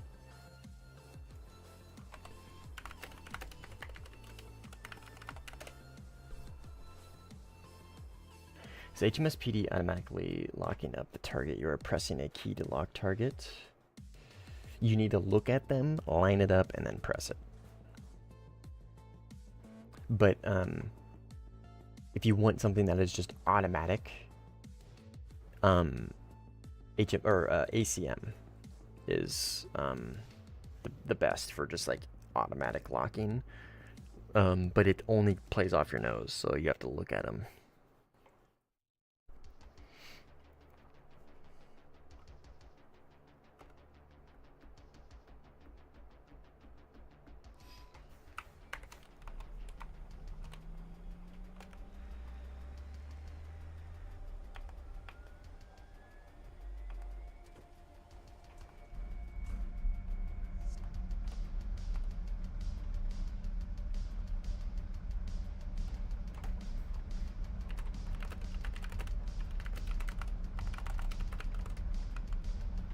flat.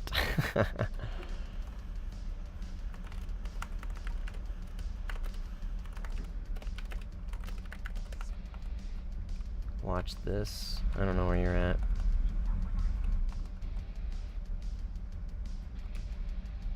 I'm assuming this is you. Oh, Cobra! Woo! Very cool.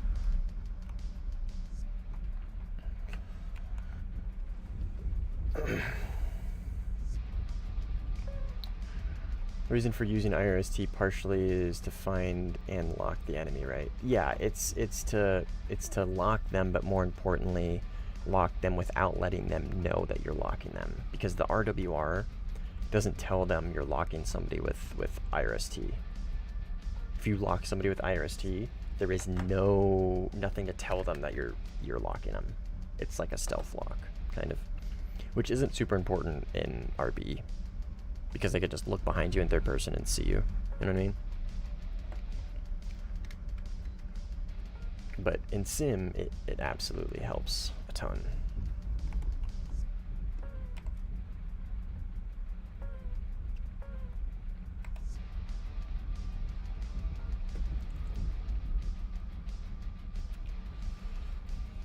Yeah, correct. It only allows you to shoot IR missiles. But you can pre-lock. That's the thing. You can pre-lock and then switch to the radar.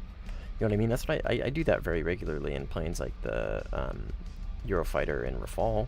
I'll pre-lock them in IRST because it's very easy. It's like if they're looking at you or they're looking away from you within a certain distance, like you're guaranteed to lock them, right?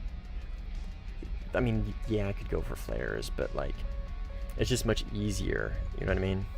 Much easier sometimes to lock with IR.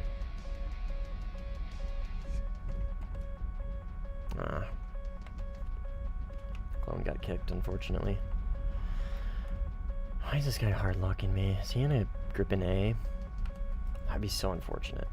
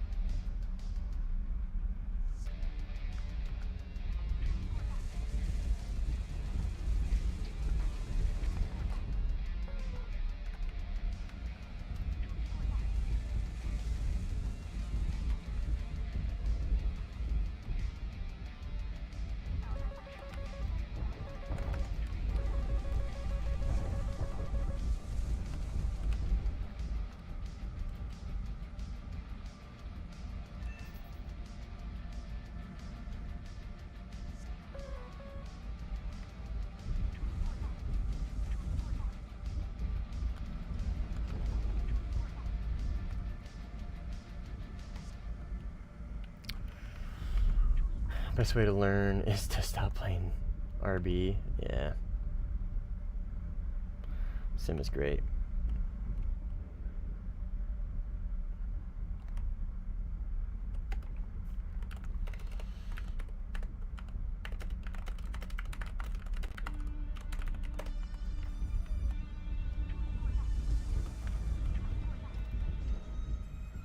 Started watching your streams. I play about 100 sim games at 14.0, but it seems like there's a long way to go.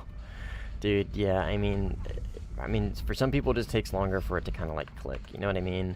But once you get things to just like click, and you like really understand like the fundamental, not the fundamentals, but like, I don't know, just the ins and outs of everything, like, once you start just absolutely demolishing lobbies. Not that Sim isn't fun already, but it just becomes so much fun when you're just kind of like top dog. I mean, I'm not top dog by any means. I'm just saying once you really get like I guess a name for yourself, I don't fucking know. I don't know how to say it without sounding like a cocky piece of shit. Nice tech.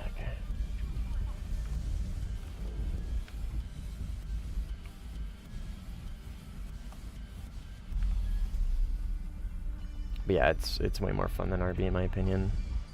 That? Yeah, okay, that's a Sioux.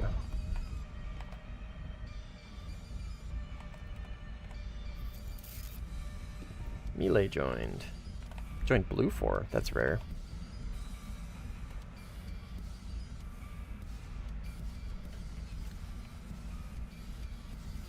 I rarely see melee play blue 4.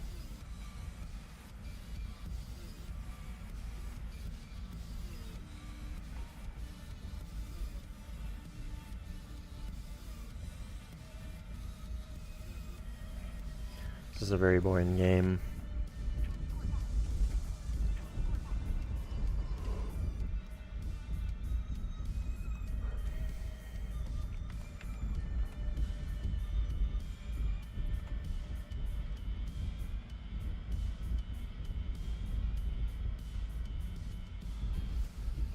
Kind of a snooze fest.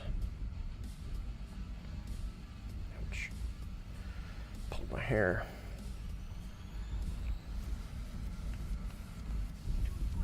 Get him, Pizza. Pizza's fragging out right now.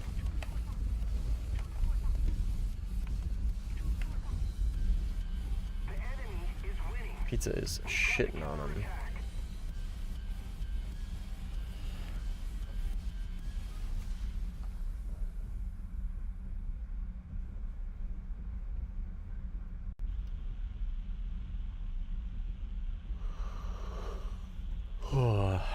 Man, I'm fucking tired. I know if I like lay down to take a nap though, I am not gonna want to wake up.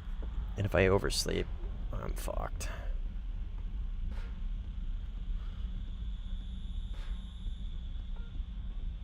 I don't know about RB, but most players in Sim aren't really that good.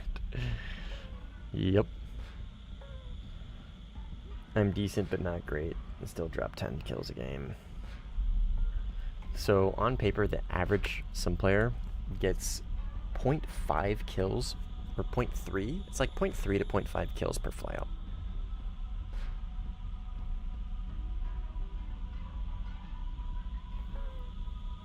So you are correct in that assumption. The average Sim player is not good.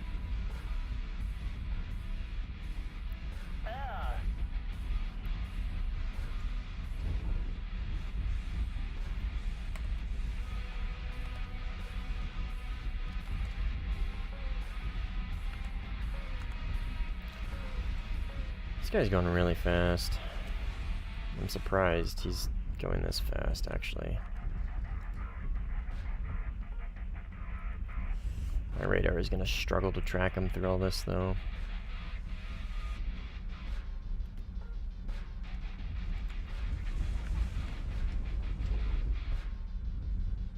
Come on, radar. You can fucking do it. I believe in you. Fuck. We need to put more pressure on the enemy. They're winning.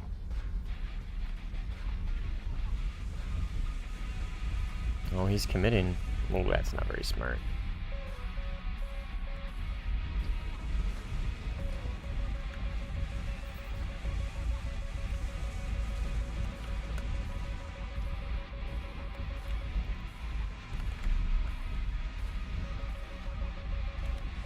F-18 close left. Right there. Okay. I am going to do this, double back. Oh, I'm going a little fast. He might see me, though. I'm going to double back. So he thinks I'm going this direction over there, and I am actually going this way. So what most likely is going to happen is going to pop over this ridge, pointed that way. If I'm playing this correctly, that should be happening here very shortly. So we'll get over this ridge, verify he's not over here, and then we'll turn back in on him.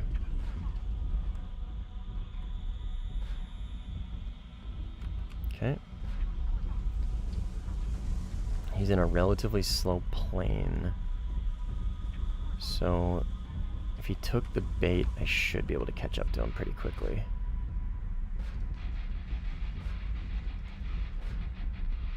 I don't see him.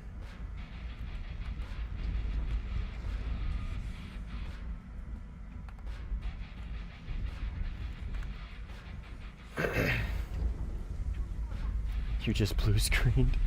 That fucking sucks. Okay, I think he took the bait, but it's hard to kind of track him in these hills, right?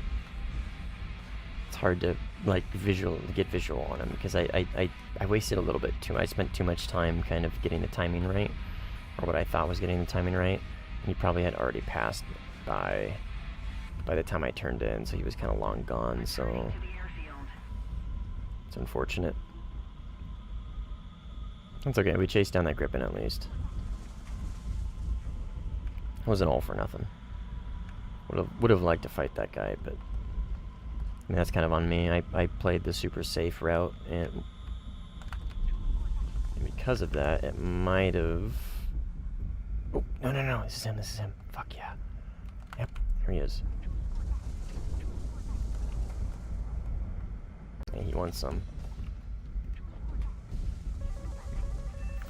Oh, melee.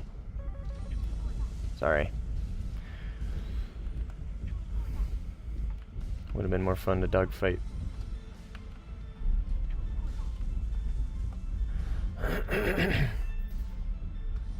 It worked though. I mean, it worked.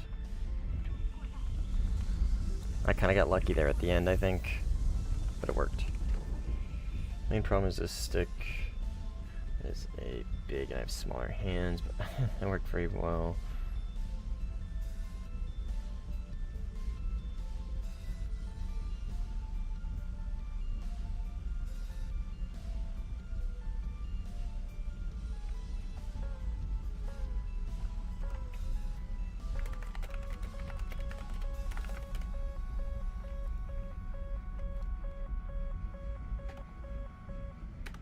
I'm gonna DM this guy.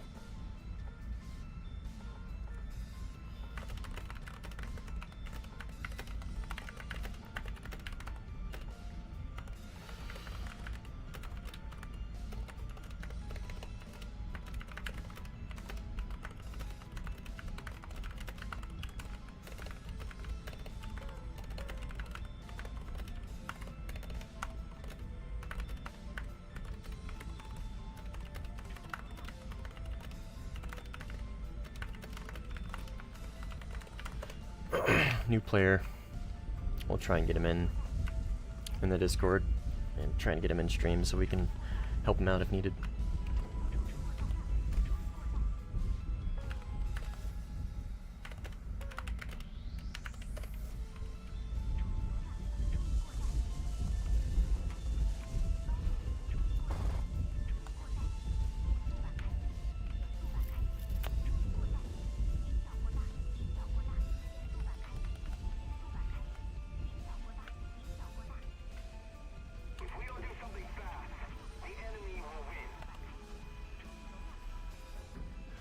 Will I be playing mid-tier soon? What do you define mid-tier? Like 11.7? Or are you talking like actual mid, like 8s, 9s, or actually technically 7s? So I'd like to be a ringman in props. Oh, props. I appreciate the interest, that guy, but I do not play props. I've played props like once or twice. Not a big fan. I much prefer top tier stuff. So, no offense. Nothing against you. If that's all you got, I'm sorry. But I just don't. I don't play props. I'm a top tier autist. Cynical. Hello.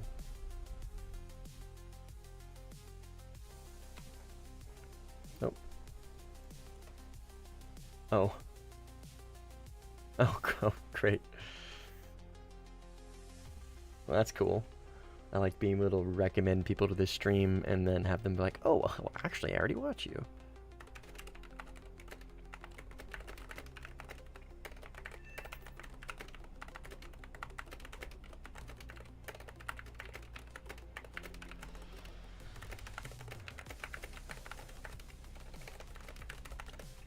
Critically based.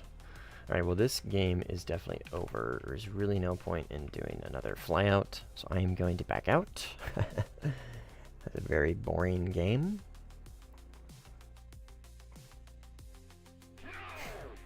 SMT with bombs.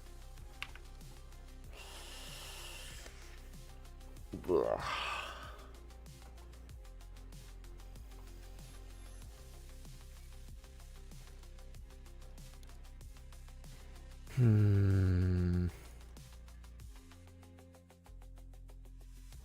Was it really just that one game? I mean, to be fair, the brackets did just reset, so people are less likely to be playing right now because of that.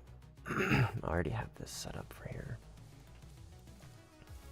Yeah, it is literally just that game, man. Fuck. Crash and leaving you, critter. Fuck you.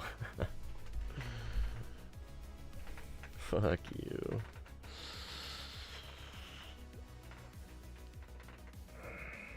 I mean, I also have jets and also play often with them, but I like props more in sim. Because I'm trying to get some other guys to do some roleplay with dive bombers with some guys and type to the enemy carrier in sim. Oh, dude. Anti-carrier opposite props is so fucking hard. In the last video, you could detect who's friendly or not from radar. How did you do it? Oh, Ahmed, it's called IFF, is friendly or foe. Give me a second, okay? Let me get into a game and then I'll show you, okay?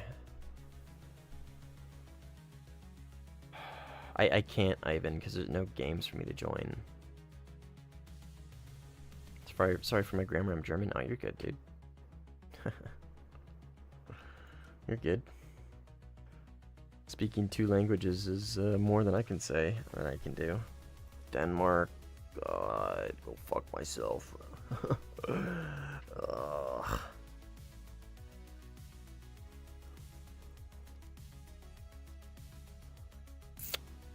Okay, well,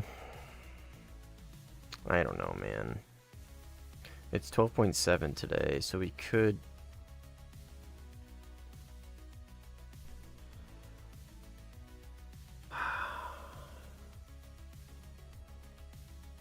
I'm really like, I'm grasping at straws right now. And I'm also super tired. Change region? I'm looking at all of them, Ivan. All 3 that I can. Come to Tunisia 11.7. Ugh. I gotta be honest, guys. I am really tired. I've been up for... Like I said, we did a 14-mile hike yesterday. I've been sleeping like shit the past 2 nights. I'm like running on like 6 hours of sleep between the past 2 days, and I'm flipping the nights. So I don't think I'm gonna show Ahmed, because I said I would. How do I tell who is friend or foe? Okay, I'm gonna do that first. Well, I'm gonna do that last. We'll do that in test flight real quick, and then I'm gonna hop off.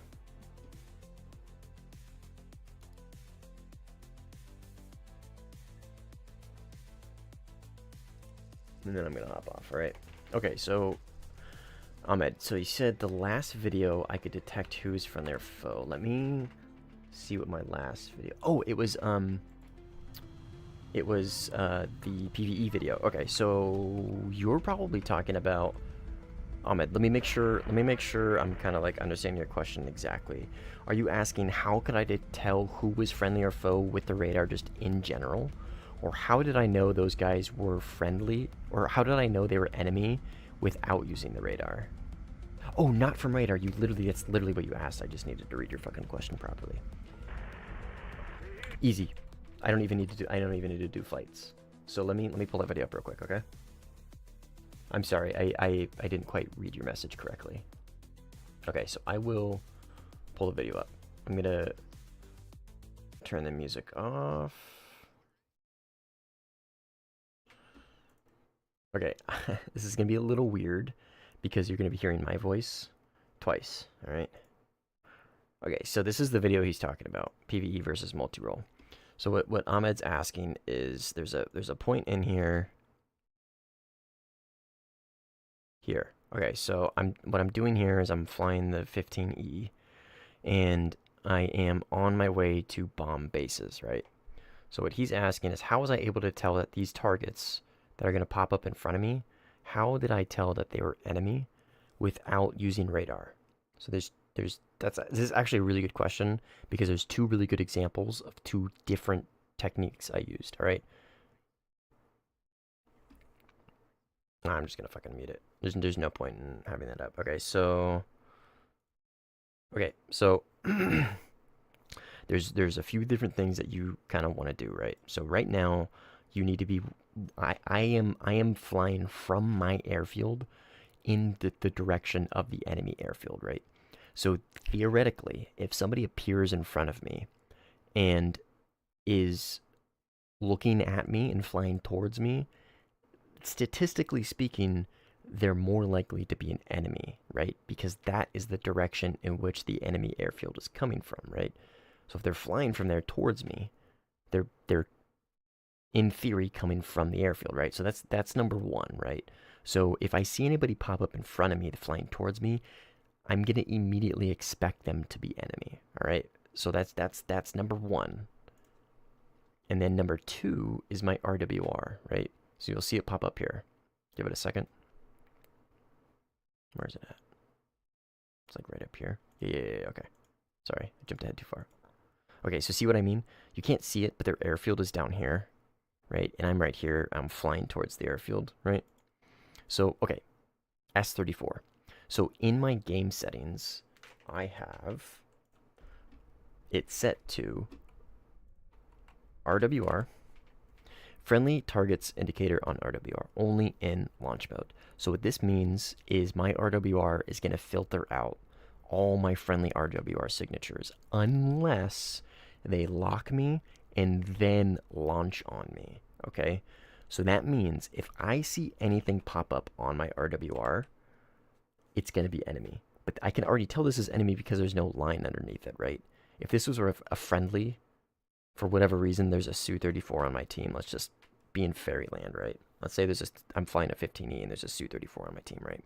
If this was a friendly, there'd be a line underneath, right? So I know that in front of me, very close based on the RWR distance from here to here, probably within 15 kilometers, there is an enemy Su-34 directly in front of me, right?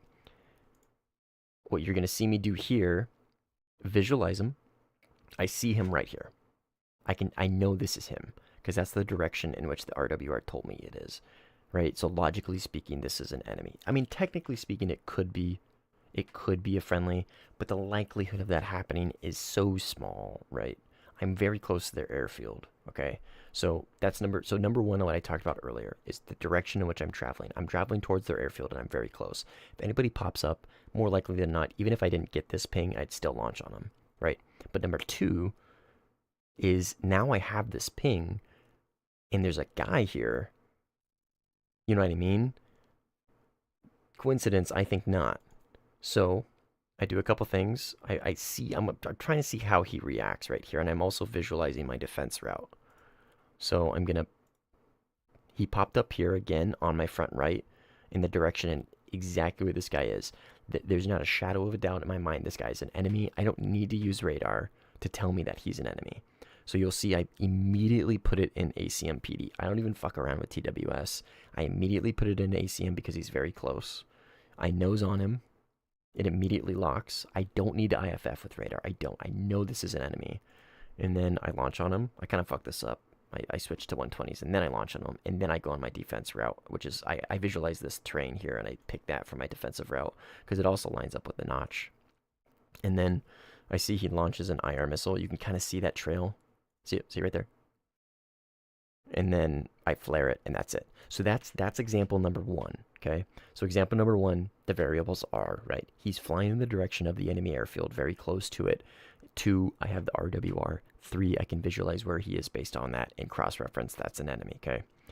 Now, example number 2 that's coming up is similar, but a little less, like, verification, okay? So this guy, again, same thing, right? I'm flying in the direction of their airfield. You can see him right here. This is him. I don't know if you guys can see that, but he's right here. He is so close to the airfield. He's his like plane. He looks like he's just kind of leisurely taking off. He's just gaining altitude, right? He basically just took off from his airfield. And I don't, you can even hear me say it. I don't even take the chance. I don't even take the time to IFF. I immediately lock him up and I launch on him. Let's see what I say. I think that's what I said. Oh, I have desktop audio off. Su-34, that's probably what he's doing. And then immediately another target pops up, a black dot from the direction of their airfield, looks like a Su-30. I'm not going to take the time to IFF. I'm just going to launch on him, and then immediately, see what I know he's coming from their airfield. He's right by it. I'm not going to take the time to IFF, because at that point, he's too close. The AIM-120 has really bad pole performance. I need to launch that missile as soon as possible if I want it to hit, because of how bad it goes off the rails. I don't have the time to IFF. I'm just going to go with my gut. Logically speaking, there is really no reason for there to be a friendly right there, flying in the direction in which he's coming from. You know what I mean? There was no RWR ping on that one like there was with the Su-34. So that's just kind of, you know what I mean? I hope that helps, Ahmed. I hope that kind of answers your questions. It really just comes down to like knowing your location, knowing the location of the enemy bases.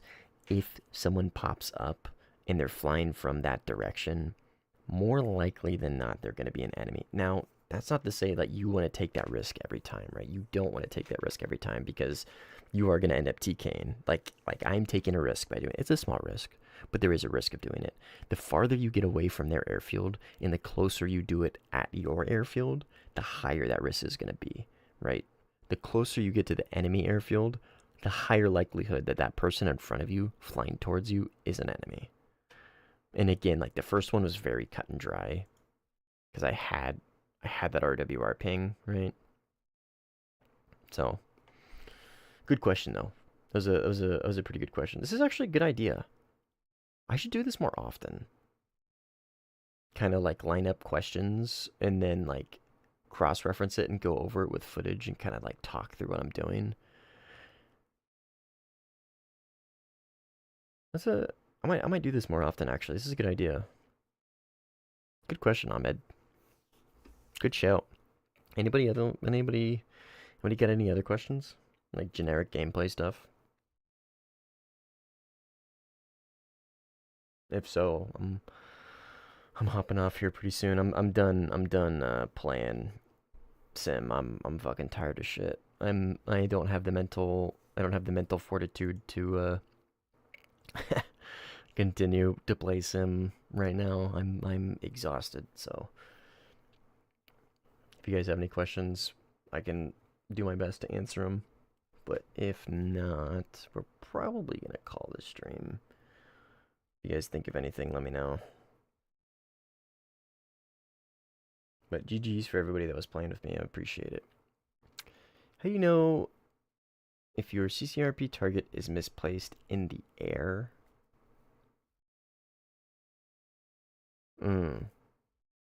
Like if the CCRP target is actually like not on the ground and it's actually like targeting the air.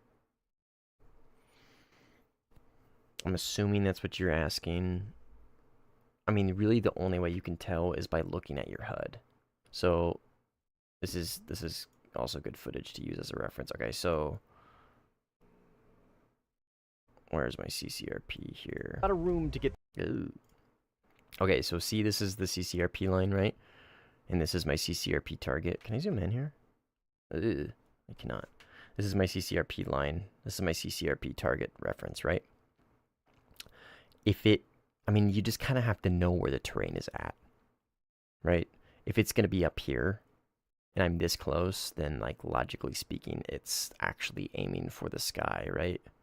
So like you see how it's like right behind that hill and it's on the ground. You just kind of have to know the terrain in which you're launching from. Like you don't have to know it perfectly, right? You just have to know the general terrain. So if it's higher than it should be, you know what I mean? Then you kind of be like, it's a little sus. You know what I mean? And then just reset it on the map. Like like what I do here, right? Reset it on the map. See how it wasn't lined up? It wasn't lined up perfectly. It's kind of off.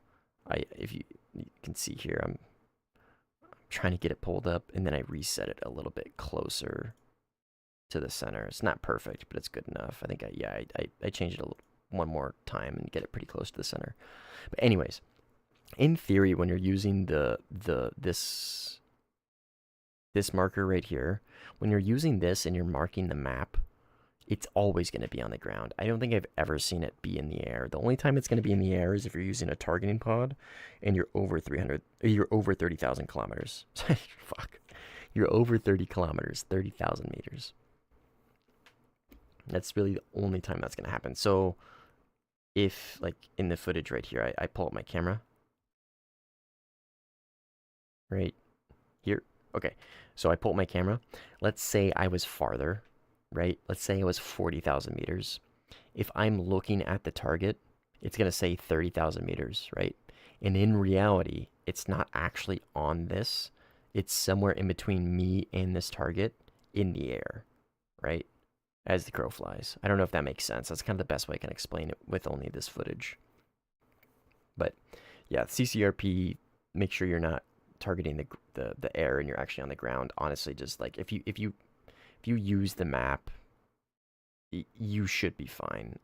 I've never seen a map target mark do that before. That's the whole point of this, is to target things past the effective range of the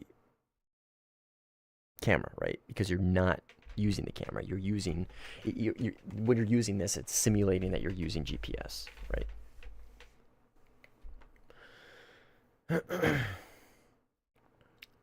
I'm now at F104G.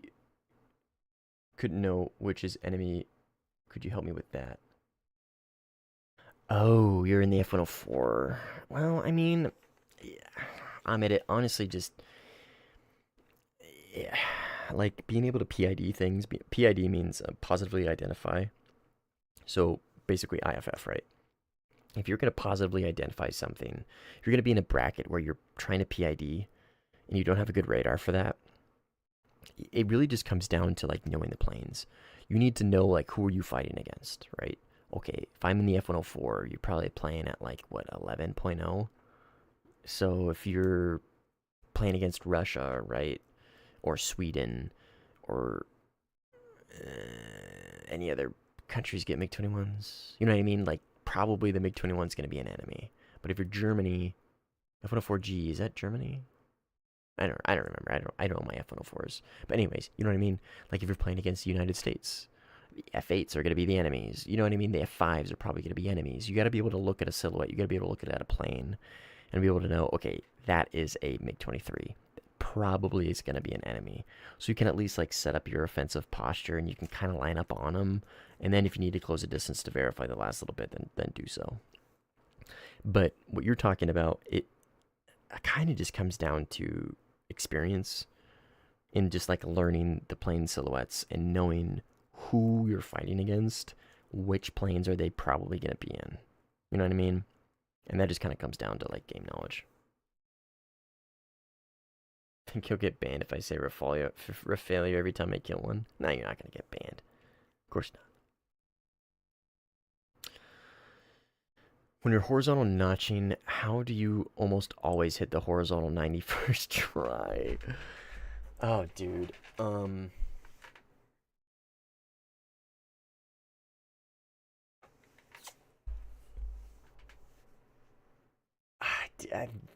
I hate relying on this answer, but it really just comes down to practice. Like it really just comes down to practice. So let me actually let me find some footage in here of me vertical notching. Because I think I've got some pretty nasty clips in here actually. Oh! I know which video has a ton of that.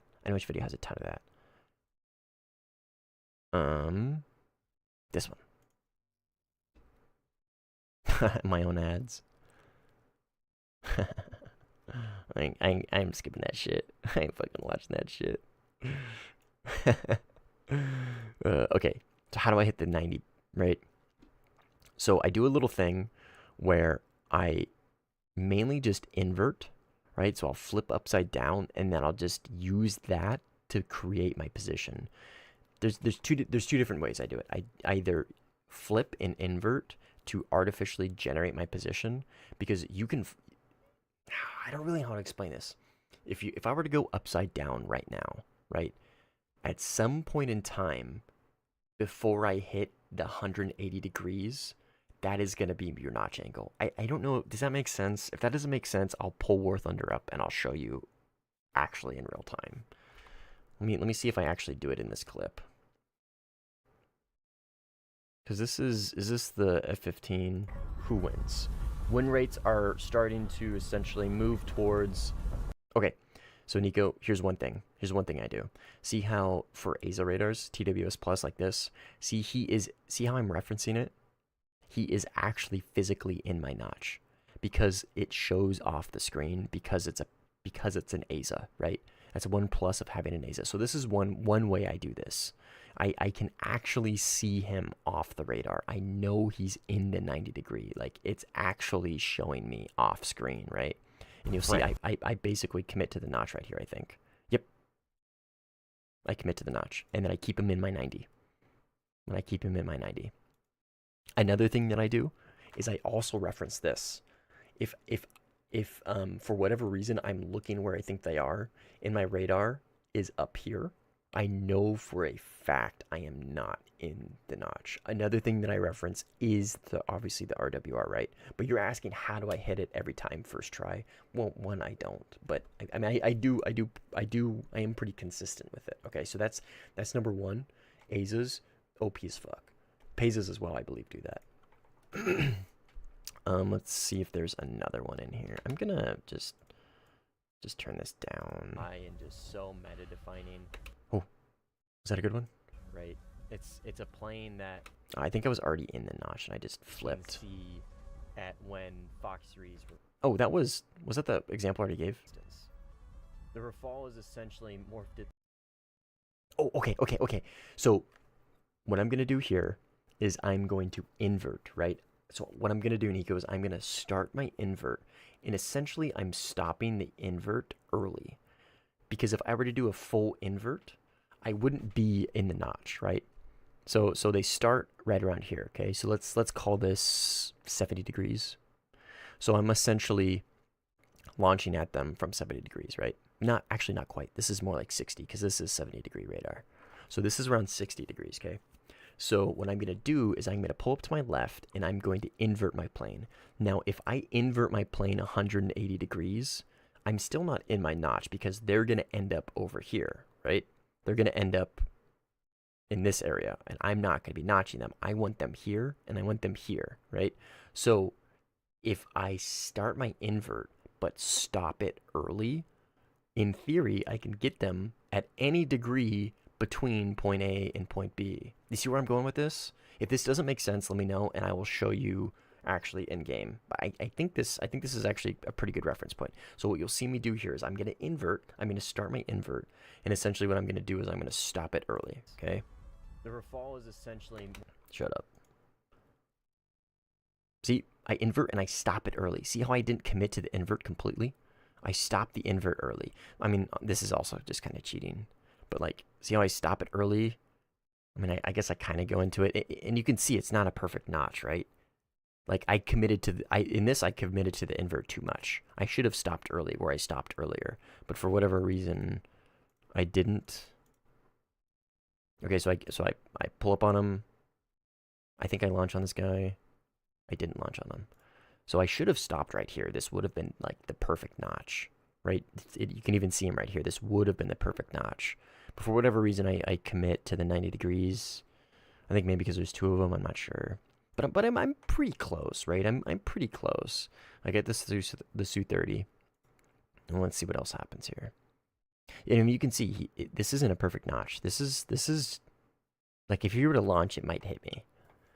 And I think what I'm going to do here is I'm going to play off this. I'm going to reference I also like reference the RWR before I go into the notch, right?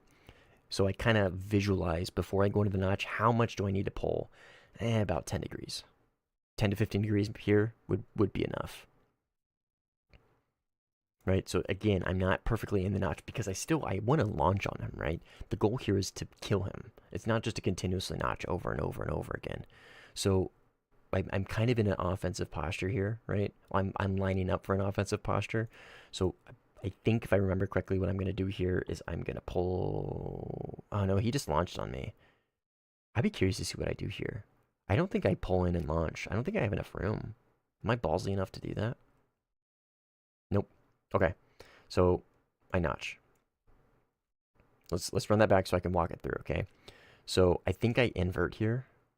I think I'm going to do the invert, and I'm going to end up inverted with him on my left here-ish. So I'm going to probably invert, but not all the way. I think. If I know myself well, I think that's what I'm going to do. Yep. See, I completely inverted. So that's going to do a couple things, right? It initiates the vertical notch loop, which is going to defeat IOG. I don't think I have enough space here. So I don't think I'm going to commit to the loop. Dude, I see what I mean? And then I invert back again. And he's more or less on my 90. Not perfect. But again, I still need to fire at him. So I'm still thinking, how do I don't have a lot of room here. How do I go from defense to offense with this much room? So probably what I'm going to do here, I think I'm probably just going to default to multipath. I don't think I have enough room to really do anything here. We'll see. Okay, so I see him here. I visualize him. He's basically 90, right? Like, not perfectly, but it's pretty close. Let's say 85, 82 degrees, right? Enough to where I've beaten his missiles, right? Right, there's no Maws going off, so I'm beating his missiles. He's fucking close, dude. He's well within IR range, so what I'm probably gonna do here, like I said, dive down multipath, probably try an HMS, and then pre-flare somewhere in between. So I'm gonna turn the audio on. Love. I would say probably. You can't really hear the game. You just hear me yapping. Okay, so I'm pulling in for offense. I beat his missile because there's no Maws. Yep. See, I'm going low. I'm prepping the multipath if I need to. I'm also going way too fucking fast. But I locked him up.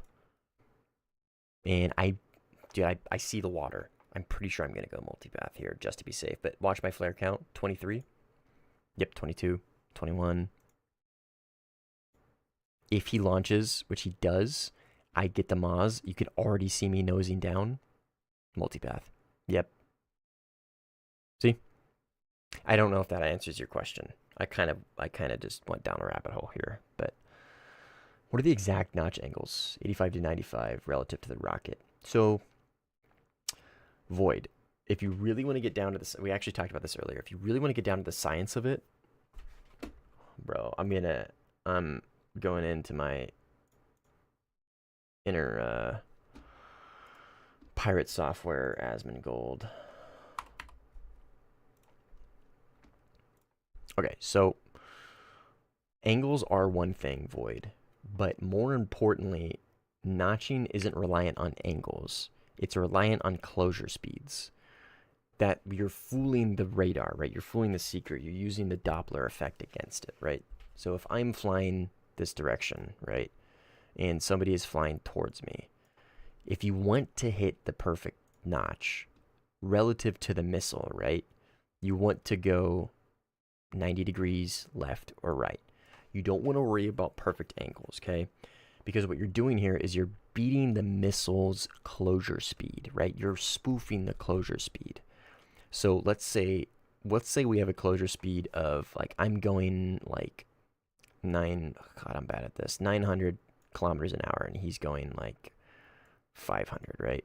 So our closure speed at this point is like 1400, right?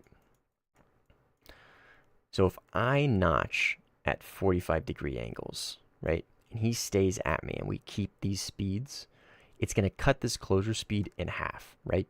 Because now, well, not in half, it's going to cut No, yeah, it should in theory cut it in half, right? Because he would also have to do the same, and it should cut this down to 700, right? But that's still way too high. I don't know what the number is, but basically you want to beat the missile with closure speed, not necessarily angles. But you beat the missile by, or you get closure speeds down by using angles. So it's a trifecta, or it's a two-part thing here. It's kind of why I'm going over it. So if I were to go 90 degrees, and he were to continue to go towards me, right? In theory, our closure speeds is almost zero, right? Like almost, not quite, because I'm pulling away from him, right? And he's coming towards me. So it's not going to be zero, but it's pretty close.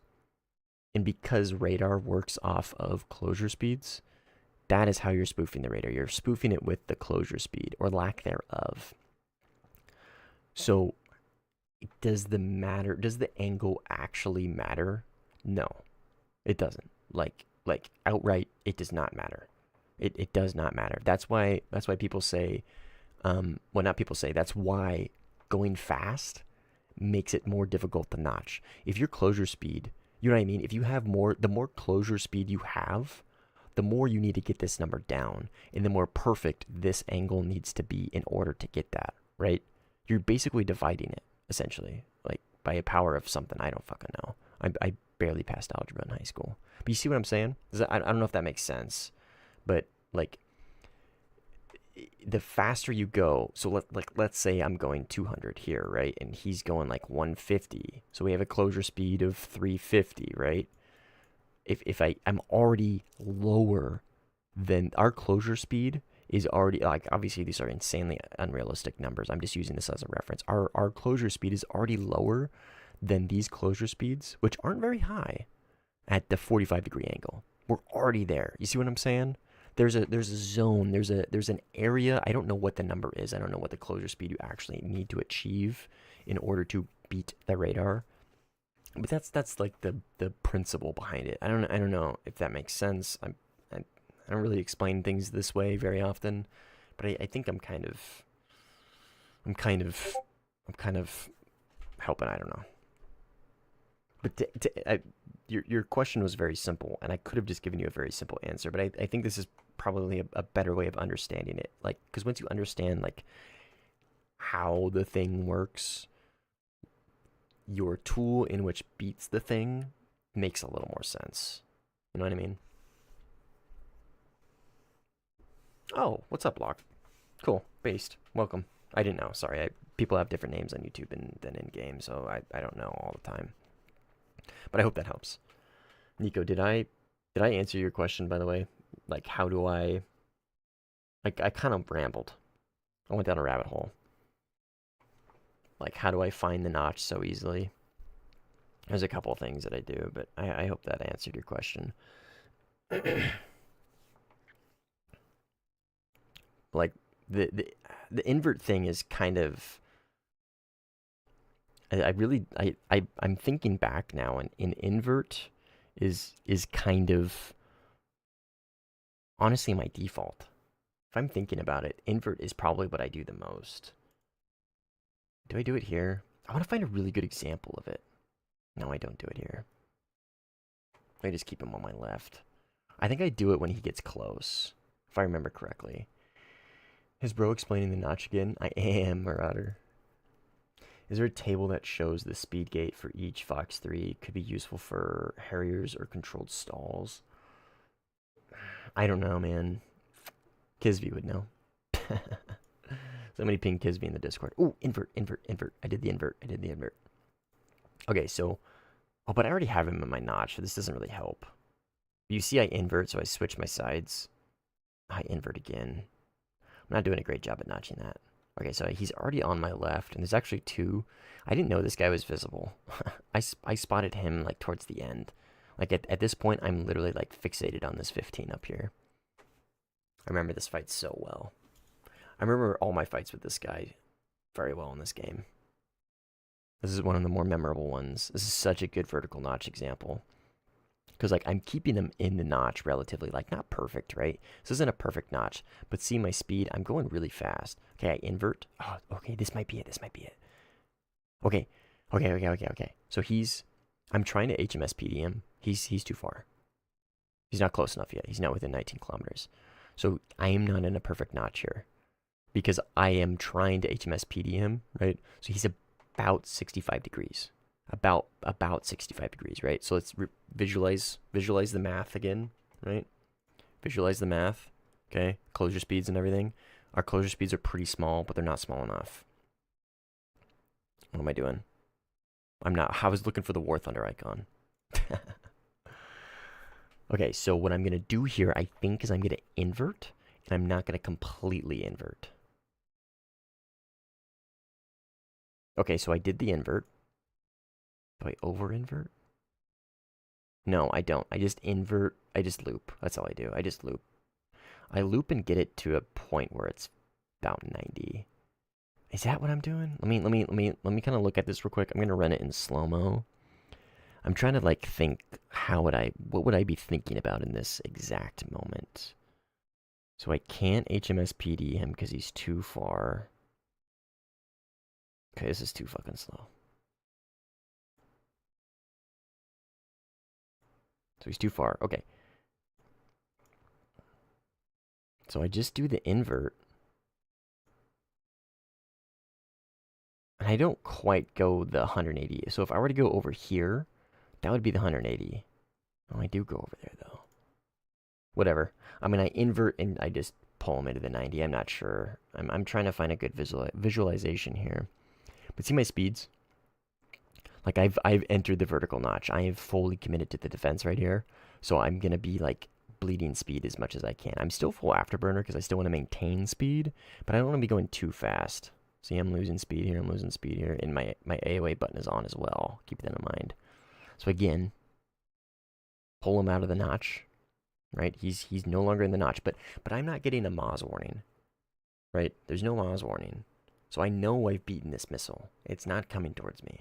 If it was coming towards me, if I hadn't beaten it, the Moz would be going off. So I know I'm safe here. And then I finally get him. Oh, I get the 16 first? Maybe I don't remember this fight very well. Anyways, I launch on somebody. Oh, yeah, I launch on the 16. And then I pull up on this guy. Okay, so he launches. I visualize. I know he's launched on me. And we're very close. So my notch is going to be pretty tight here. And I lock his missile. And then I invert. But, okay. See how I jetted that out a little bit? So I commit kind of a lot here. I give him a lot of angle, right? And I lock his missile. See how faint this is, and see how long this line is? This is a very small, fast-moving object. This is a missile. 10 times out of 10, this is a missile. And I don't want to waste the mica, because it's a mica. So what I'm going to do here is I'm going to invert, and then I've reached like parallel to the horizon line, right? And see how I'm pulling out here? Let's run this one more time. Sorry, I keep talking. Watch. Just run it back. See how I pull it out? I drag it out a little bit. It's because I'm pulling it to the 90 degrees. Because I gave him too much angle, and now I need to take some of it back, right? And then by the time I get to this, he should be pretty close. He's not. So what I'm going to do is I'm going to cut in left, and I'm going to line it up. Yep. See? I cut in left, and I line it up. So now I am perpendicular to him.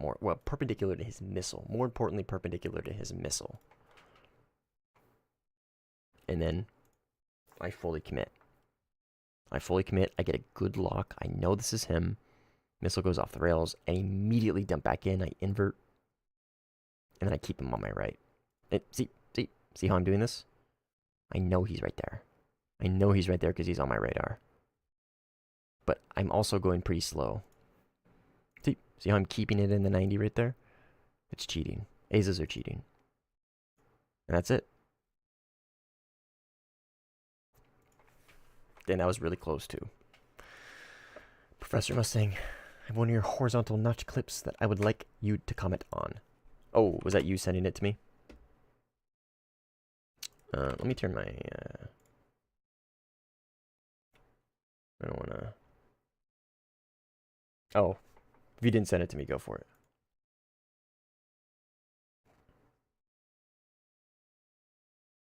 No, it wasn't. Yeah, send it to me.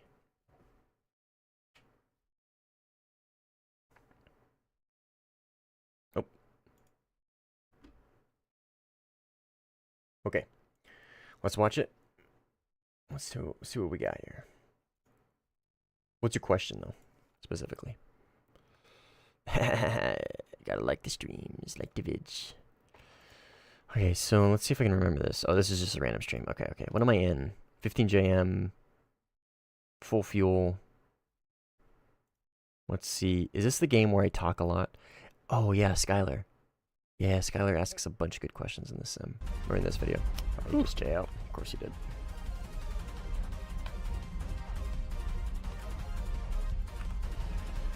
Of course he did. Let's see what I do here. Nico says, in this clip, you went from full nose hot into a perfect horizontal notch in first try. Were you just perfectly reading the conical radar display in this case? Probably. Let's see. Well, this guy pops up out of nowhere, doesn't he? Nope, it's this guy. Okay. So he's launched on me. He's launched 2. I'm full. Fuck, dude. I'm heavy. Brave. Well, no, not necessarily. I have a lot of room here. So I have a lot of room to play with here. It seems like there's not. Trust me when I say I have a lot of room here.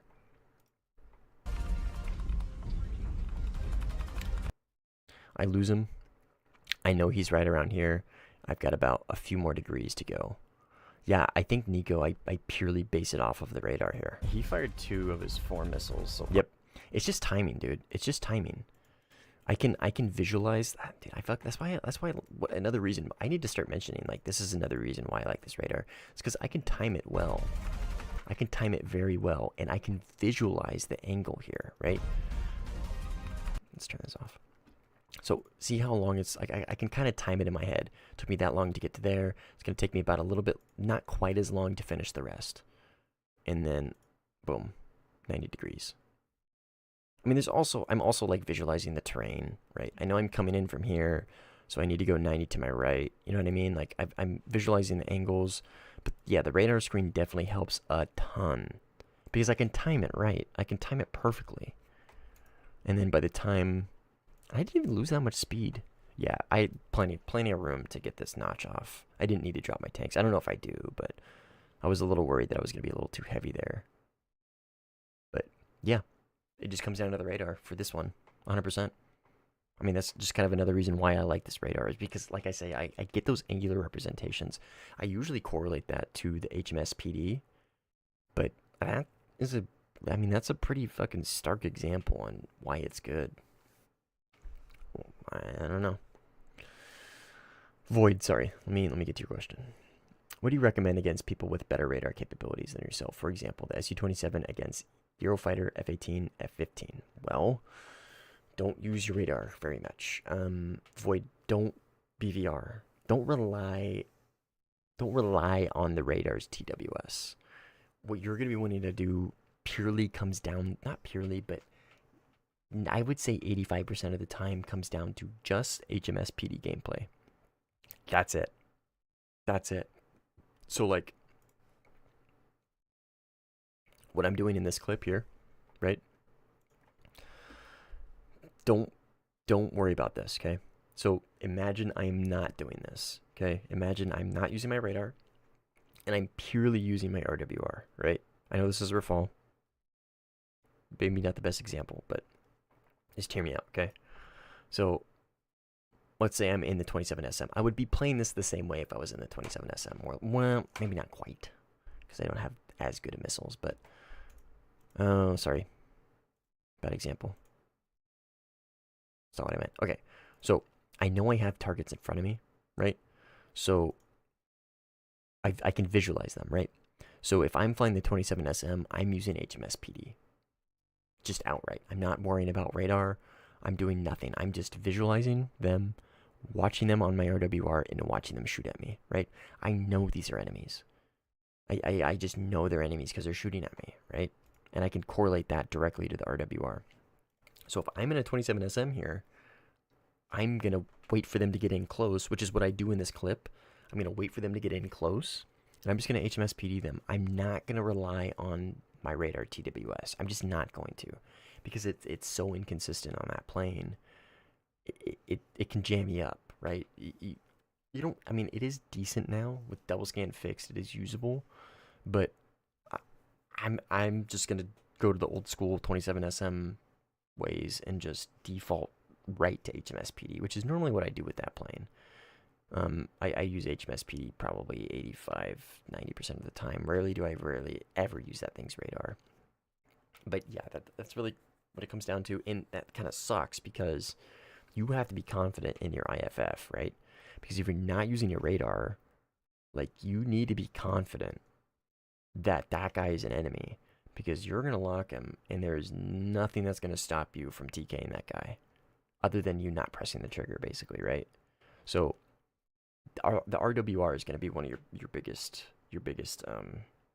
allies, I guess. I don't know if that helps, but just really, how do you use a plane that has a bad radar compared to planes with good radar? Don't use the radar. I don't use it as a bad way to put it. Don't rely on it. Just don't rely on it. Rely on, like, your own instincts, and you can control that directly with HMSPD, basically. But yeah, I hope that answers. You can do that with the square radar too. Yeah, you for sure. Yeah, you absolutely can, Pizza. You absolutely can. It's just the thing with the pizza pie. It's there. You know what I mean? You're right. I say this all the time about the square radar. Like, you can do everything I do with the square radar. It's just, in my opinion, represented a little more efficiently, in a way that is more easily digestible and makes sense quickly when you're making quick decisions. You know what I mean? That's just, I prefer that because of that. Yep. I hope that answers all your guys' questions. Anybody else got anything else? Anybody got anything else? Any other questions? This is actually kind of fun. Going over footage. I like this. This is good. This is good. We need HUD IFF indicators, please. Fuck yeah, we do. Yes, we do. HMD IFF indicators would be based. Thanks for answering, by the way. Yeah, absolutely, Nico. If I didn't, if there's anything else you want me to go over, if I didn't answer quite perfectly or whatever, let me know. Oh, this video, by the way, is fucking based. This video is fucking sick. Hummingbirds are so cool, dude. I was watching this with my wife earlier. Hummingbirds are so cool. HMSPD gameplay is what I've been relying on. The 16C, yeah, absolutely, 100%. I mean, the 16C radar is pretty good. I mean, you don't really need to. But the HMSPD gameplay is just a good, it's just a good habit to be in. Like, it's translatable to every plane, basically, that has it. Well, except the fucking F2, which is why I'm not looking forward to it. Might make a bug report for Russian HUDs, so the IFF indicators, maybe it will persuade them to add it. If I had to imagine, Zero, it's probably just, they're something like that. I feel like they probably know. It's just they haven't incorporated that feature yet, if that makes sense. You know what I mean? They just haven't. There is no way to IFF via anything other than a radar soft lock. You know what I mean? Or a radar track, if that makes sense. They probably just haven't. The reason why it's not there is they probably just haven't implemented it. But I mean, go for it. Bug report's always good. If there's something wrong with the game, report it. That way we can get the ball rolling. Or at least we can make them aware of it if they're not already. They probably are, but 16C is fun, yes, but I lack the missiles and flight model of the Su-30 Eurofighter. Yeah, I mean, yeah. Yeah.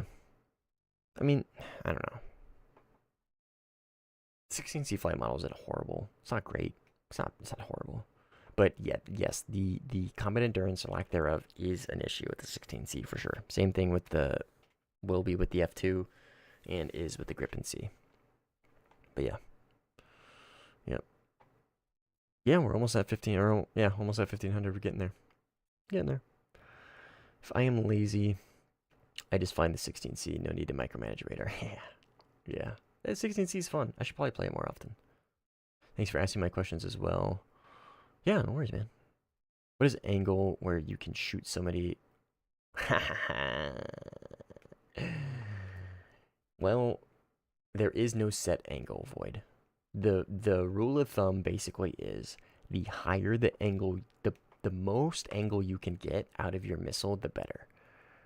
There is no set angle, but there's also like a couple things to think about, right?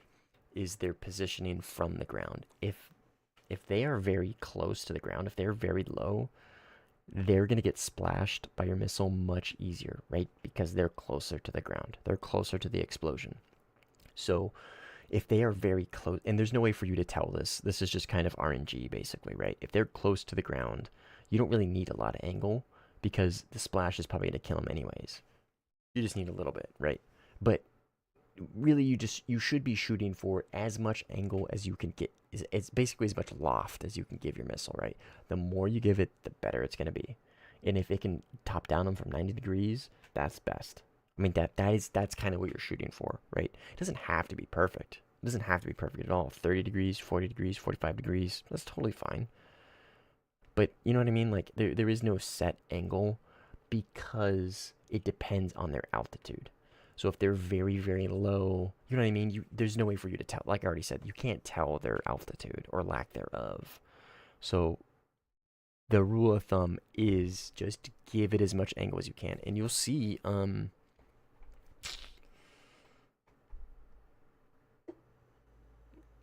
give me a second, okay? I kind of want to show you what I'm thinking right now. Vertical notch. Ah, fucking ads. Man, I should turn these off.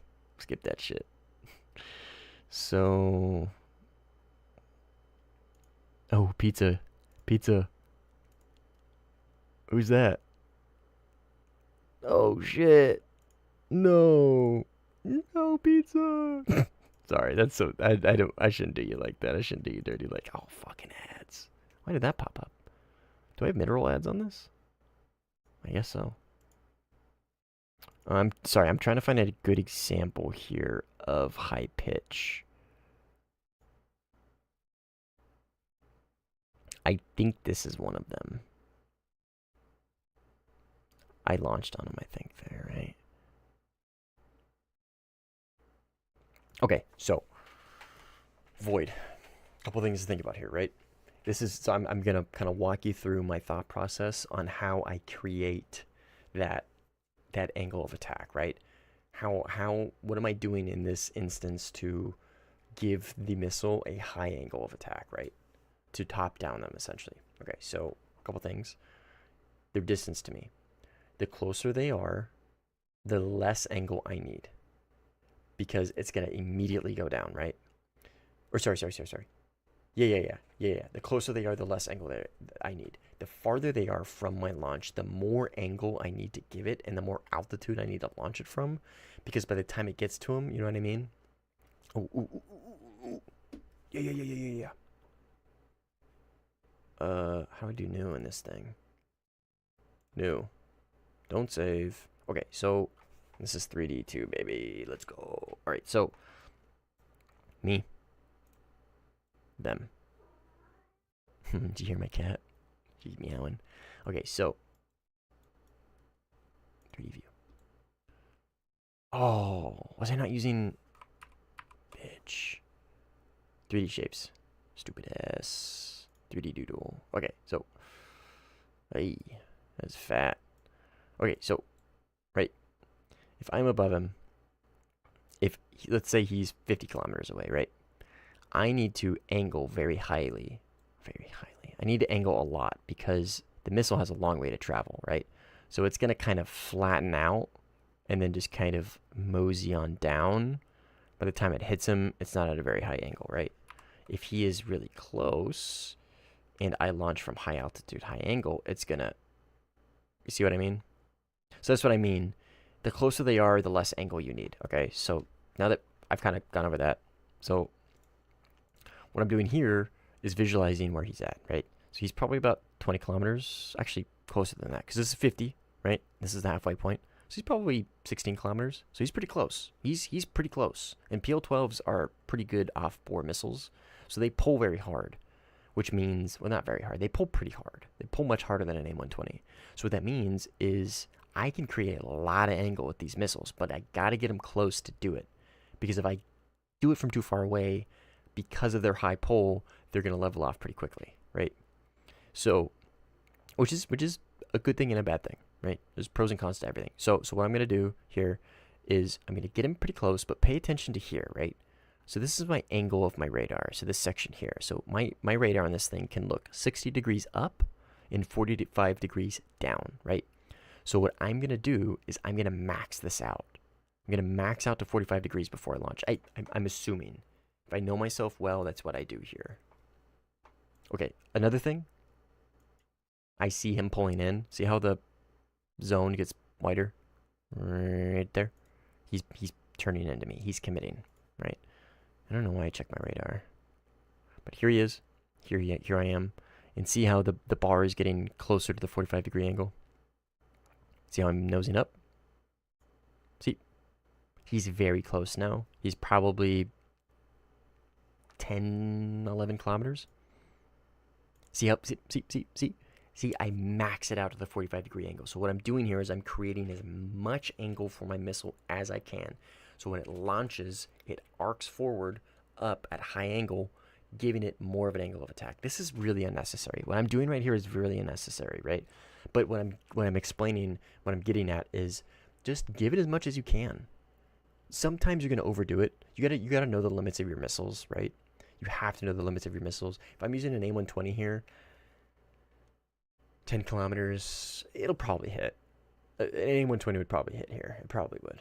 I think so. And you also got to take account closure speed as well, right? If they're coming in really fast, they're going to get to you really quickly. So that means your missile needs to arc even more, right? He's not coming in too quickly. I launch from the 45 degree in a pretty good angle too. Like this is a pretty good, he's right around here, I think. This is pretty good defensive posture. And I switched to HMS PD in case I need it. I see him launch. My missile, I mean, I'm not in sensor view, so I can't really show you. But what it's doing right now is it's flying off into the sky. And then it's going to pull in. It's going to arc down on him. And yeah, I see him right here. I see him right here. Guys, he's right here. He launched on me. And I go into the notch. I don't do a very good job at this, by the way. I really don't do a very good job at this. But what my missile is doing right now is arcing from the heavens. And if you see, what I was saying, I didn't really need to do all of that. It's kind of unnecessary. But again, you should set your missile up for like the best like situation, right? So why I say I didn't really need to do all this is because you'll see, there he is. It's right here. Oh, sorry. You'll see he is not multipathing. He has overcommitted. He is at altitude. So that missile does not need to have all that arc. It really doesn't. In fact, I'm doing myself a detriment in this situation, but I didn't know that, right? I didn't know that. Like I said, you don't know the elevation and what they're at, right? So what I'm doing, what I say I didn't need to do this, and in fact it's going to hurt me, is because now the missile has a much longer travel time. And in reality, he wasn't even multipathing. So if I launched just head on, it would hit him much quicker. But at the same time, his would also hit me much quicker. So it's kind of tit for tat, right? So he pulls off, he defends. But my missile is arced to all heaven. I launched from a pretty good altitude as well, right? Normally I try and go for like 6,500, but because he's so close, it doesn't really matter. I'm not doing a great job at notching this, but I do get it. There's no Moz warning, so I get it. But I don't kill this guy, by the way. I hit him, but I don't kill him. So critical. And that's kind of all the information I get. I don't know where he's at. I can't really give you a good... Oh, there he is. He's right there. Never mind. I guess I saw him. What's the quality on him running right now? Oh, 1440. Looks bad. God, I'm a horrible YouTuber. Okay, so that one I launched was just, I just need to, this is where like, you don't need to worry about angles. You don't need to worry about splashing them. You just need to worry about getting them defensive, right? I don't care about it anymore. I did what I needed to do at the beginning. I critted him. If I merge with this guy, he's damaged. I can play off that. You know what I mean? I've done what I needed to do. The top down isn't always going to work. It's not always going to kill him outright. But it's probably going to crit him. So if you merge with him, you're at the advantage now, right? But now I'm just purely forcing him defensive. I don't care if this hits. I really don't. If it does, sick, badass, that's incredible. But I just want to force him defensive. That's all I care about. I get the missile into the notch. I start cheffing. Changing my altitude. Or sorry, changing my aspect. He looks to be multipathing now. Yep. Okay, so he beat that missile. He 100% multipath that. But it's fine. I forced him defensive. He's completely focused on multipathing. He's 100% focused on that, hitting those trees. That's it. That's it. I've done what I needed to do. And then, now, look at this angle. Look at this angle. There is no not getting splashed by this. You know what I mean? This angle is insanely good. I'm essentially launching from above him. You know what I mean? It could not be any better. I've already launched. See what I mean? That could not be a better top-down missile. I don't physically think it's possible. So, like, right there, that's the extreme, right? That's what you're shooting for, right fucking there. So, I don't know. I hope that answered your question. You guys probably know this already because I keep saying it. My answers are very, like, non-direct. They're very situational. Like, because that's kind of how you need to play. You need to play situation. If you get stuck in this, like, rigid mentality with a lot of things. Oh, Mustang said if I get into the 90 degrees and I press chaff a few times and change my aspect, I'll beat the missile. Why didn't it work? You know what I mean? It's not everything's black and white. Like, these are all, like, everything here is just a tool for the toolbox to win the fight. Like, that's why I love top tier so much, is because there's so many intricacies and so many different situations and so many different things. You know what I mean? There's so many things to think about. It's like the neuron activation is insane. That's kind of I'm fucking cooked right now. I don't know if you can hear it. I'm not high. I'm just like, I'm mentally cooked. I'm fried because of how fucking exhausted I am. But hey, this is great. This is a great way to keep me up. Good fucking questions, guys. Let's keep this rolling. Let's just keep going. Fuck it, dude. Let's just keep going. Keep the questions coming. I'm not playing anymore. I'm just helping now. I'm just answering questions. It did based. I was having a perfect game, making failures, rage quit on Denmark, and the game crashed. Rip. Do you have that clip from December where we were dogfighting? I was in the Harrier and you were in the Mirage.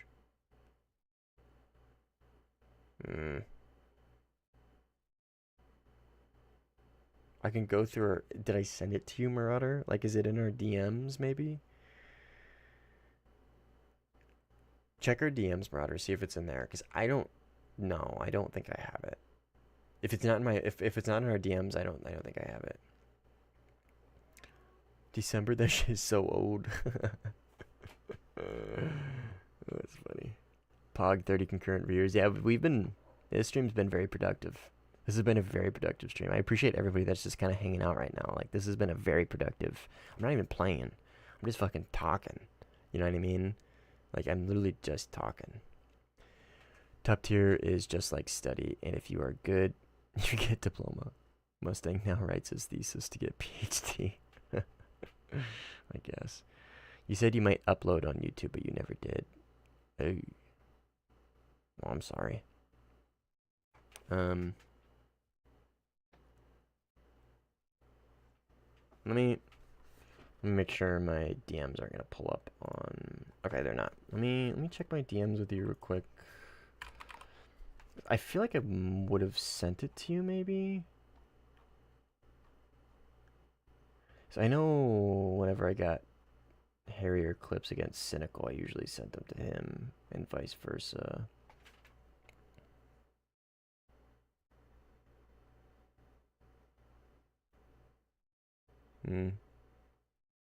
Yeah, I don't see it anywhere. I'm sorry, Marauder. I don't know. I don't know, dude. Does the guiding missile via data link also work in Sim the same in ARB? Yes, 100%. Yes, for sure. It very much does. I'm not talking about guiding it in until it reaches pitbull range. I'm talking about when it already is in pitbull, yes, but playing, yes, is not incorrect. Yes, it absolutely does. Yeah, it works no matter what. But, like, I know what you're talking about, Merrick. That's Megan Fox 3, right? Fox 3, something like that. Yeah, Megan Fox 3 has a video about this. Is it a short? Yes. Dude. Let's fucking go. Why is there no audio?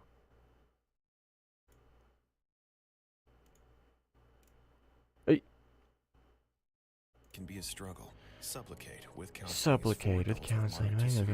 The common question I get asked off the back of the data link Oh, wait, no, that's not. Fuck. when you notch a Oh, Fox there we go. Okay, okay. 3 in Warthunder, it's going to look a little something like Audio's top left. Oh, thanks, minutes. Appreciate it. I didn't know that. this. So what Merrick is asking is the TWS data link. You can essentially, like, once a missile has pitbulled, if you maintain lock on them, theoretically you're data linking the plane. You're data linking. Even though the missile is pitbull, you're still guiding the missile, right? The missile is tracking me in its terminal guidance phase. I go into a notch to defeat the Doppler filter. The missile's Doppler filter shuts off and then becomes vulnerable to my chaff. What if I told you there's a way to bypass this defense if you're So, right, real quick, I can already see an issue with this, right? So Megan is incredibly knowledgeable.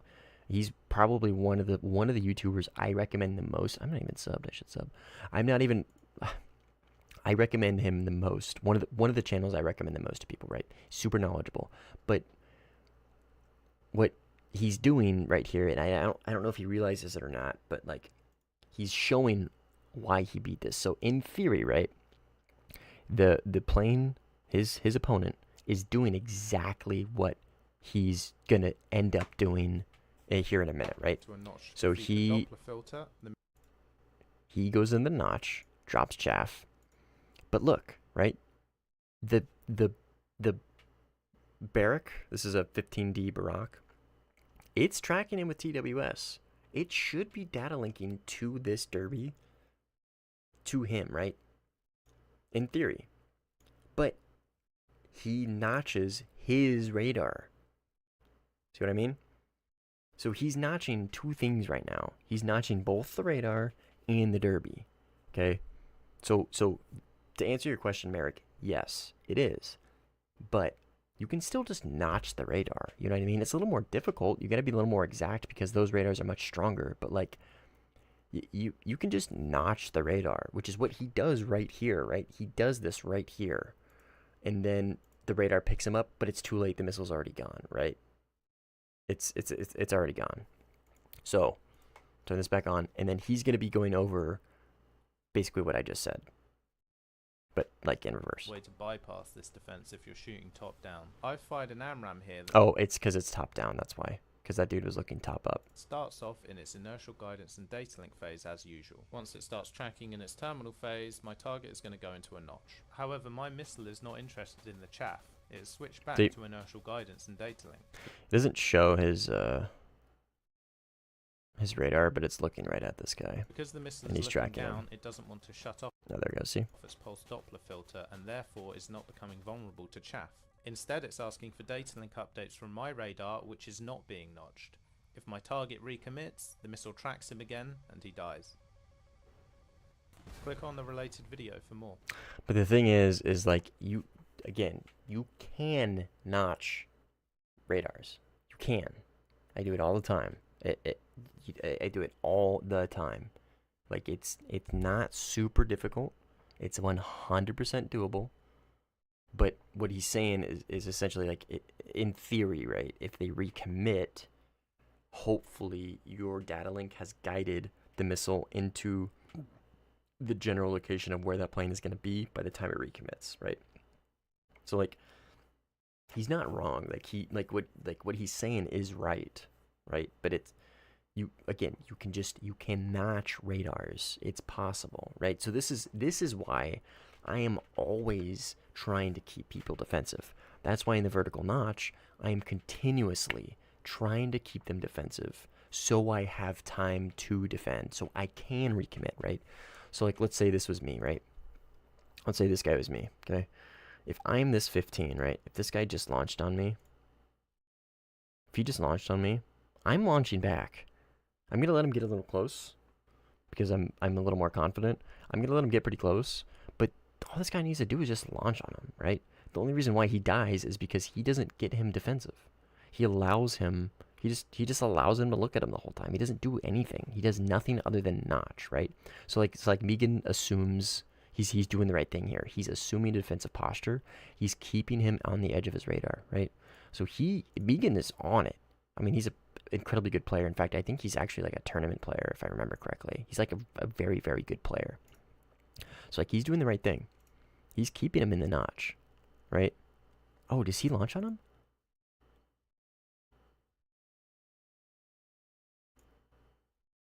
This must be the RWR from this guy. It has to be. He probably pulled the footage from this guy.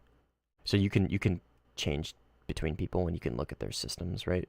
So this wouldn't make sense because he doesn't launch on him. So this is going to be the RWR from this plane, right? So like all this guy has to do is before he commits to the notch, HMS PD lock that bitch up, launch a missile, get him defensive, and you're fine. You know what I mean? You've got all the time in the world to notch this missile and then recommit. And because you launched last, you know what I mean? You can just recommit earlier, theoretically, because you're kind of already in a defensive posture. I mean, so is Megan. Megan, like I said, Megan's doing the right thing here. But, like, so what I'm getting at is, yes, this is a thing. But it's not a thing if you just get your opponent defensive. This is very, like, this is cool, and it's a good, again, toolbox, right? Everything's a tool for the toolbox. Like, it's good to know in certain instances. So if you're the aggressor here and he's below you and he's not trying to return fire, he's allowing you to be the aggressor the entire time, then go for it. You know what I mean? It's a great tool for the toolbox, but you'll find in sim this is very uncommon. This situation right here is very uncommon. Allowing somebody to get in this much of an advantage is not super common. So Merrick, yes, but you know what I mean? It's not as common as you would think it would be. Let me I'll link the video for you guys. I enjoy this Yap stream very much. I'm actually kind of enjoying this too. This is kind of nice. Not having to play, just chilling out. This is a great way to stay up. I'm serious. You guys are actually doing me a huge favor by doing this. Like, huge. I just realized I've had mid-roll ads on this whole time. Sorry. Let me turn those off.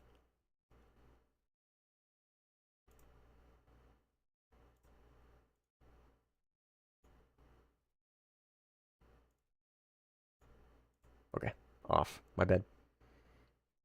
Wait, did it just play one? No, it didn't. Okay, good. Okay. Peter Herbst. Who is the YouTuber he's showing? Oh, yeah. Megan Fox 3. He's very, very good. Very good YouTuber. This guy is very, very good. One, he's an incredibly good player. Like, incredibly good player. Like, one of the, I think probably one of the better players in RB. He does tournaments and stuff. But he goes over strategy, like tactics and strategy. He's a very knowledgeable player. Super good. Let me... I just want to link his home. That's all I care about. This is his channel. Very, very good source of knowledge. And a lot of his stuff is condensed into shorts, which I like, personally. But yeah.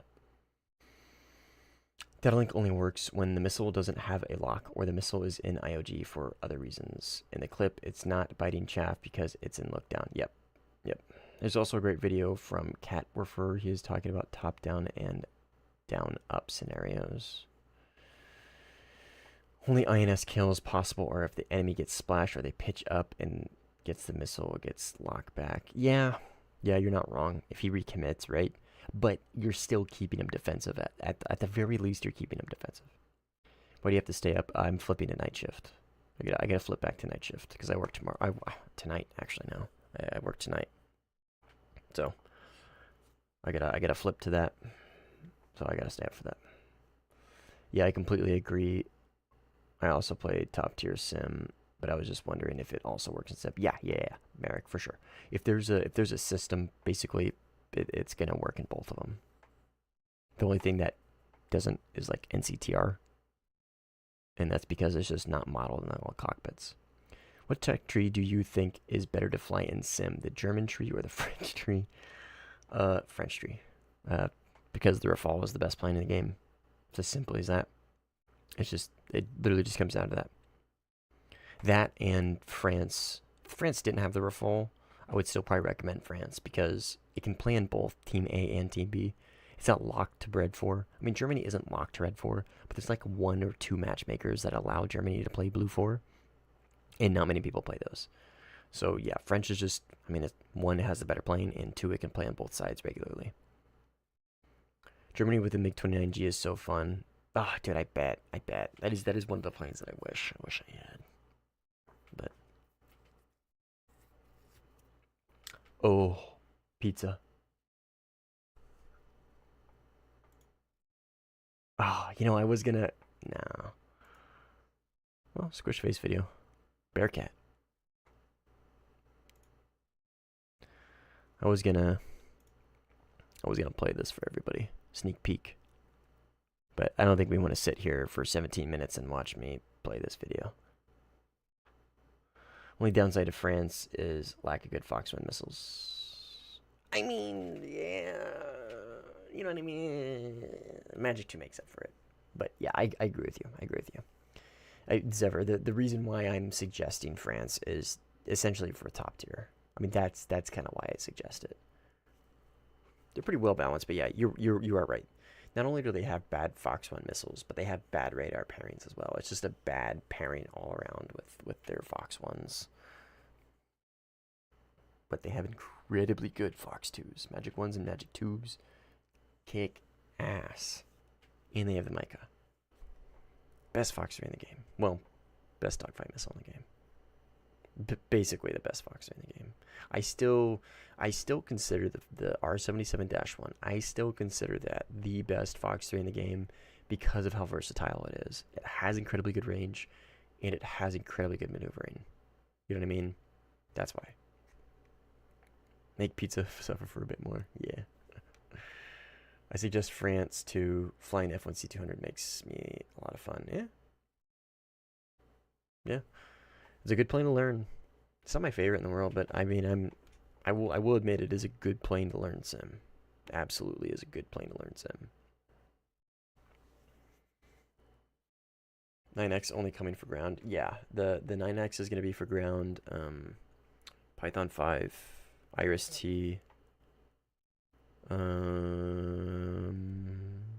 think that's it. But this is kind of how Gaijin operates, Void.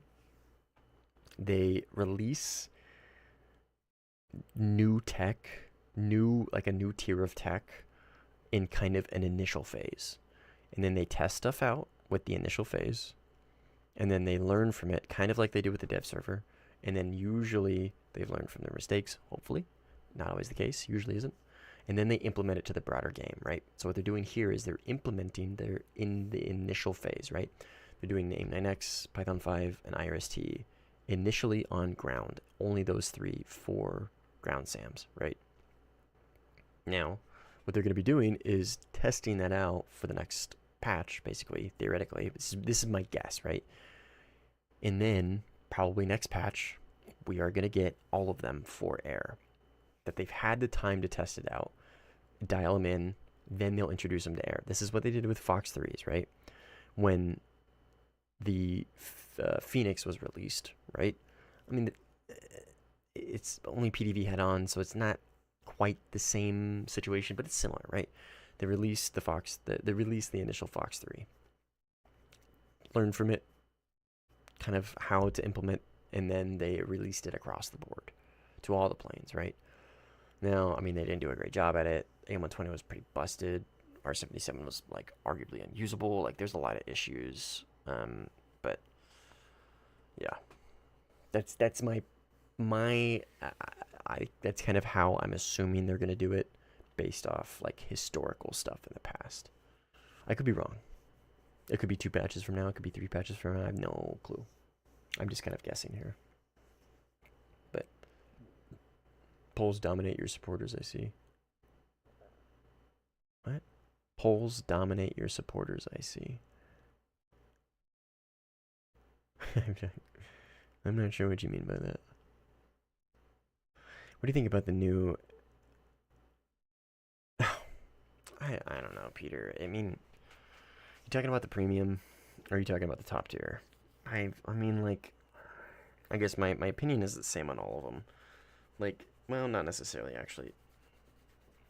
Like, I'm not a huge fan of copy-paste. I understand why they do it.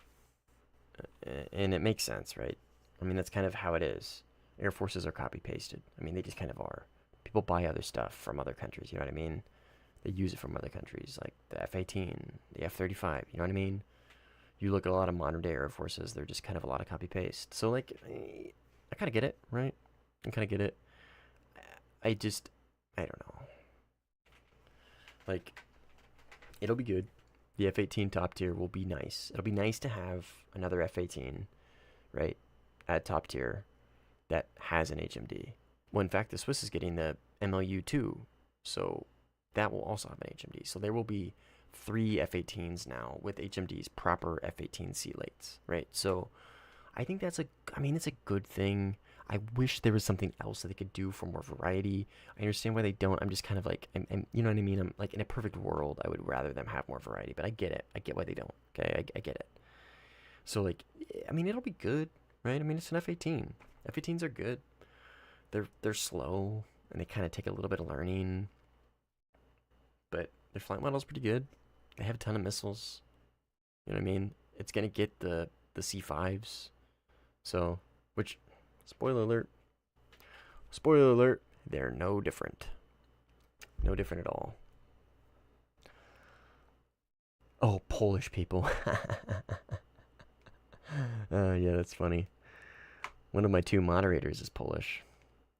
Well, kind of Polish. Legend is like half Polish.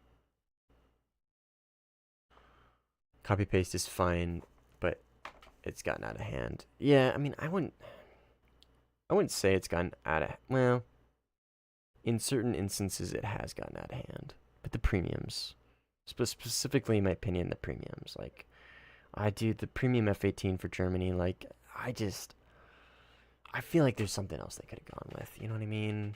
Or just fucking nothing at all, dude. 20 premiums and an update is fucking insane.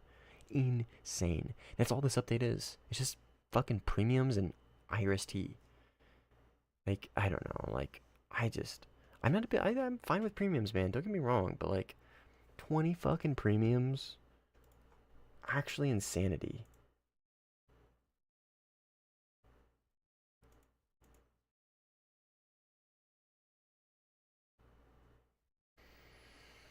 Actual insanity.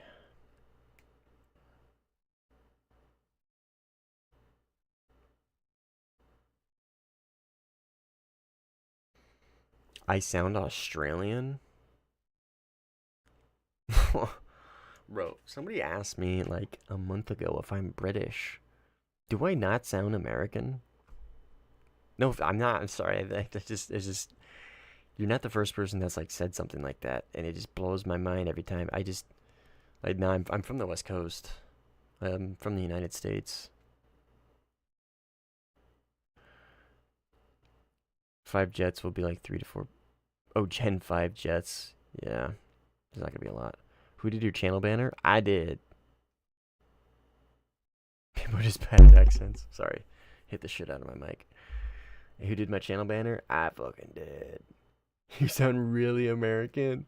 Man, I don't know if that's an insult or not, but thank you. I did ask. Really American. You sound human. From Earth. Thanks, dude. Appreciate it. Any other questions? You want to, like, anybody have any footage they want me to dissect? Quick question. What's the actual G tolerances?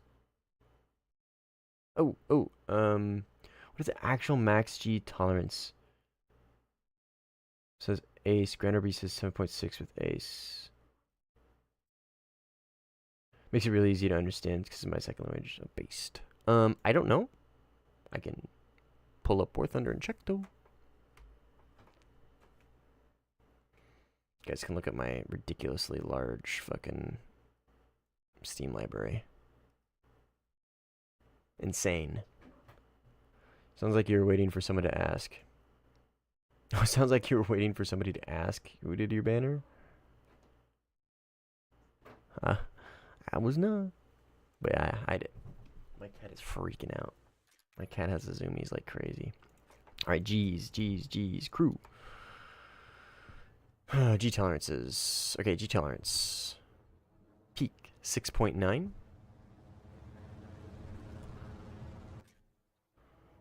Do I have any ace crews for Germany? I don't think I do.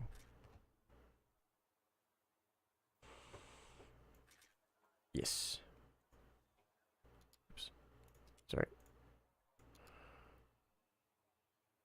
6.2. So it seems to vary between the planes. And then you said realistic is different? 6.2. 16C's got ace. Crew. G tolerance 6.9.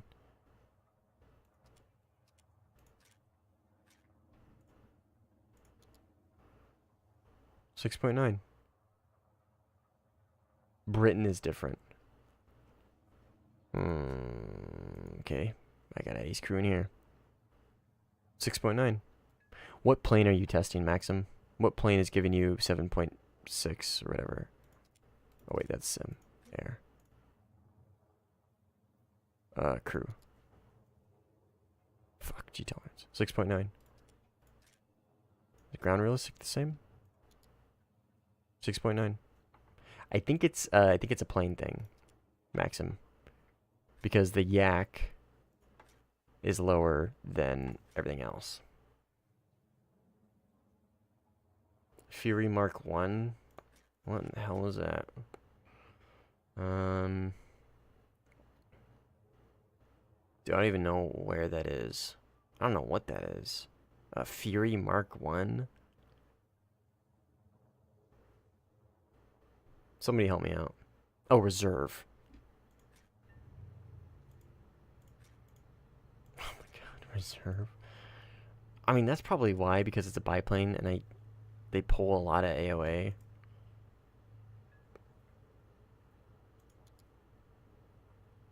$5.4.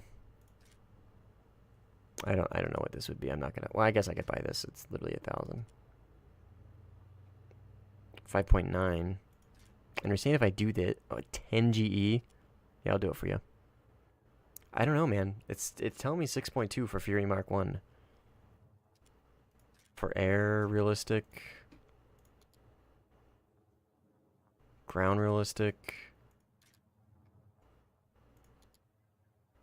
And sim.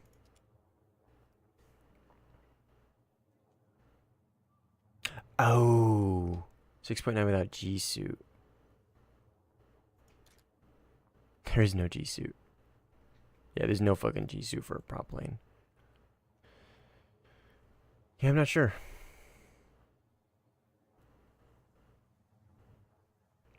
Not sure. 4K hours in Warthunder. That's a bit of time. Yes, it is. Yes, it is. Good morning, Smira. What tech trees do you have ground out? Oh, brother. I have U.S. Army, almost completed. U.S. Air, completely 100%ed. Germany, not very far. USSR, Air, almost 100. No, I do have, almost 100%ed. I have like random shitter planes. Army, pretty close to like 8.7-ish. UK, Army's like 7-ish. Air is pretty close to rank 8. I'm not really working on this. I just kind of do it as I go. Japan Air is almost 100%ed. Pretty close. I'm working on Thai. I've got the F2 line set up. Army, non-existent. China is 100%ed. Italy, I'm just basically doing this line, but I've essentially 100%ed it for all intents and purposes. Just, you know what I mean? Top tier. France, 100%ed. Oops, sorry. I'm one plane away from 100%ing France. Sweden, I don't give a fuck about Sweden, even though I have this stupid-ass premium. Worst purchase I've ever made in my life. And then Israel, I have basically up to what I want. The only thing I care about Israel is the Kafir C7, sorry. Kafir C7, Kafir C10, and Kafir Canard. Those are the only planes I care about in Israel, so... But Israel's pretty small, you know what I mean? There's not a whole lot to do here. What's my highest heli? Probably a premium.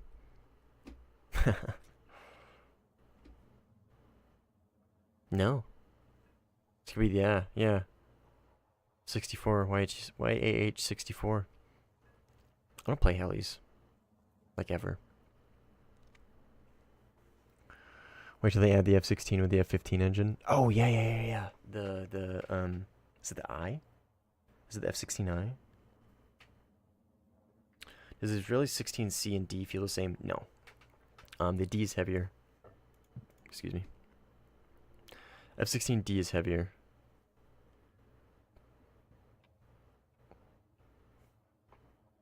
Yeah.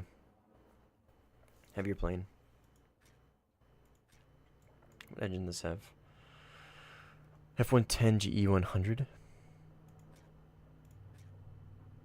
F-110 GE100.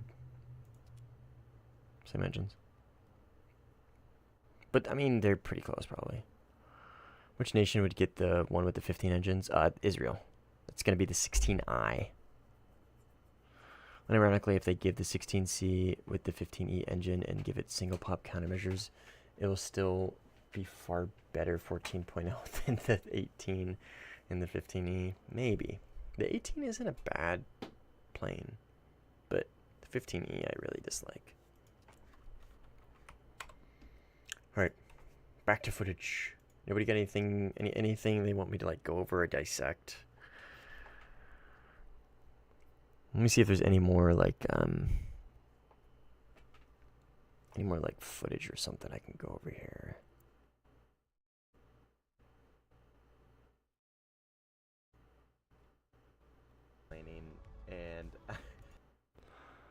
And oh, here's a good vertical notch example. Oh, spoilers. Spoilers. Pizza, this is the video. Okay, so this is actually kind of cool. So this is going to be a 3v1. There's a Su-34, there's a Eurofighter, and a Su-30, right? I've got them all on radar right here. All three of them. And I'm pretty high altitude. And these missiles have a pretty good NES going on. No escape zone, for those that don't know what that is. And so they're going to launch on me here in a second, right? They launch me right there. And those missiles are actually pretty close. So see how I'm just like dragging, like I was talking about earlier? I get into the parallel to the horizon. I get to the horizon line, and then I just drag it out. Drag it out, and I'm not even using the radar. I'm purely using this right here. I'm going to drag it out to the edge. And then, yeah. And then I turn in. And those missiles are already beat. So I didn't, so they're following me right now. I haven't notched anything. I know I'm not getting Maz, but I haven't beaten anything right here. If I don't do anything, they're going to kill me. Right? I know there's no Maz. The Maz pops up here, right? So now I've entered the notch, right? I have entered the notch. So I'm now going to start chaffing. Watch how fast these missiles get beat. Keep in mind, these are R-77s and R-77-1s and AIM-120s, right? Pay attention to this. This, when you see this go away, I have successfully beaten the missile. When you see this go away. You see that? See how fast that was? I mean, literally less than a second. Because I think I popped chaff before I entered the notch. So I gave it something to look at. Let's see. 193. Yep. Okay, so I'm dragging this out and I'm popping chaff. I'm going to give their radars something to look at before I even enter the notch. I'm like pre-chaffing, you know what I mean? So I've chaffed before I've entered the notch, because by the time I enter it, like I said, I want to give them their radars something to look at when I enter the notch, which is right here. I'm going to chaff a little bit more. Chaff. Missiles are gone. They're beat. They're not on my Maz anymore. If I don't chaff, I'm good. I don't have to chaff anymore. I'm gonna probably keep chaffing because I have a ton, and why the fuck not, right? But like, I really don't need to chaff. I could just keep going in this angle. Like, I can just keep turning and pulling, and they're not gonna hit me. And I launched on all 3 of these. See, because I used, I had 5 AIM-120s. Now I have 2. So I launched on all 3 of these guys. I'm gonna keep popping chaff just because better safe than sorry in case they send more missiles. So I hit the Su-34, and then I hit the Su-30, and then this is actually like okay. I'm gonna toot my own horn a little bit here.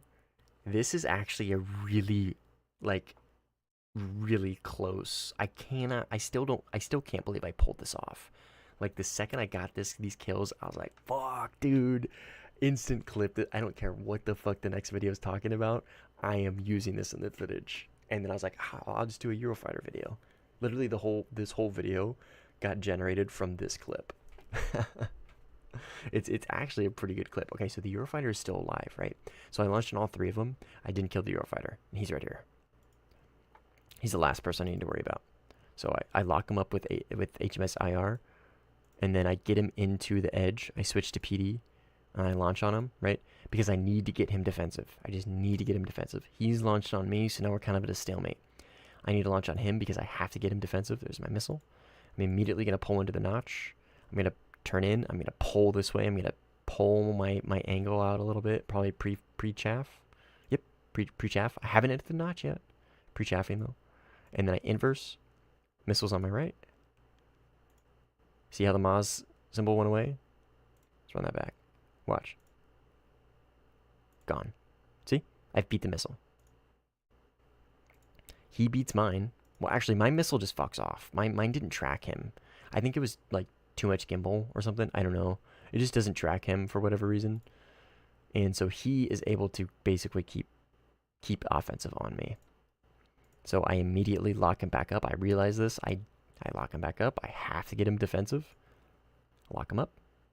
And I fucking shotgun him with an AIM-120. And he shotguns me. But I pull this out somehow. I get the missile off and immediately dump into the notch and watch my chaff. I'm pretty sure I'm going to fucking schizo chaff here. Oop. I'm pulling it out. I'm dragging it out so I can get into the notch. I dive down in. Look how fucking close that missile is. Very close. Start dumping chaff. It popped back up, so it reacquired me. Look how fucking close that is, dude. Look how fucking close that is. And then it just fucking whizzes by. But I got him. I fucking got him. Look how close. This really puts in perspective how close that is. Look at that missile. It did not have very long to go. Like, that travel time is very, very limited. And I pulled it off with a fucking AIM-120. If I was using like an R-77, I wouldn't be like, Dad, that was fucking crazy. You know what I mean? I used like one of the worst dogfight missiles in the game. I don't know. I thought it was pretty cool. I did a lot here. I was very proud of myself. Do you think they'll add a Rafale C variant? I mean, probably. Probably. Also, what makes the Eurofighter worse than the Rafale? Well, it's not that it's worse than the Rafale, Peter. It's better than the Rafale at certain things, specifically guns, dogfights. It's better at the low-speed dogfight. Like, it just is. It has the better flight model. But the thing that makes the Rafale, just in my opinion, the better plane for sim is the Mica. So the missile, the radar, and the HMS, or the HMD that has IFF. It's just a trifecta, dude. The plane, everything about the plane, all of its systems, its radar, its RWR, its Maz, its missiles, its IFF, HMD, its flight model, its fuel efficiency, everything about it just like works in harmony. Everything just pairs perfectly together. Like a good counter to that would be the Eurofighter. It has an incredibly good flight model. Better flight model than the Rafale. It has an insane amount of countermeasures.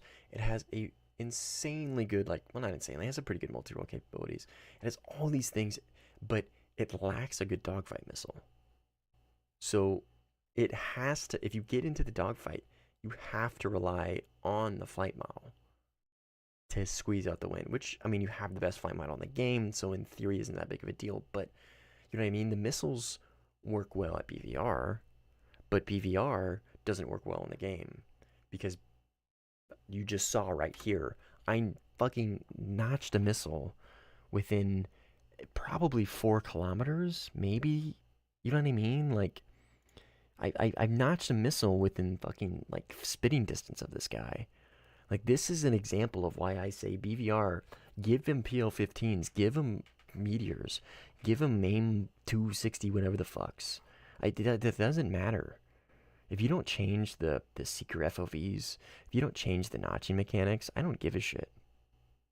The reason why the Micah is so difficult for me to beat is because it's harder to notch. It has a tighter FOV, and it's the closest range Fox 3 in the game.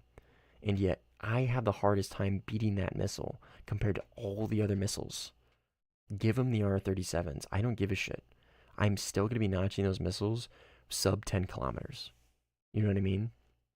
It does not matter. Like, that's why, like, I don't know. So that's kind of, I'm going on a tangent here, and I'm not answering a question. So that's why the Rafale, in my opinion, is just the better of the planes, because everything pairs well together in the close range. This is the best BVR plane in the game, but BVR is a meta that is not super effective. You know what I mean? It's great against, like, not super attentive players that don't necessarily know how to notch missiles close range, but you know what I mean? It doesn't have a good dogfight missile, but it has the best dogfight flight model in the game. So that's why I like the Eurofighter. I do, and I even mentioned it in this video. I like the Eurofighter because it's not a perfect plane. It's very, don't get me wrong, it's very, very, very good. Insanely good. One of the best. I mean, it's number 2, right? But the missiles, my big thing is the missiles, right? They're good missiles, very good missiles, but they're not as good as all the others, in my opinion. The AIM-9M is great. Don't get me wrong. AIM-9M is great. It just doesn't have a lot of pull, and it doesn't have good off-rail performance. Same with the AIM-120s. They don't have good pull. They don't have good off-rail performance.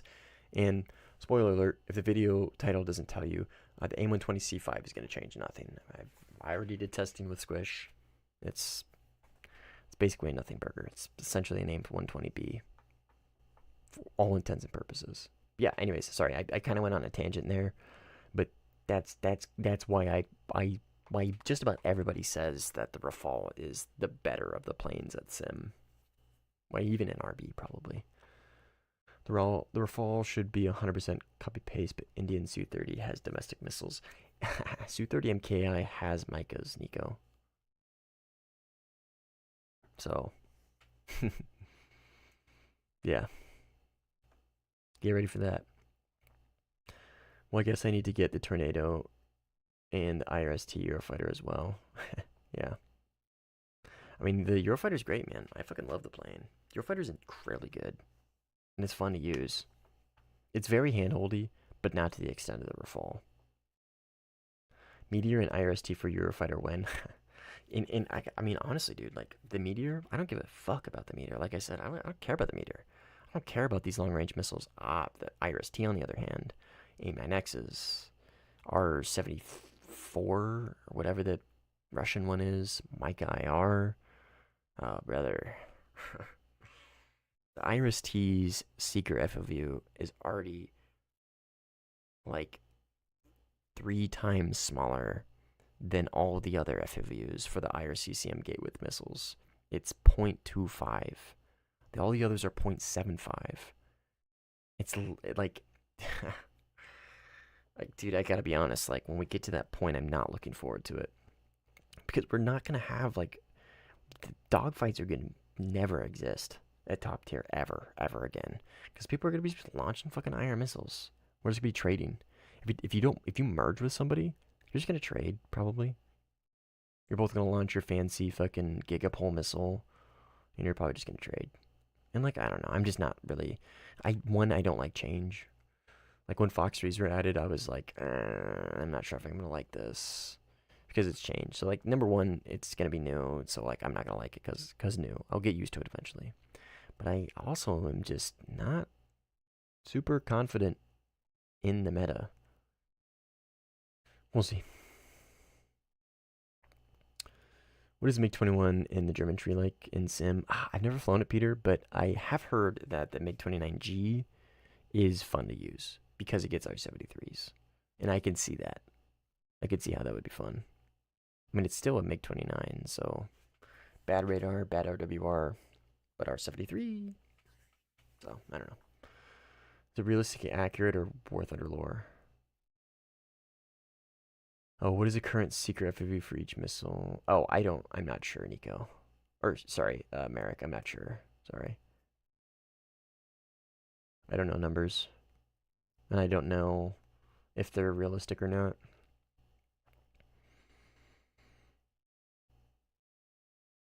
Uh, 12.71 is great. 13.1 is tough when facing top tier. Yeah, Maxim, if you're talking about RB, yeah, or Sim, I guess, yeah. The MiG-20, I guess, let me make a caveat. The MiG-29G is liked a lot, and it's like one of the planes people like in the German tech tree on 13.0 days. So on down tiers, full down tiers. So 13.0 to 12.0, that's where it's good. Don't take the MiG-29G to top tier because you're just going to get fucking shit on. What is the grind like for the French jets? Because I'm at rank 4. Do you have a premium, Peter? Because I use the F1C 200. I grinded out France with the F1C 200 and then the Mirage 2000 event plane. So if you're talking pure tech tree grind, I don't know. Sorry. I do not know.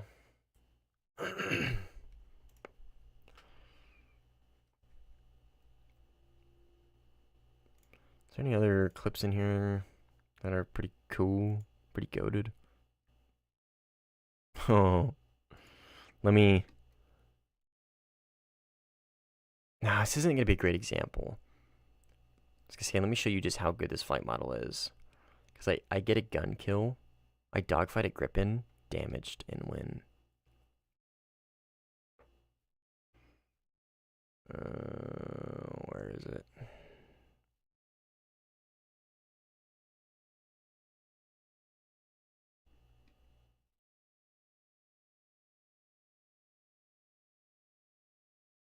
No, that's not it. That's not it. Oh, it's right here. It's right here. So, like, this is a Gripen, right? Very good plane. Grain of salt. This guy, like, really throws this fight. Like, heavily throws this fight. It's like, he launches on me. What the fuck? Why did it do that? Okay. It's just a... Okay, sweet. So, like, he launches on me. I go into the notch. I've already beaten his missile.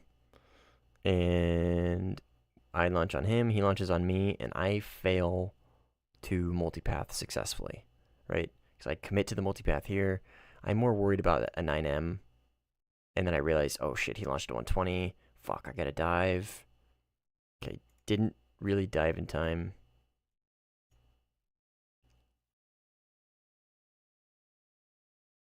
And I'm damaged. Damaged fuselage, damaged tail.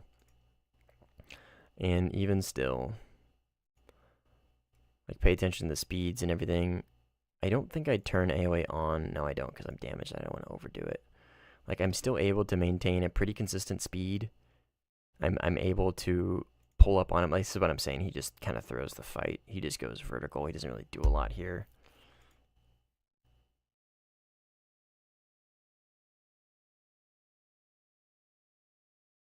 Can you guys hear me, by the way?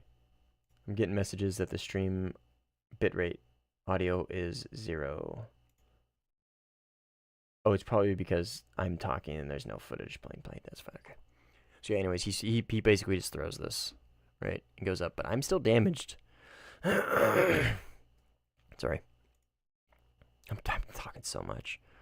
And, like, I pull my air brake out. I bleed speed. And I just stay behind him. I pull AOA. He doesn't, like I said, he doesn't really do a whole lot here. And then I get, like, crazy pretty, not crazy, but I get some pretty accurate shots here. One burst. He's dead. Whoa. Did I really cut that out instantly? Oh, no way. I fucked that up. God damn it. I wasn't supposed to cut it out right there. This is supposed to show him die. Fuck me. Whatever. You still get the picture.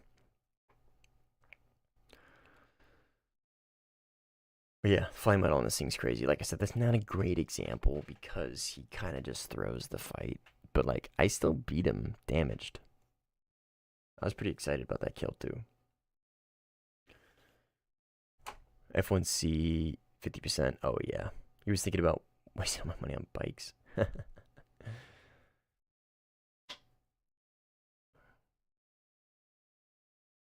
Yep, I mean, sales will come back around. They'll come back around. You can hear me? Okay, sorry. It just YouTube, the YouTube studio, this is what I see. This is what I look at.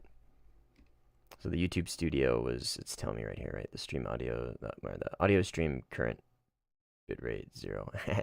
Double stream, double triple stream. What is this, like quadruple stream? Is this streamception?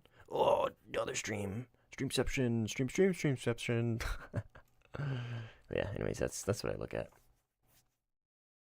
It's like a weird behind the scenes stream. This is a very weird behind the scenes stream.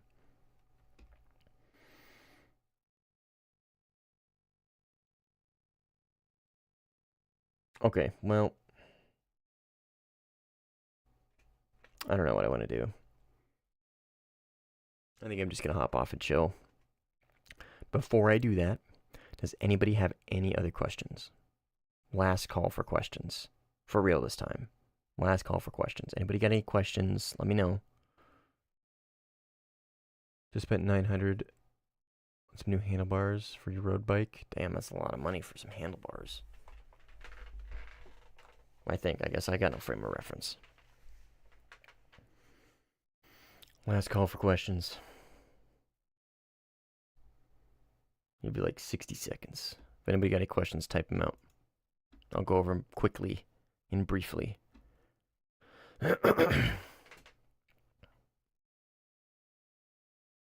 then I'm going to hop off and I don't know if I might record.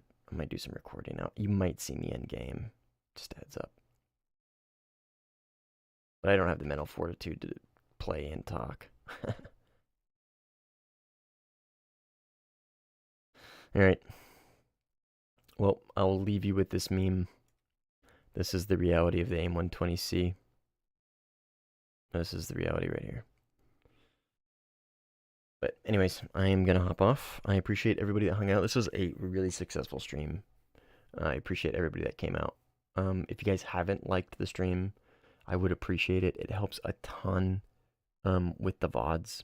Higher likes means the VODs get sent out to more people, and the more people it gets sent out to, the more likely they are to click it. So if you guys haven't subbed, that would also help a ton if you guys like the content. I do have a video coming out tomorrow. This is coming out tomorrow. So look forward to that. But yeah, I will see everybody later. Again, GG's for everybody that played with me. Appreciate it. Always fun to play with people. And I appreciate all the interaction with this stream. This is probably the most interaction I've ever done. Just kind of talking, hanging out, not even playing, just dissecting footage and stuff. So I actually unironically really enjoyed it, and we probably am going to do this again. So who was the first person that asked the questions? Ahmed. Shout out Ahmed. Shout out Ahmed. Alright. Peace, guys. I'll see you later. Have a great